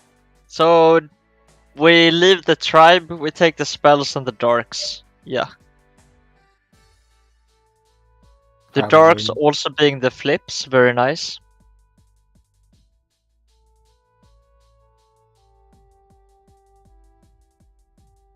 Yeah, I mean, let's see if it ends up doing anything here. Oh no! Yeah, that's disgusting. Oh no! Wow, they got a dark and a light in the graveyard. I mean, someone was memeing at me the other day when I was saying Merchant might be good again. And they were like, oh, so you want to find your judgment and let your opponent know about it? But it's kind of like, judgment is still so good late game. That is that even that big a deal? I don't know.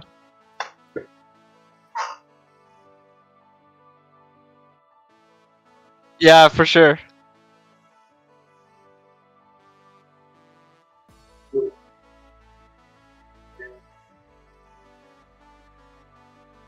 You see, Magical Merchant, it was getting pooped on earlier, and now it actually did something helpful. Well, I still hate this card like 1000%. You will not ever see me play this card ever again. But it is doing pretty well here for Mirage Knight, it seems. So even if they what find the Solemn Judgment too, like you're saying, Lucas, it's like, okay, they know you have Solemn Judgment. What are you going to do about it? Like, I'm going to stop your thing.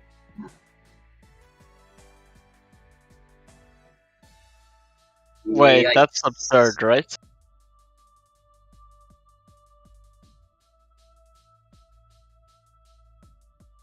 You would think so. Yeah. Yeah. You have to have some weird combination of cards face down. I think I snatch here. Sure. Well, you're going to do it no matter what. Yeah, do first. That's a good call. But I think I want the sorcerer just as a threat.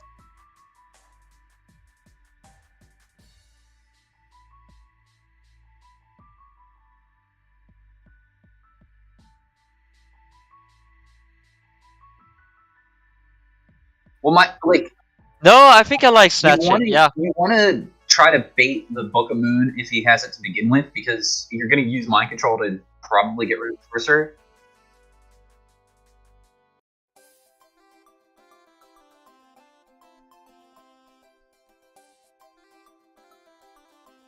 Force it to go through and then have Mind Control. Actually, you know what you could do? Just set Night Assailant and pass.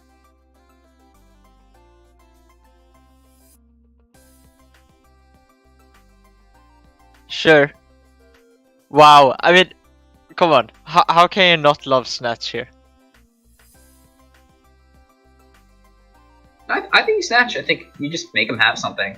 I mean, it looks right. It looks correct now, right? I mean, that snatch was really good. Yeah, I think so. Yeah, I still don't know. Alvarado has to have some pretty Do you good set draws Night from Assailant here. here? No. Okay. He's starting not to, yeah.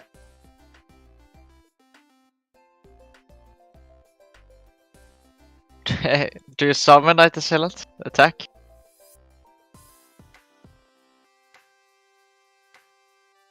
No, I think that's a poor play. So the hand is Mind Control and Night Assailant. The new set is most likely Judgment.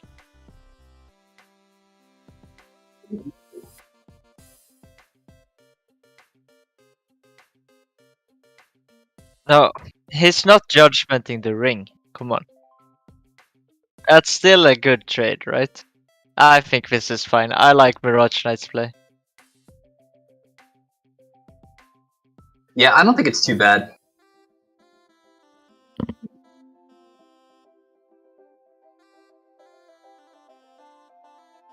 Oh, gee.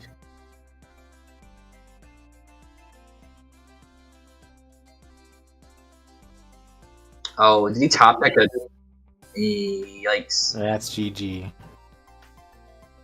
That'll do.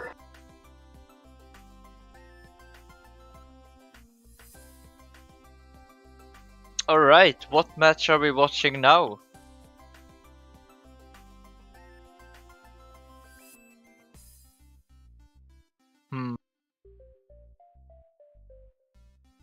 Thank you, bye.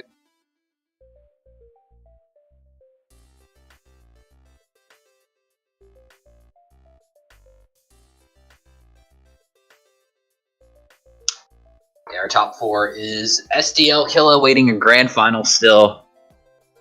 Matt Uber in the loser side of the finals. And now we're going to have Lucas Gustafson, who was just with us in the booth, going up against Mirage Knight, who we just saw take out Anthony Alvarado. So we got two Warriors in the top four, Chaos Turbo, and a Steingate.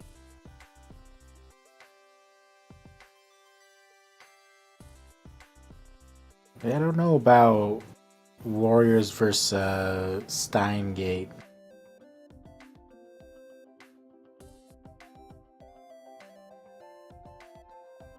Feels like there's a lot of ways to die for the Warrior deck.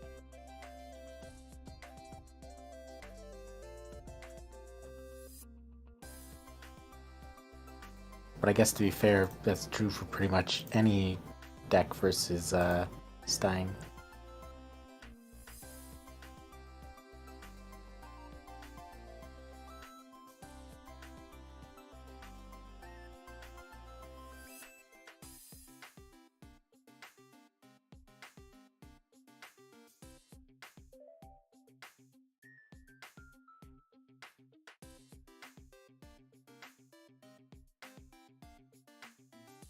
It looks like they have started.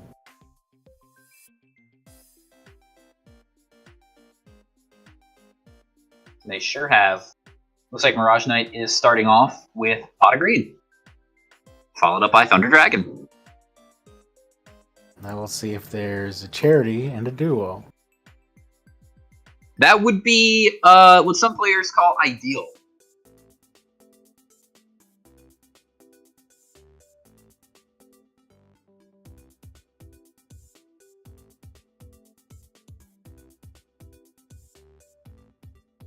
Maybe Lucas was nice enough to take those two cards for him.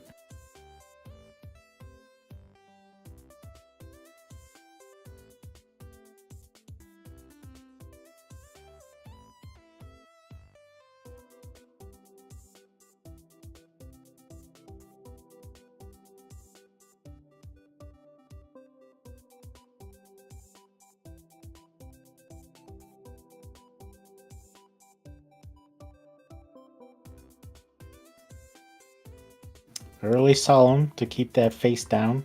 I'm guessing it's probably Faith then to get back that pot.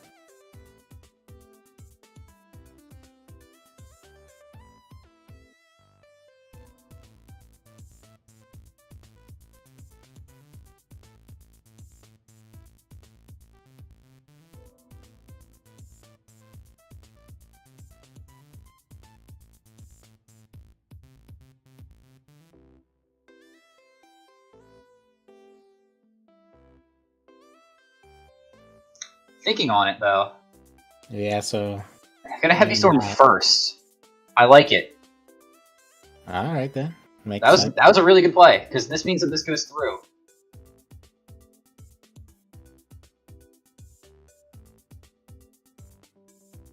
I like to. I don't know if it's Mirage Knight or if it's me taking like a little bit of time before activating the plays, but I do like that from them. Just not slamming down what the obvious play may be right away.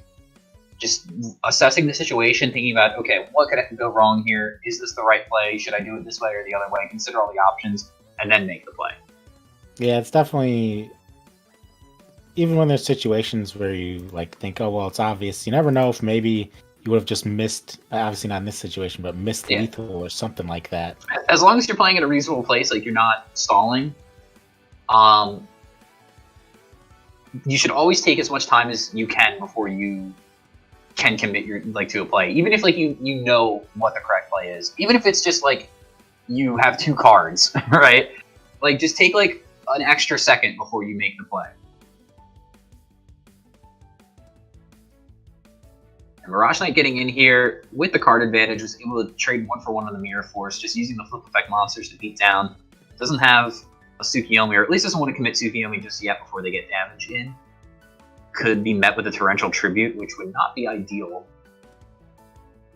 And this is the second time we're seeing Mirage Knight normal summoning the Dekoichi for the damage.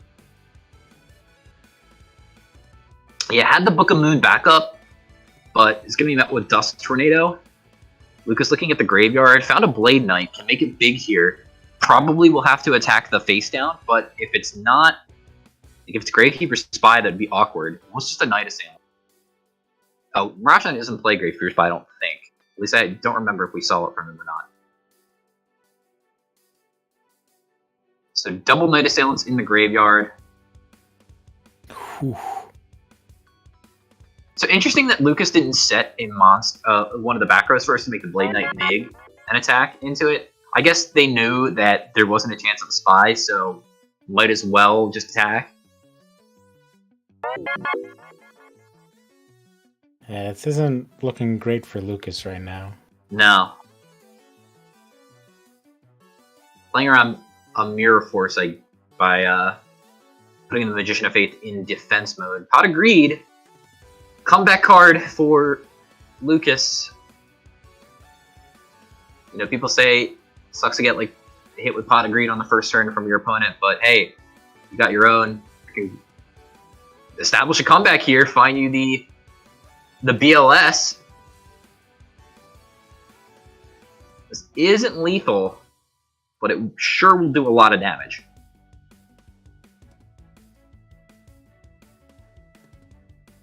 Yeah, it's definitely close.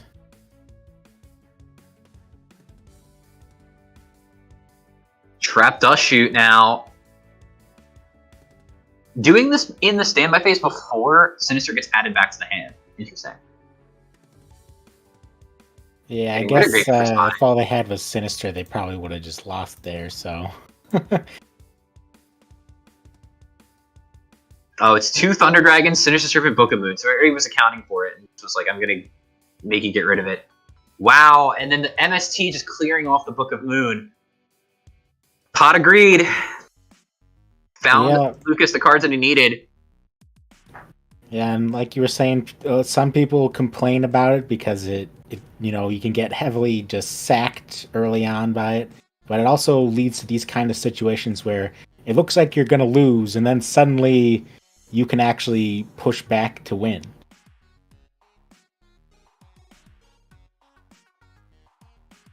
And, anyone that's just joining us, welcome. We're currently, what is this, the finals for losers, or is it semifinals? This is the loser semifinals, top 4 of the GoFormat.com Patreon Championships for March, Patreon number 13. Patreon World Championship Qualifier, I should say. The top 2 finishers of this tournament will earn an invite to the Goat Format World Championships later on this year in October. And besides this tournament, we do have one in April, correct? Yeah, we're going to have, of course, another Patreon coming up in April. These are monthly tournaments that we hold for our Patreon exclusive members. And also, Go Format Championship 17, April 23rd and 24th. More details will be coming out about that event.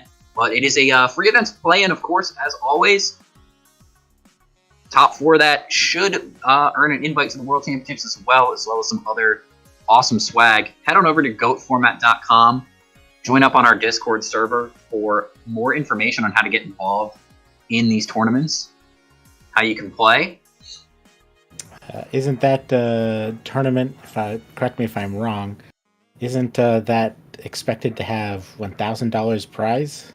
Yeah, I think it is.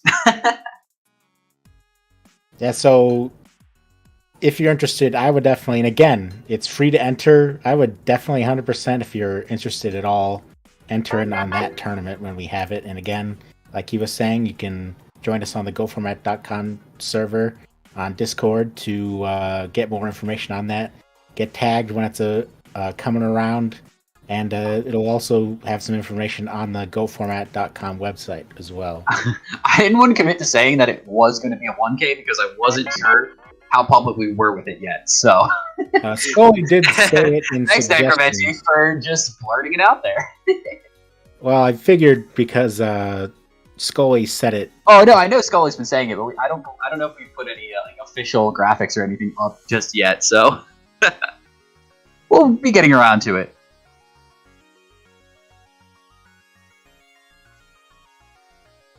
And while we were rambling on, Jesus, this game got super simplified. Thanks to some delinquent duos and some favorable trades here, it looks like on Mirage Knight's end, because they are on the draw.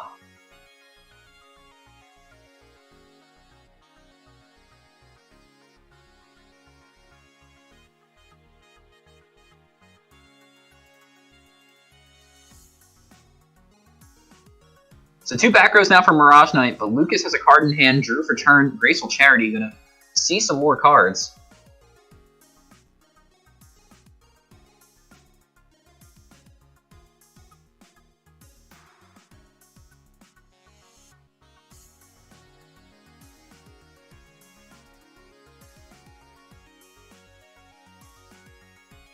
Blade Knight met with Torrential Tribute. Now Berserker really coming down, attacking in.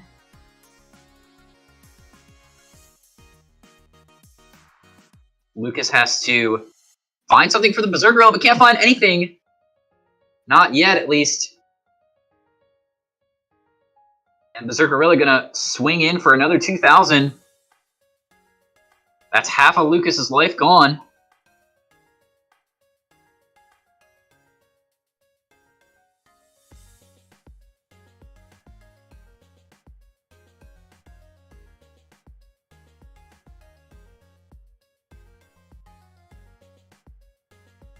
Yeah, we're seeing this gorilla again. Putting in work once again.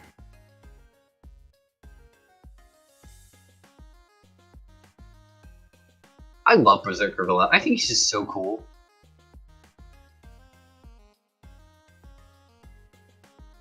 Yeah, I won my first ever unofficial GOAT tournament thanks to Berserk Gorilla.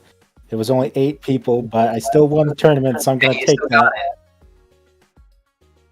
So Lucas set Heavy Storm, activated Heavy Storm just this turn, but was met with just some bluffs in the form of Smashing Ground and Card Destruction. Mirror Force taking out the Berserk Gorilla finally after it did 6,000 points of damage. But no follow-up after Mirror Force for Mirage Knight. Just going to add some Thunder Dragons to the hand. Now Kaiku's turn to get some damage in. Going to take care of the Darks in the graveyard. Already some lights in the form of Magician of Faith and Thunder Dragon in Mirage Knights. Here's Gorilla. Another Gorilla. The monkeys never come alone. They always have a friend with them.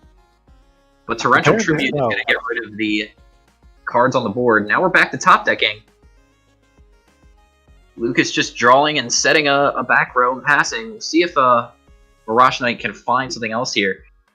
A set card from Mirage Knight's just going to be with Nobleman to cross out. Hate this guy. He's not noble at all. Just let me set my Magician of Faith, please. Oh, looks like no more magicians. Yeah, I would expect only 2 from Mirage Knight, considering the merchants that are main decked. True, that's true. Setting and passing here for Mirage Knight. Lucas finding a warrior. Blade Knight, Big Blade, 2000. Wow, Ring of Destruction. Is that gonna be game? Could it be it? And it is! No Solemn Nice. from Lucas' end to stop the lethal ring, and we're going on to game 3. See if Lucas can make an adjustment now. Yeah, we Looks saw like the- Scully just made the announcement too with the graphic up there. Again, GOAT Format Championship number 17, April 23rd through the 24th. $1,000 plus in prizing, and of course, free entry. plus as other always. stuff as well. There'll be more information on exactly what else at a later date. Yeah, you know that there are Worlds invites on the line as well.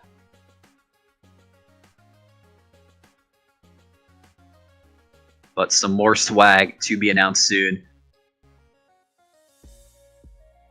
Yeah, we saw, well, not necessarily coming into play, but we saw the downside of Berserk Gorilla coming into play where it has to attack.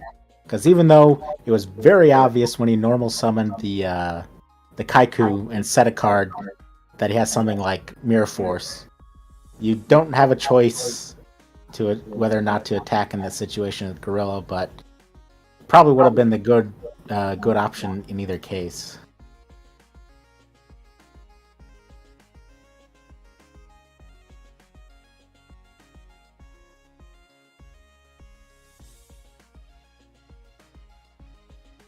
So Lucas starting off with Pot of Greed. I like the play.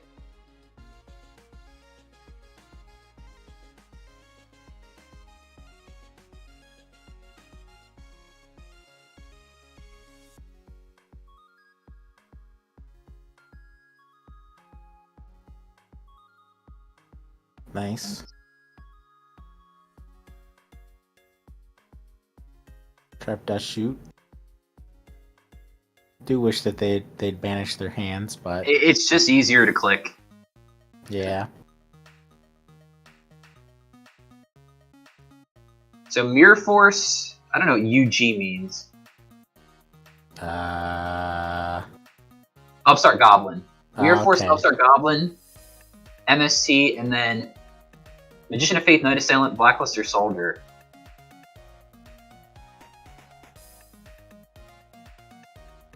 Yeah, normally I wouldn't even mention Upstart because you know they're just gonna activate it right away. I think that's just for the viewers at home because we didn't get a bad That chance. makes sense. Very much makes sense. Yeah, Upstart's going to be the play here. Putting back Blackluster Soldier, that's okay. You have a Light and Dark already in the hand. If you put back Magician of Faith, that turns off getting back the Upstart Goblin and the MST. Knight Assailant, I mean, I guess it really depends on Lucas's hand. On like, they could, if they're going to put back the BLS, that probably means that whatever else is in their hand and what's face down can't deal with the BLS if it ever comes down. However, they may be able to answer Knight Assailant or Magician of Faith. So, Yeah, a lot of cards in the Warrior deck. yeah, BLS may be the obvious choice, but depending on your hand, you may just want to keep it. If like you can't deal with a Magician cycle. Yeah, I have definitely won a match before, or the third game of a match, because I put back something besides BLS because they just And, I couldn't mean, do anything with it. There's a way to deal with it with this Mystic Swordsman, and he's going to attack in. This has to prompt the Mirror Force, and you're just going to get hit with a Solemn, I think. Whoa, no Solemn, okay.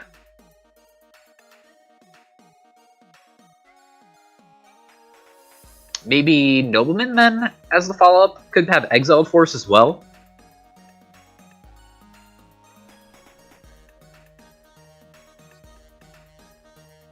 Just another set Interesting.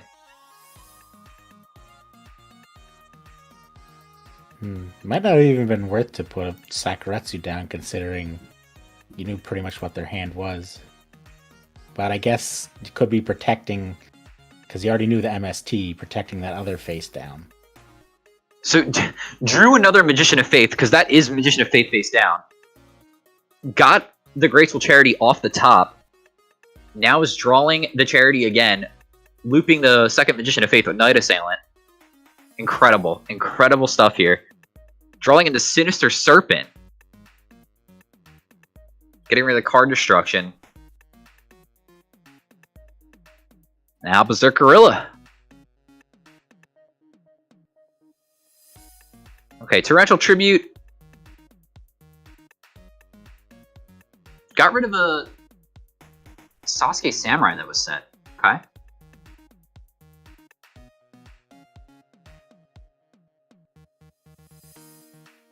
No dark in the graveyard for Lucas, but we do have a light. Here's DD Warrior Lady. Going to be met with the Torrential Tribute. A lot of water being splashed around right now. Yeah, nothing in the back row. Maybe Lucas just has a bunch of monsters in hand. T-set from Mirage Knight. Could we see a Blade Knight from Lucas' side?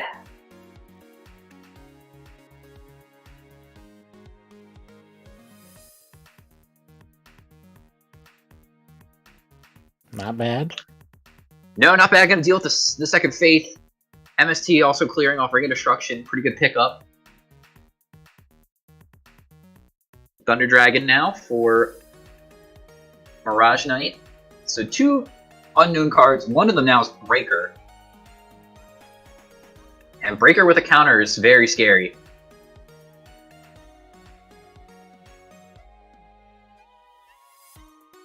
Warrior does pack a lot of monsters that can outfist, but usually the threshold for their monsters is like 1800. And Breaker right now is 19. Oh, doesn't Luke is not going to anything. commit anything to the board.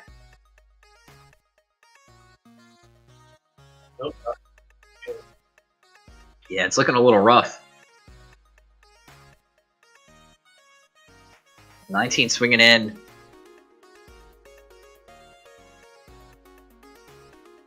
Just setting another card. This could be the Sinister Serpent. Could be a Spy. Could be Dekoichi. Yeah, Kaiku was in the hand. Was Sinister. So Tribe finding the dark in the graveyard. Now sitting another card. Yeah. Yeah, to be fair, 2 of them are Thunder Dragons still. But yeah. Pass to Solemnness. Looking at the graveyard now. Banish a light, banish a dark. Yeah, that's... BLS. Okay. Oh, yeah, there we go. Just as powerful. And Mirage Knight is moving on. With their Chaos Herbalist. Yeah, gonna be taking on Matt Uber.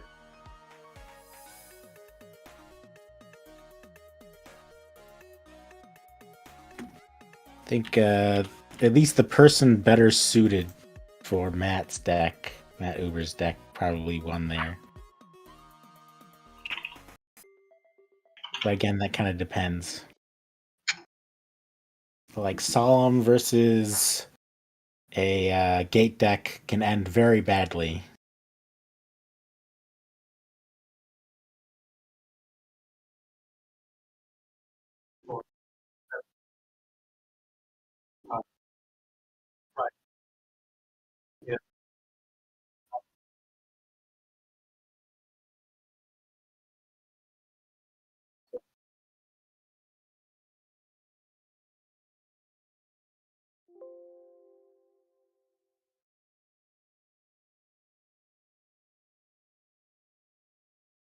Yeah, I'm very excited to see the results of that. And just be there, obviously.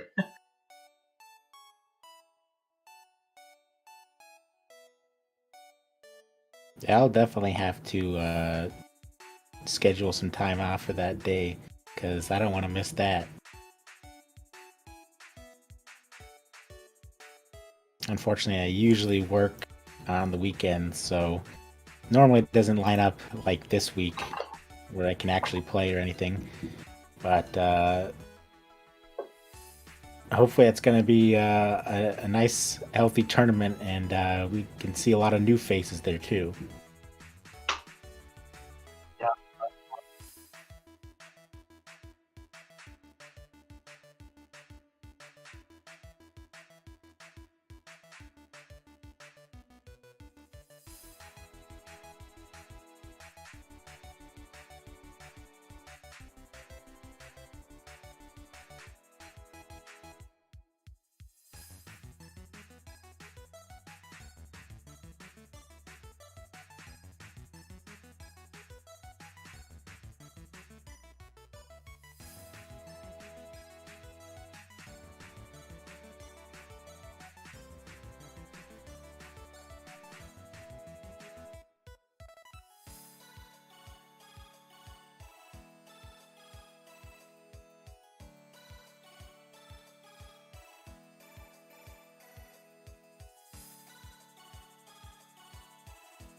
Looks like they're going to discard a Night Assailant and a Magical Merchant.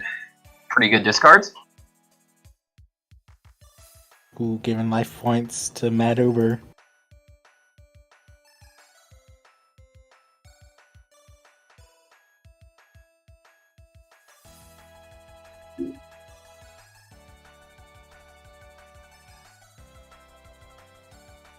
Now this is something really cool, is that we see Mad Uber playing this deck a lot, but every single time it's different. It's never the exact same deck.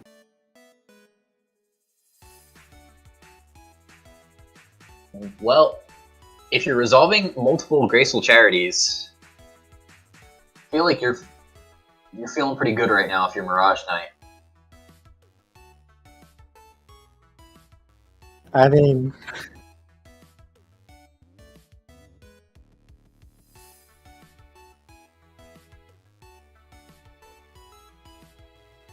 I thought I saw a Megamorph earlier, but I could be wrong.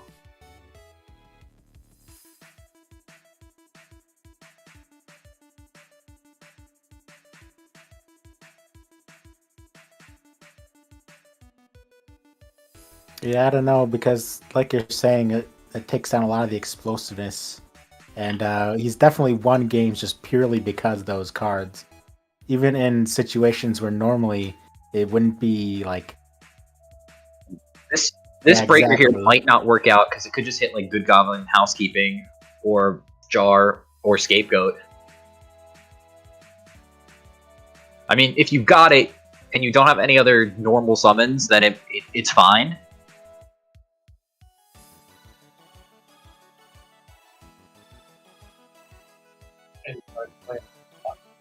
Yeah, it's tricky. Or I think United we we just stack. stand.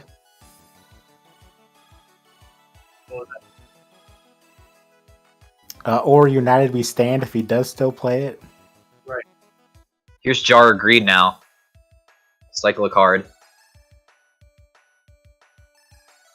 Yeah, I on the note from earlier, he wasn't actually playing Steingate when I played him last, Matt Uber, but I resolved 3 Gracefuls and he still won, so.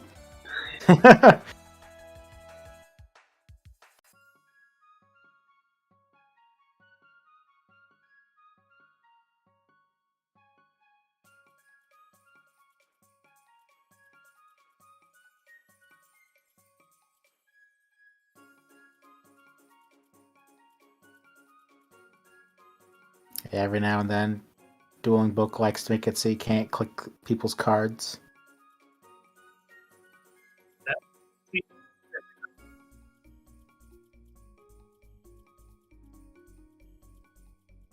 But the good thing about that is, one time it made me get rid of your Pot of Greed from your hand because I couldn't click a different card.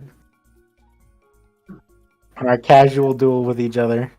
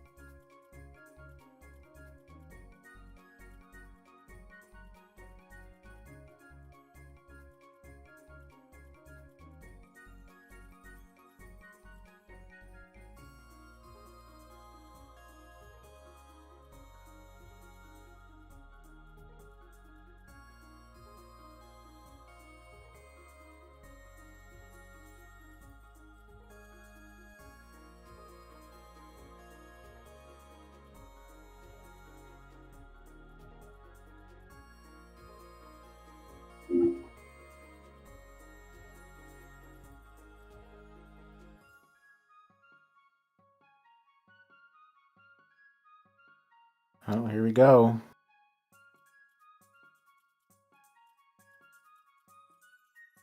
That's a lot of stuff on board for Mirage Knight. Yeah, I'm They're feeling just giving the thumbs up here. We'll see if the Mirror Force is main decked or not. I'm feeling a solemn for sure. I mean, I don't know if you commit this much to the board if you're not gonna have a solemn backup.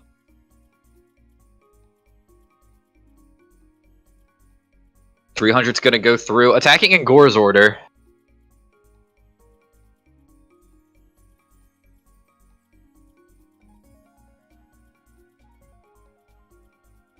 Yes, I think so. Yeah, there was another situation. Well, I guess Gore's order did make sense in that too. But when I was against Lucas with his C, they decided to attack with the the Blade Knight last. Which, if I just let them deal the damage with the Blade Knight, I could have lived. But since they did it last, I didn't have a choice. So we tried to provisions activating MST and then chaining provisions, but Mirage Knight just had the solemn anyway. So, like we were saying before, I don't know if we make this push to without the solemn backup to, you know. Sometimes you gotta, but I don't think that was a situation where you were forced to do it. If you didn't have solemn, that is. No.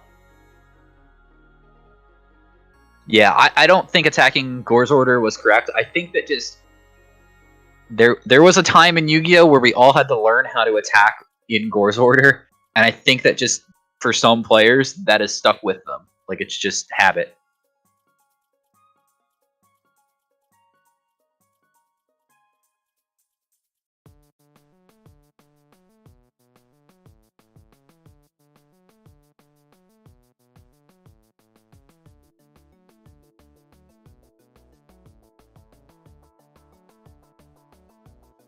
Yeah. It seems counterintuitive, but it could work out for Mirage Knight. I don't know if you do it going second.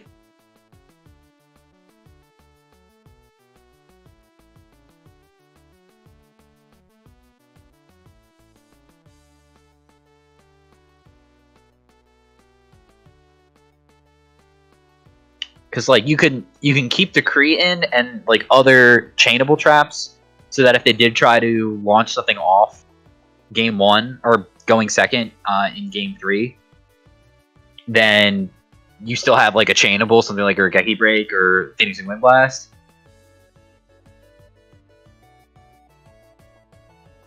No. Not enough action from Uber's end last game, but finding a Crane, just gonna get punched in the face, the Crane. Smashing ground, takes it out.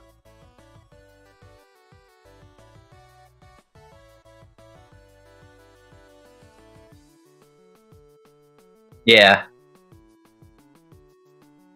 Not a ton of protection effects in this format. So you're gonna flip up the Night Assailant, just so that it doesn't eat a monster on Uber's side, just negate the well, not negate, just use up the flip effect. Gotta say, Could see a Tsukiyomi though from Mirage Knight.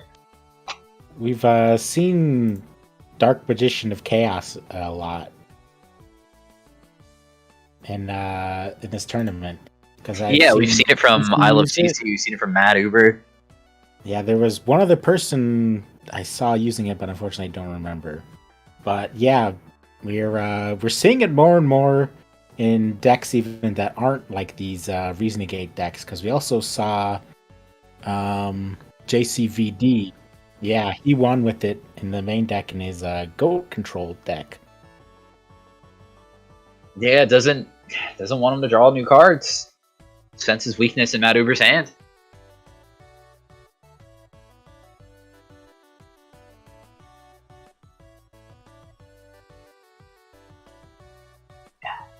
It really depends.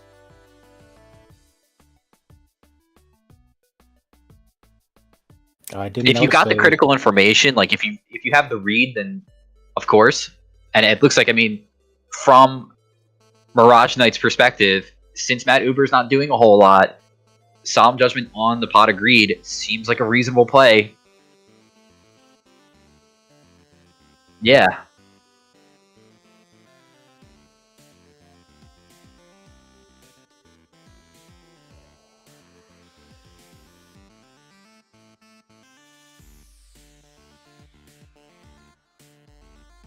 He's playing on a razor's edge.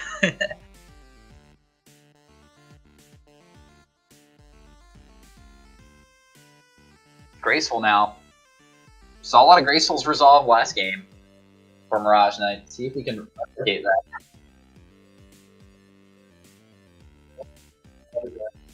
No, Merchant has... I hate to say it, but Merchant has been good for Mirage Knight this whole tournament from what we saw.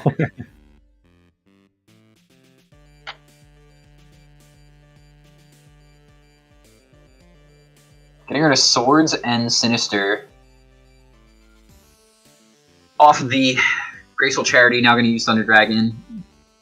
Summon the Thunder Dragon over the Knight Assailant, switch Merchant to defense, attack in for 16.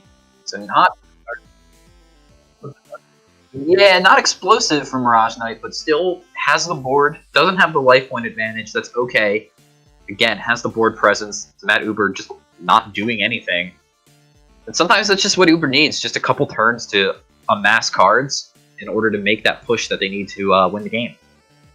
Yeah, and because he has provisions too, even if he does get below 5,000, he could still just win out of nowhere.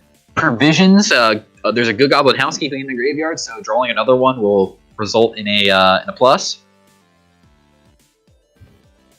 I think it still is a +0, unfortunately. But you do get some good card selection.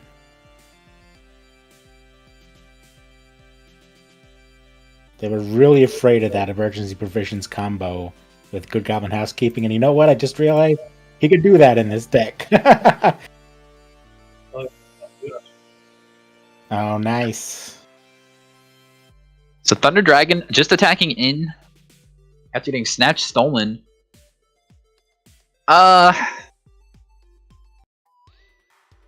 That's kind of... It seems kind of desperate from Matt Uber's end. It really doesn't feel like there's a lot of action. If you're going to have to Snatch steal a Thunder Dragon and not follow it up with like a Reasoning or a Monster Gate, pretty dicey. Yeah. And Mirage Knight sensing blood in the water, just going to attack instead of banish a Chaos Sorcerer. I mean, the worst thing that can happen is another Dark goes to the graveyard.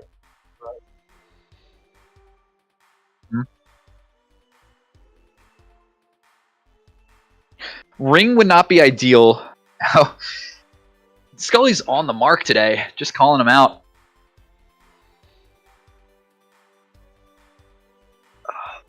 At least, yeah, that's the important part. At least there's that for Mirage Knight. Summoning Jinzo would be wild.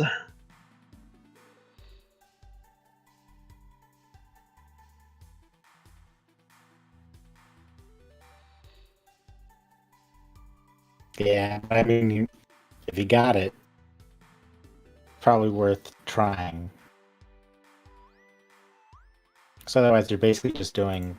Well, I guess you could attack first, just to like even it out. But otherwise, you just give him another 1,000 back.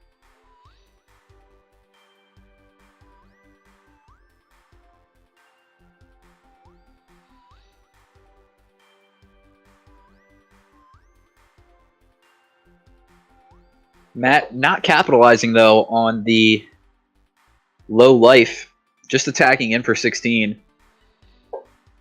I mean, dropping him down to the 800 there. But going back up to 18 thanks to Snatch Steal, Mirage Knight's going to add Sinister back to the hand. Still has a ton of cards to work with. Matt Uber sitting on a comfortable 49.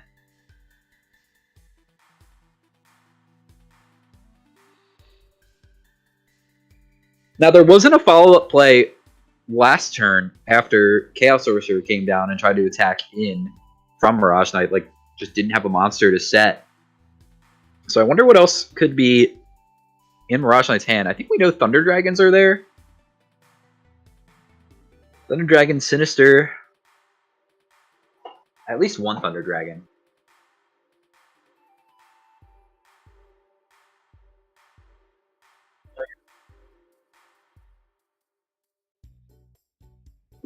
Possibly, because like if you don't want to heavy yourself here unless you know you're winning the game, right? Because you're going so neg on that heavy.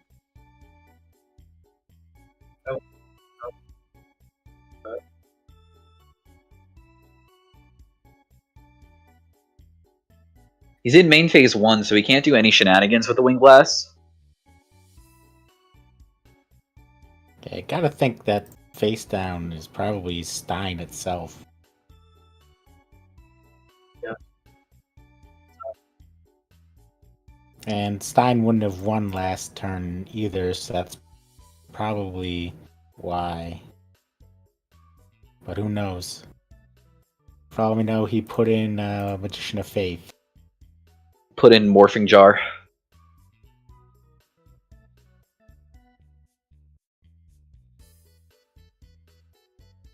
Yeah.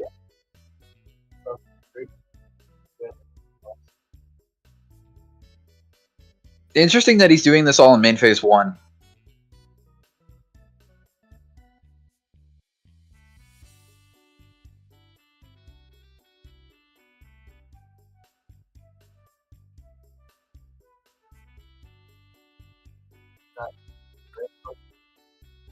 It's possible he just missed it, yeah.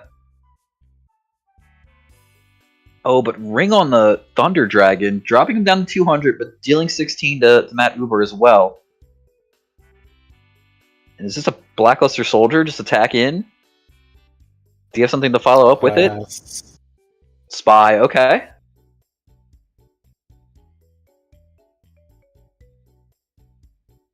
Card Destruction as well. There's the Megamorph that Scully was looking for. Blackluster Soldier, a Swords and a Book from Matt Uber's end. I'm just gonna go into battle, attack in. That's probably the... Yeah, it was probably the Stein.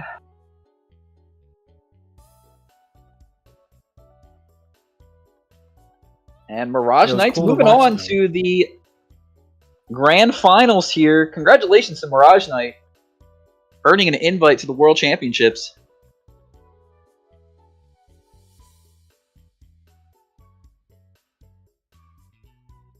I think that play could have been a little bit tighter if in standby phase they used the Phoenix Wing Blast to spin and got it back, because then he could have got the extra draw.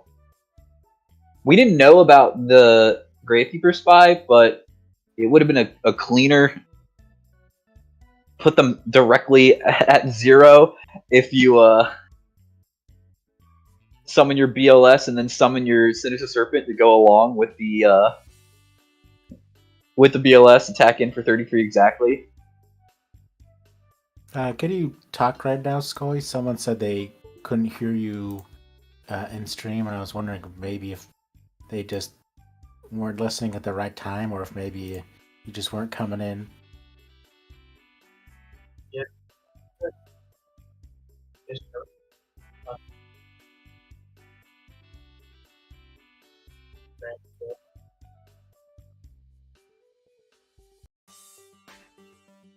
With BLS.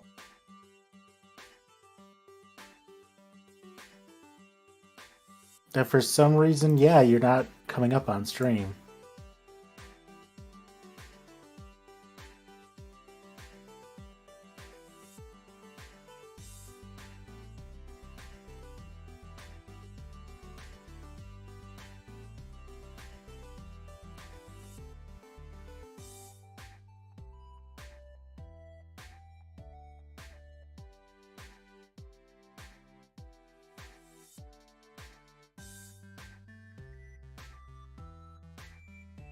Well, as Scully fixes his technical issues, we'll get into the grand finals here for the Patreon World Championship Qualifier Tournament number 13. for March of 2020. SDL Killa versus Mirage Knight. Now, both these players have earned an invite. I believe SDL may have already had an invite, so they'll earn top seeding points going into World Championships. But now it's time to decide who is going to take home the crown as our champion. Winner of this tournament will also qualify for our Clash of the Champions tournament. Should be held later this year.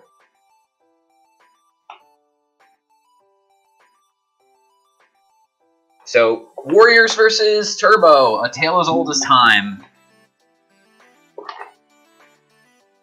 SDL started off, Mirage actually started us off with T-set pass. SDL went Mystic Swordsman level 2.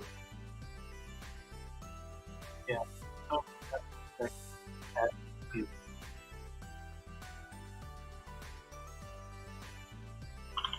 Interesting that he used the Nobleman, because literally anything face down could have taken out that that Mystic Swordsman. Well, probably didn't want to attack into Sakuretsu armor, maybe. True, but then he could still do it main phase too. Yeah, but what are the face downs? Because he didn't flip them up. Yeah, I'm wondering too. Could be that it's a Night Assailant face down and he didn't want to waste its effect.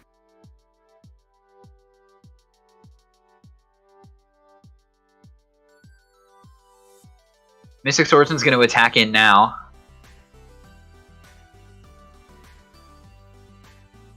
After being found from reinforcements of the army, going to be met with Mirror Force. Do we see STL negate this? Looks like God's going to say no. And you're right, Necromancy. It is a... I couldn't think of any other reason you wouldn't have flipped the face down and just attacked. Magician of Faith now will cycle a Book of Moon? Yeah.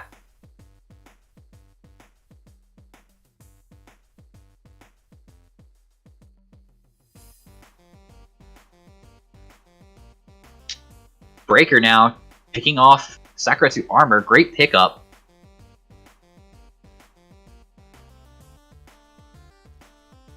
And taking a total of 1,000 here. Going to drop SCL down to 3k. And probably setting that Book of Moon that was just picked off. Going to be able to reset Magician of Faith. Lucas was also on double Mystic Swordsman level 2. Usually, well, I haven't been paying too much attention to deck lists recently, but usually I only see one in the main deck. I feel like it was becoming less common to run 2, but the extra utility that having 2 of it provides is very useful, I feel sometimes. Mainly because the first one may always get dealt with, right? Like, sometimes you're going to have it timely and it's going to be able to pick off a set card, and that's great. But sometimes you need another one because Blade Knight isn't going to get the job done. Like, you have another monster already on the board, so Blade Knight can't use its ability. Yeah, and we're seeing here that having that meant they had to blow the Mirror Force on just one monster. Yeah. Here's Zombyra. So main deck Zombyra from SDL. I'm not sure if we knew that was main decked or not. Yeah, gonna kill the Faith. This puts a light in the graveyard. Oh, there's already Thunder Dragon, so 2 Thunder Dragons in the hand. Forgot about Thunder Dragon.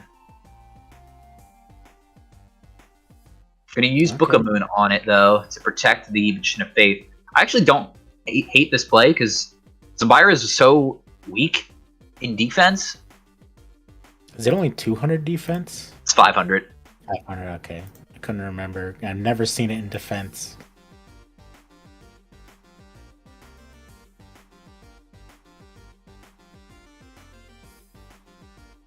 Yeah, Mirage Knight, like, instinctively putting the Magician of Faith in defense, then revaluing his hand, maybe checking the graveyard for SDL, confirming that they're likely not a Mirror Force down and probably can get away with summoning this Thunder Dragon in the hand. putting more pressure on the Life of SDL Killer. Ninja Grandmaster is big enough to deal with either one of these, going to attack the light monster.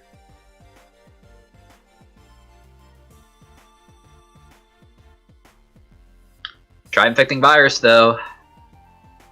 Going to be able to clear off and attack into lethal. The other day I was wondering when I was looking at Tribe Infecting Virus, I'm like, why is there just a random cat in the background? Because it doesn't look like those are cat people. So, okay, the cat has the virus and is spreading it to the lizard people, but the virus is the thing in the background. So that, like, vortex, that's the virus part. I was thinking that the reason they put in a random cat is to show that it only affects one type. Because there's lizard people get killed by it, but not cats. No.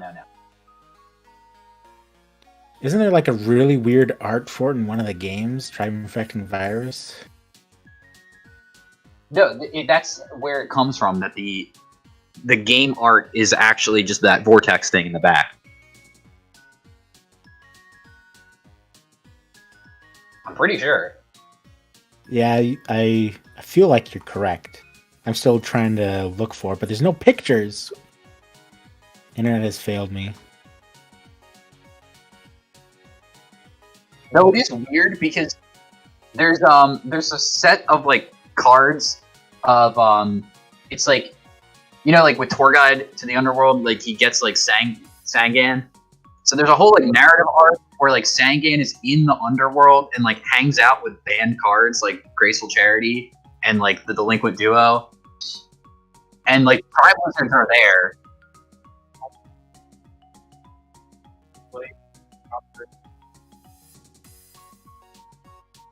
Gotta pop first. Oh, well, it looks like it was a good choice.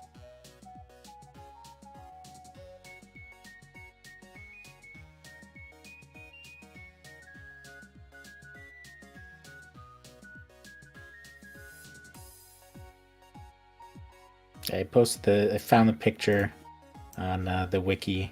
It's just an orange swirl. Yeah, that's what I'm saying.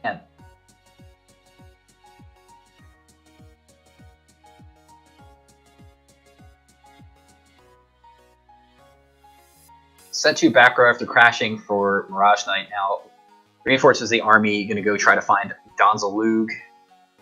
Using the guns. Not a fan of the guns. I like it. It's one of the few times where well, not few times, but one of the times that I do prefer the OCG art. I'm never a fan. I don't like the Parasite OCG, and I don't like Barrel Dragon OCG because it just looks too weird. The Liquid Duo is going to take out the Tribe Infecting Virus and Mirror Force. Another Gorilla.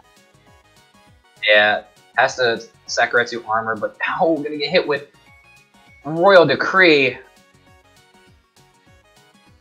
Our monkey friend smashing the life points.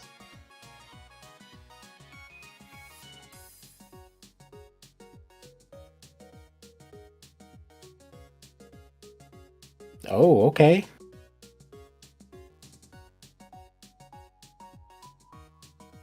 So putting the breaker off, getting rid of the second back row, which is the Decree. Adding a Sangan to the board of Mirage Knight's End. Zerkrilla picks off breaker, attacking for another 1,000. Yeah, if I'm SDL, it's not looking too great, honestly. I mean, this helps. There's no Solemn to prevent this.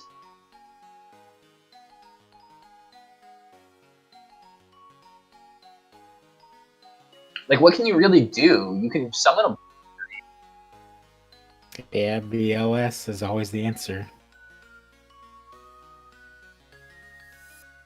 You can draw Pot of Greed.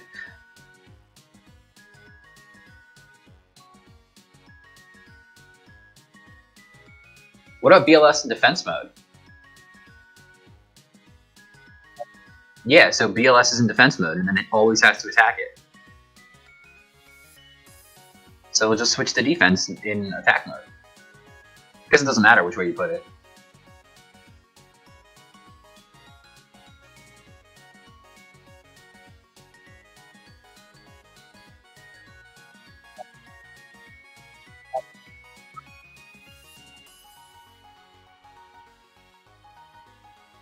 Yeah, but he has to attack, so he'll deal 500 to himself. And he'll just keep dealing 500 to himself if he doesn't put the gorilla to defense. You I think banish we're the just tank. seeing a lot of gorilla hate.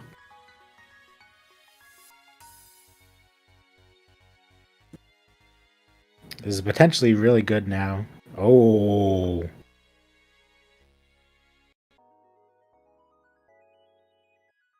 Bringing yourself down to 250. It's got to be something incredible. Because Steingate can find anything here.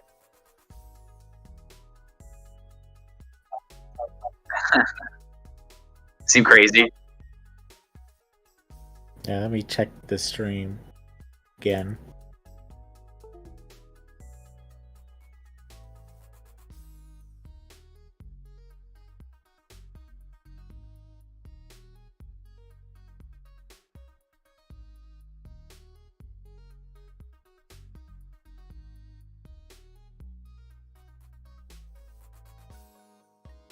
So he got Night Assailant. Oh, we already have the Tsukiyomi to begin with. Dang. Yeah, that's game one here, or match one here. SDL now in loser side. Can you talk again, Scully? Yep.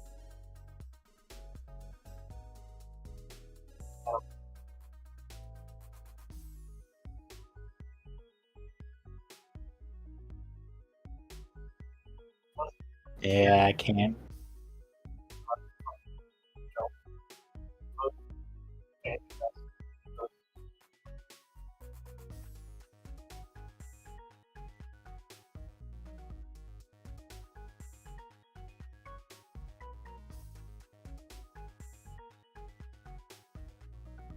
Yeah, that was first match to Mirage Night, right? Yeah, so this is match number 2 in grand finals here.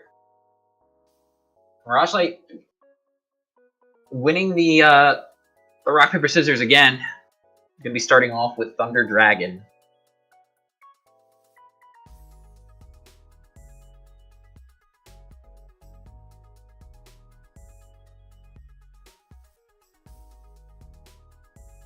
Not horrible.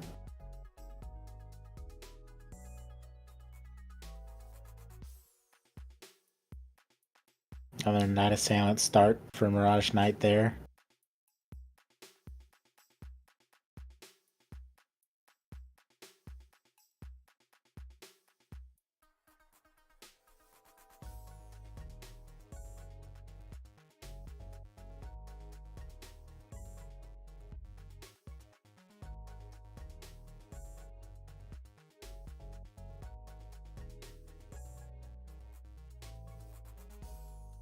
I have to see what's in their hand.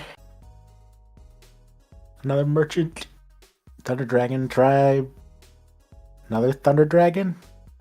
Chaos Sorcerer, Spy. And a Thinking.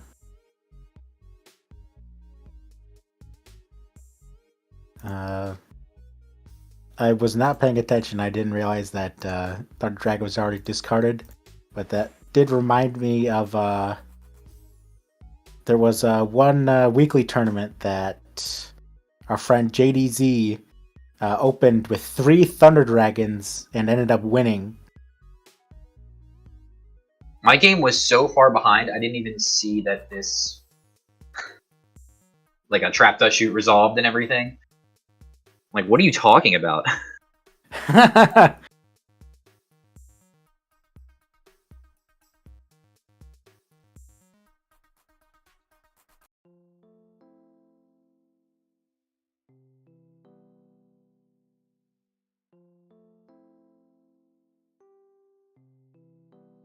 Yeah, every now and then you get that DB lag.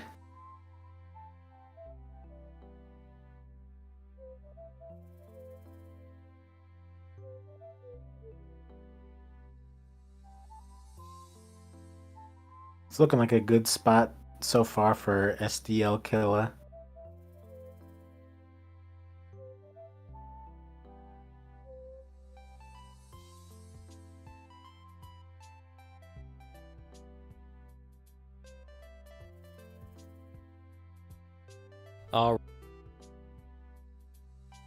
Magical Merchant not actually doing anything for this particular game. Good. Oh, another one. What's better than 1 does shoot? 2.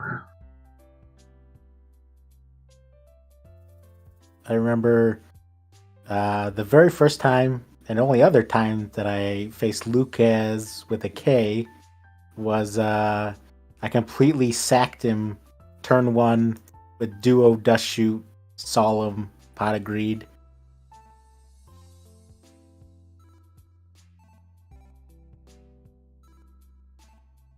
He did kick my butt still, though, in the following 2 games.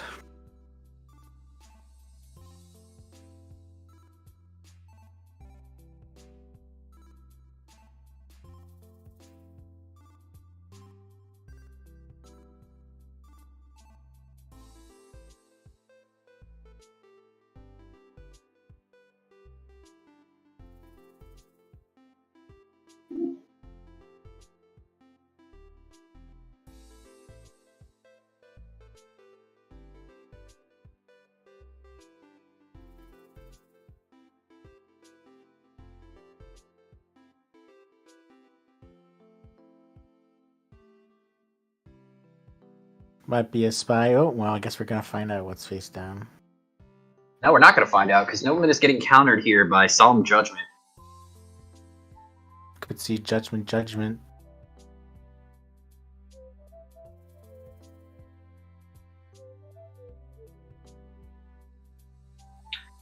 Yeah, Judgment, your judgment. Too good. The only thing God can say no to is himself. Right? Well, I could say no to a lot, but pretty much the only thing that's going to say no to him. Okay, I messed up what I meant to say. Yeah, some lowly bandit can say no to him. No one can hear you, Scully, so don't even comment on this.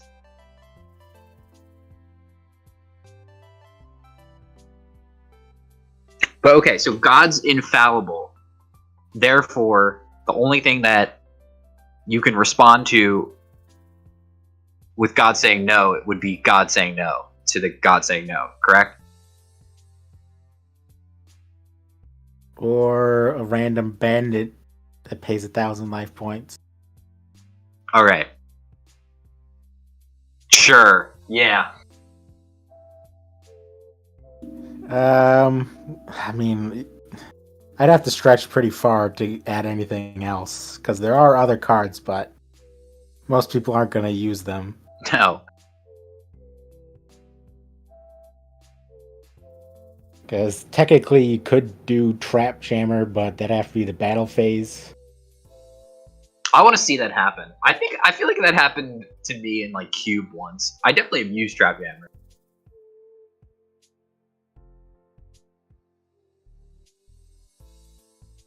Scully brought up Curse of Royal. Again, Scully's opinion doesn't matter. Can't hear him. Doesn't get a say.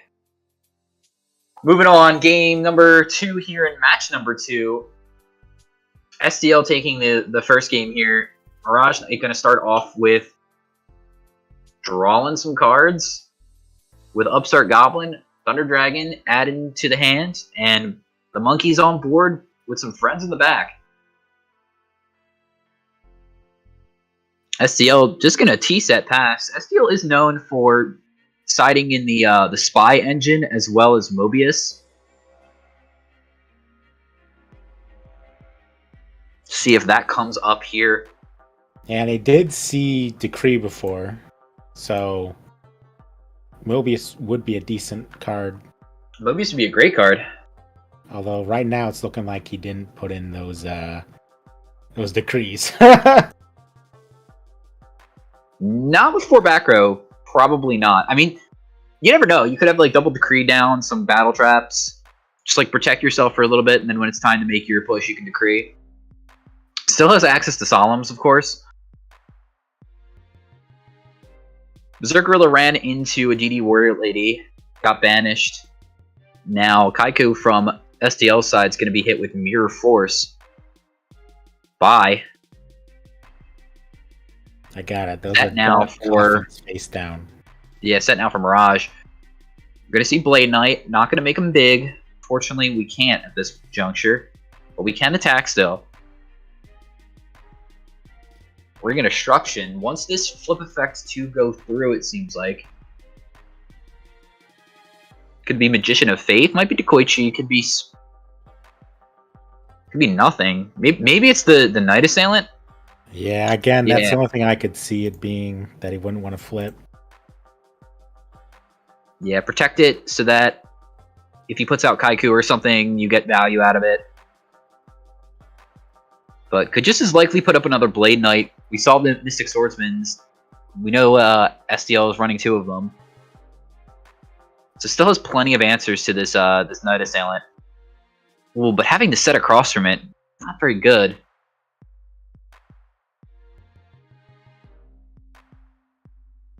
Ooh, a fat gorilla. Not flipping it up. Interesting.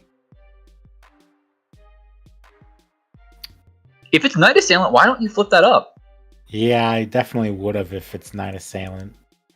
Even without hindsight, I still would have done that. Is it not Night Assailant then? What could this be?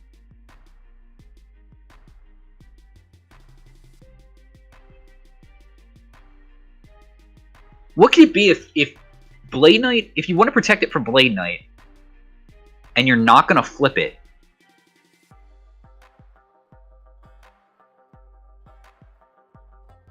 I can't reasonably think it's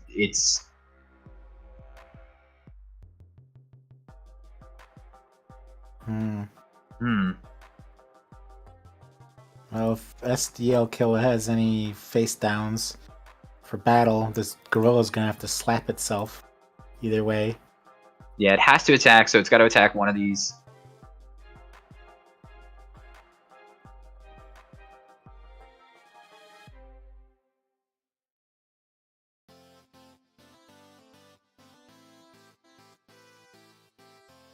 Here's Breaker the Magical Warrior. This can potentially pick something off, but we're going to see Mirage Knight attempt to use Solemn on Breaker.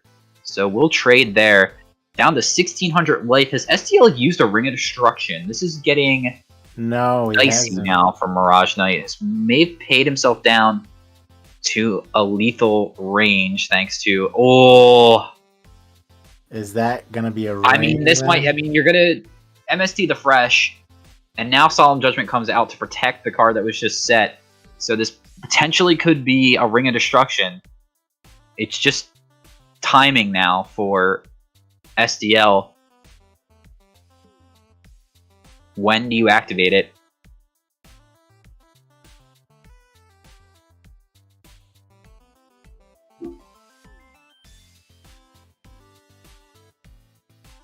Snatch Steel targeting the Gravekeeper Spy. Steel's gonna let that go. It was a Tsukiyomi. Okay, that makes sense then. Maybe he just didn't have another monster, so we just let it go. Because if you let the Suki die, and then like it'll flip the Blade Knight down, and then you can summon a monster and just attack over the Blade Knight. But it's possible they just didn't have another monster to summon until he like got that Berserk Gorilla the next turn. I don't know about this. So he's making a big push here. I mean, this is lethal. He can flip that Spy back up. Oh, but he doesn't see it. And just going to be hit with the Ring of Destruction, targeting whatever. And GG's. So, yeah, we knew the last card in the hand was Thunder Dragon. And there was a Sec Gorilla on top of that as well. Well played from SDL Killa. Winning the Patreon World Championship Qualifier number 17, or sorry, number 13. Confusing that with the upcoming GOAT Format Championship number 17. Yep, Mirage Knight, I believe, also earns an invite, but obviously not the illustrious title of winner of the tournament. No, but did go to a match 2, which is something that we don't see very often in these tournaments. So congratulations to both players again, but especially to STL Killer for winning today. Definitely looked like he was playing well. I always see him, of course, playing well. He acts as the one of the eliminators on the Go Format Europe site for the Academy League, and he just destroys players every time. Yeah. And I think that does it for us today. My name is Mascus. I'm joined by Necromancy for Kids. And we'll see you guys next month in April. April 9th will be our next Patreon World Championship Qualifier.